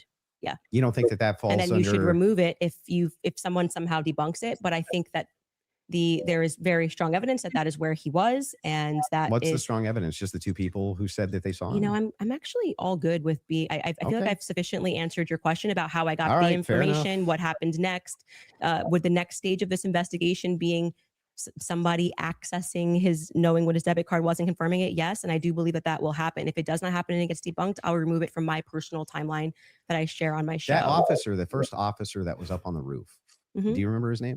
Officer Bagley. Yeah, what was his first name? Christopher. Christopher. When Christopher got up on the roof, you talk a lot about how his camera died. Well, he talked a lot about that during the Yeah, about his preliminary camera hearing. died. Yeah. Do you think that he planted that screwdriver up there? No, No. Who do you think planted it? if we're just going on am I allowed to have an opinion? Of course. At this stage, I would say that I don't buy his assertion on the stand that he didn't check to see if anybody went onto the rooftop before he got up there. I do think that it's possible. It's at least plausible that the screwdriver was planted. I don't believe him. What I can say strongly is that his cam died at just the right time. His body cam died at just the right time. I think that, as you were just grilling me about whether or not I had got the merchant receipt for a debit card, that kind of makes difficult that we just have to sort of trust that a screwdriver was found and we don't have any should be evidence of a police body cam. But like I said, you accept that stuff and then are like, did you call the merchant and get like, it just seems like you Well, I'm not adding hold, I'm like not I said, adding you this hold the to prosecution to Well, a wait the a state to second. a higher standard I'm than not you do to adding people. unconfirmed evidence to an official timeline that I'm putting out either. What do you mean official timeline? This is my Well, this is timeline. I made it at home. So then it would be official to your show. Sure. Yeah. Okay, great. So then your official timeline, Candace Owens' official timeline, Yeah. includes a steakhouse stop Mhm. that has not actually been confirmed at all. Well, yeah, it hasn't even been discussed by the prosecution, so it's not like you're debunking that it happened. Well, there's no evidence for it. There's no good evidence for it at all. There's no camera there. And the steakhouse receipt itself has never been confirmed to be Tyler Robinson's. I'm assuming this is just like a talking point they gave you, and you got to like keep pushing this, or like I've been 'cause following it very closely on X. the receipt. You weren't even following the charges of Tyler Robinson, but you really You wanted to think know. that I've been because- following it do you very think that closely on because- X. Wait, you think I'm calling owners of do you know steakhouses that- and having a wait, wait. conversation. You're following Convo Yeah, on X. I literally followed the entire trial or the preliminary live. I was live with an attorney. We covered all of it. You think because I have a momentary or lapse where I'm like, oh, it's murder? No, it's aggravated murder. Come on. You didn't know any of the That's charges. splitting you didn't. No, that's not hairs. splitting. It means you didn't follow the preliminary hearing at all. No, it doesn't Like mean you that don't at know all. any of That's the charges that are ridiculous. against him. When this is like getting literally to the crux, Oh, aggravated man, murder versus murder. It's ridiculous. a death sentence. And not only that, let's point this out. One of the major things here is that this is your official timeline. It's mine. Yes. Who else could it be? Who else? It would be Candace What's your Owens' issue? timeline. I just don't know What's what your his issue with issue is with my timeline. What's your issue with that? Well, so the issue is that the entirety of the evidence revolves around two people who claim that he was there and supposedly a receipt. There's supposedly a receipt where Tyler Robinson paid for his steak and his soft drink. No alcohol, right? No alcohol, right? You know nothing about the case. But anyway, this particular receipt, they could have called the merchant account, confirmed it, this type of thing. To date, this receipt has only the blurred information on it that would actually give you the information to confirm whose receipt it is. We have to date, nobody has confirmed that this was actually Tyler Robinson's receipt. And yet inside of Candace Owens' timeline, which she states over and over again, when she says, this is the longest 13 hours, this is 13 and a half hours, the requirement for about what, roughly 5.5 or 6 hours of that is that he went to the steakhouse. And that's not been confirmed at all. Not even a little bit. I feel like saying that I spoke to the owner of the steakhouse is me, like not just being on X looking at opinions, but actually doing the legwork. And that's why like I said, if you think this builds up a rapport with your audience and makes you seem like a serious person, we don't have to keep belaboring the point here. I feel like I've demonstrated that I did as much as I could to confirm this. When it came in, I spoke to the owner of the restaurant. Obviously took down everything he said, noted that there was, in fact, a receipt that he pulled. That receipt that was published is real. A debit card and a credit card was used. If for some reason somebody misidentified something down the line, or we find out it's a different Tyler Robinson, I'm happy to remove it from my timeline. But for right now, I think that there's enough under the Utah 1102 rule for me to keep it there. I don't really think we need to keep going into circles about this receipt. It's my timeline. I don't know why the 1102 rule would apply here for you. Because you were constantly cite things that are said in that courtroom that have less evidentiary support than me contacting and speaking with the owner of the restaurant. It's not like I dreamed it, as to use your expression. So it's in my timeline, and I'm going to keep it there if that's Sure, cool. you can keep whatever you Great. want there. I'm Okay. just saying that there's no evidence he was ever there. Okay, thank you. No hard evidence anyway. Yeah, I'm fine with closing. Okay, so the last thing we're going to do before we go into ad break, right after this will be final thoughts. I'll be asking both of you if anything on your opinion, thoughts changed on the case, and then we'll finish it up from there. So with that being said, a 3.5-minute break, and then we'll come back for final thoughts. All right. Right, you guys, if someone followed you everywhere that you went, recorded what you searched, and studied your habits, you'd call rate loan, giving you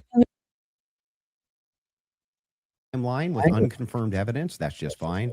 Hey, it's hearsay. If that's good enough for the state, it's good enough for me. But my biggest problem with the state is that they're admitting all this hearsay. It's like she's a contradiction machine. On top of all of this, the thing that I wanted to get out of this more than anything else was to just demonstrate one thing. Yes, it's true. I'm not perfect on the case. I'm not going to ever pretend that I am, and never did. But what has been made very clear to me is that there's nobody with an alternative theory that has any evidence for it at all. None. Zero. And the continuous kind of expression, we're running an investigation. What kind of investigation builds a timeline out on a receipt that they don't even confirm? What kind of investigation tries to make these bold claims that Israel's involved and France is involved and all these different players are involved and never shows any evidence? We're just asking questions. It's again, like I said, my opening, it's always intuition, my feelings, how I feel about things, how I think about things. Andrew, how many times did you hear this today? Andrew, you can't tell me how I'm supposed to think. Yeah, nobody's trying to tell you how to think. But you should rationally come to your conclusions based on evidence and facts. And the truth is that 90% of what you're saying is simply intuition based. It came to me in a dream. It's intuition. Almost none of it has any evidence at all. Just I'm skeptical because these people over here said things, and that makes me skeptical. It's like, but no evidence. Note this to the audience, to everybody watching. You might hate my guts. That's fair enough. I get that. I'm not the most likable man. I understand that too. But there was nothing. I mean, no evidence at all that Tyler Robinson was a patsy that was ever put forward by Candace this entire debate. Now, maybe you could say that we stalemated when it came to whether or not Robinson did it. She says, I found the evidence convincing. Unconvincing. Andrew says he found the evidence convincing. Okay, fair enough. Maybe you can't do too much about that, but there was nothing. She had nothing for Robinson being a patsy, nothing for any of her conspiracies, not a zero, zilch, and she backed away on a bunch of them. This is the first time I think she's ever really backed away from the Twigs thing. First time I've heard her back away from the Erica thing, back away from TPUSA, being very cautious about making any of those claims now, whereas on her show, much more likely to be making those claims. So she just had nothing the entire debate. Zero. Candace. Well, I think that is quite a conclusion. Admitting somewhere, maybe we stalemated. It probably signifies what I've been saying from the beginning, that you didn't feel that you were strong on the actual facts and the evidence, which I was willing to engage with you. I wanted to go over the screwdriver. I wanted to go over the towel, the things that you've mentioned, and you wanted to then move the conversation into a defense of Erica Kirk and her character, and what I've said about Erica, which is my opinion. And I have not edited that opinion after discussing with you.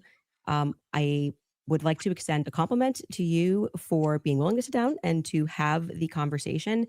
I still walk away feeling that the people who are jumping on the bandwagon about this case don't care about this case. They don't care about Erica Kirk. It tends to be follow that they take a meeting with Turning Point USA and they come out and suddenly have a lot of junk to say about Candace Owens. And I do want to also stress that Turning Point USA tried to pepper him with something as a surprise. He showed clips that were meant to be a surprise. I did no such thing. I stressed to PDD from the beginning that I was grateful he was taking this on and that I wanted this to be a clean debate because I believe I can win this on the merits. And I believe that I did win this fully on the merits by engaging the evidence of what has happened. I do still believe that there is more evidence which supports that there are more people involved and that Tyler Robinson has been set up, and that none of the evidence that was presented was in any way overwhelming, which is why I think you wanted to move to end that discussion quickly and to speak to me about France and to talk about this Panguitch receipt and my timeline. I want to remind people that a lot of the at-home investigators, which you were open to, as you called them, internet sleuths. I think it was on a show that you did right after Charlie was assassinated, that internet sleuths would solve this. This is the reason why Charlie, a year on, is still a conversation every single day trending on Twitter. I knew Charlie. I cared about Charlie. I care about finding out what the truth is here. My heart is in the right place. I think anybody who watches my show or even just watched this debate knows that if I get something wrong, I'll instantly correct it and own it. I'm not arrogant. I don't need to sit here and pretend that I didn't misspeak on the Lance thing. It hasn't been ruled out. But you saw that he just really wanted to hammer that point. Part of being a well-meaning person is to concede when you are wrong, to take something off a timeline when you know it's not right. And I would like to think that that is why I have earned the audience that continues to follow me, because they know my heart's in the right place, that I deeply cared about Charlie and I deeply care about the answers. I want to thank Andrew's team who are providing the fact checks. It's a very small room that they're in. I want to, as always, thank my team who worked really hard to make this happen and flip this set. And to you, PBD, just for being a great moderator. I think very fair, letting us both speak and making sure that Andrew got out of this what he wanted, which is a little more than what I wanted, but I'm very content with how I dealt with this. And I trust, I don't need to convince the audiences with the magic trick of what they need to think about this debate. They can watch it and draw their own conclusions. Beautiful. Fair from both of you. I think the audience won. And again, from the beginning, all of this is because of how much love and respect we have for Charlie Kirk, a great man that's no longer here with us. His 1-year anniversary is coming up here. I can't believe it's that quick that is here. The audience, I think you also won. If you did, support the Crucible, support the Candace Show, support the PBD podcast, subscribe to the channel. This is how you help these voices get out even more, especially going into future. When this happens, you want a lot of independent creators to have these types of discussions. And last but not least, the two of you, I respect you guys again for having this conversation. It is not easy to do so. Hopefully this will lead to more discussions. A lot of different things we talked about. I'm sure there will be a lot of follow-up. With that being said, take care, everybody. God bless. Have a great weekend. Bye.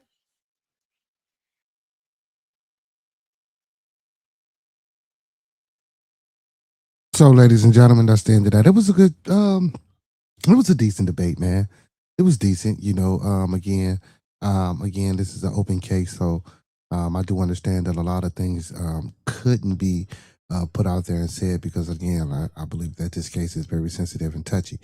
But listen, man, it was a great one. I still contend that she got out on him. Listen, even if she ain't got no proof or she ain't telling the truth, she sound better than what he did, man.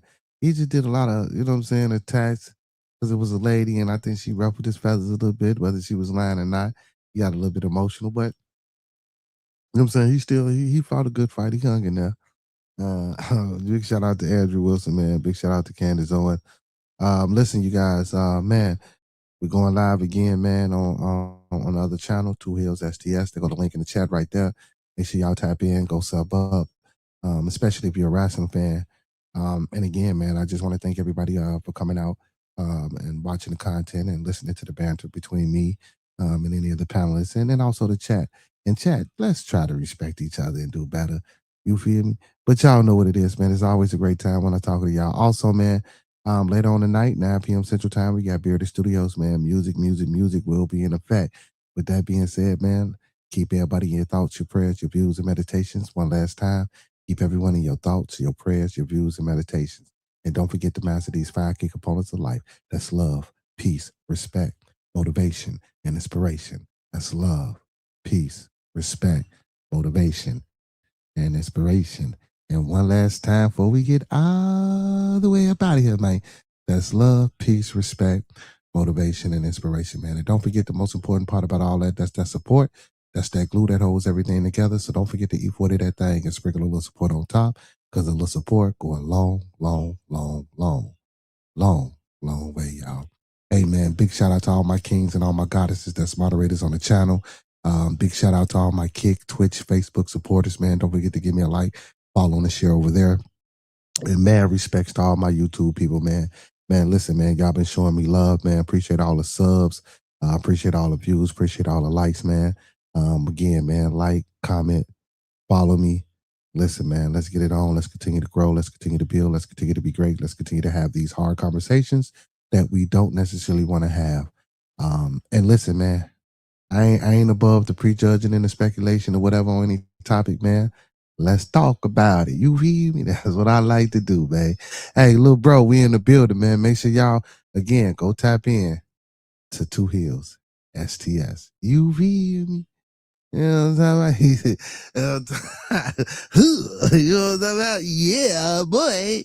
Nah, let me stop, man. But yeah, man, program over with, man. We coming live back in another 40 minutes here, man.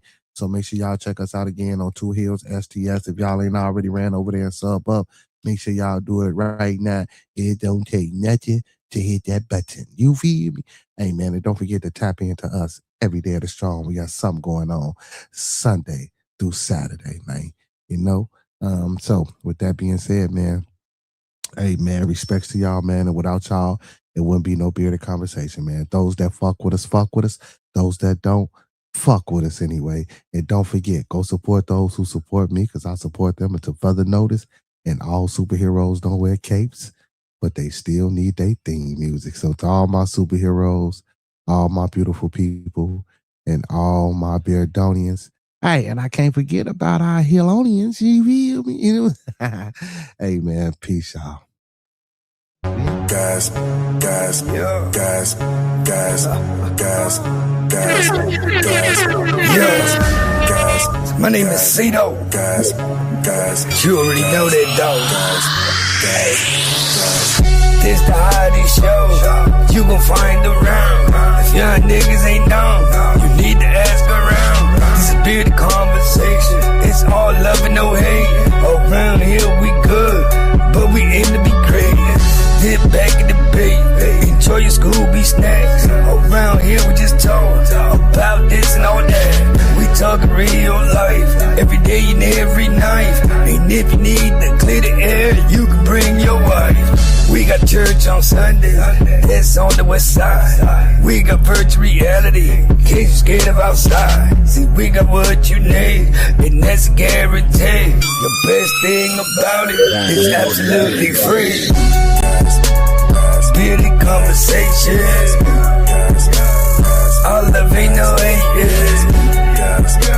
Enjoy Scooby snacks while we get back to the business. Don't matter if you black or white, who you think is wrong or who is right.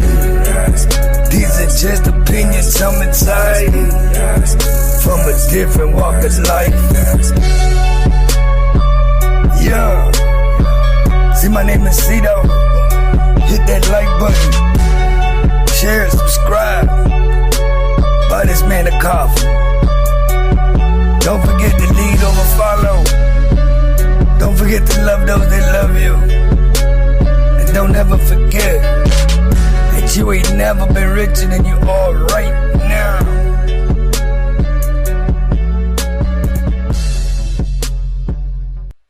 Like the video, man. Thumb up the video, man. Like the video, man. Thumb up the video, man. Like he said, you feed me. Hey, man, last thing before we go. Listen, y'all, when we come together, may we always meet on a level. Once we're in each other's presence, may we always be humble and plump. And when we leave each other's presence, may we always part on a square. Some more to be, some more to be, some more to be. So may it be, family. Peace, abundance, and love, y'all. Also, man, don't forget, tap in with one of them memberships, man. Make sure y'all go join one of them memberships. We got a 3-tier membership package. Also, don't forget to tune in tonight for Bearded Studios, man, 9 p.m. Central. And in about 30 minutes, man, we got Two Hills STS rolling out for all our wrestling fans, man. Make sure y'all tap in, tune in, and connect. You feel me? Hey, man, we out, y'all. Peace.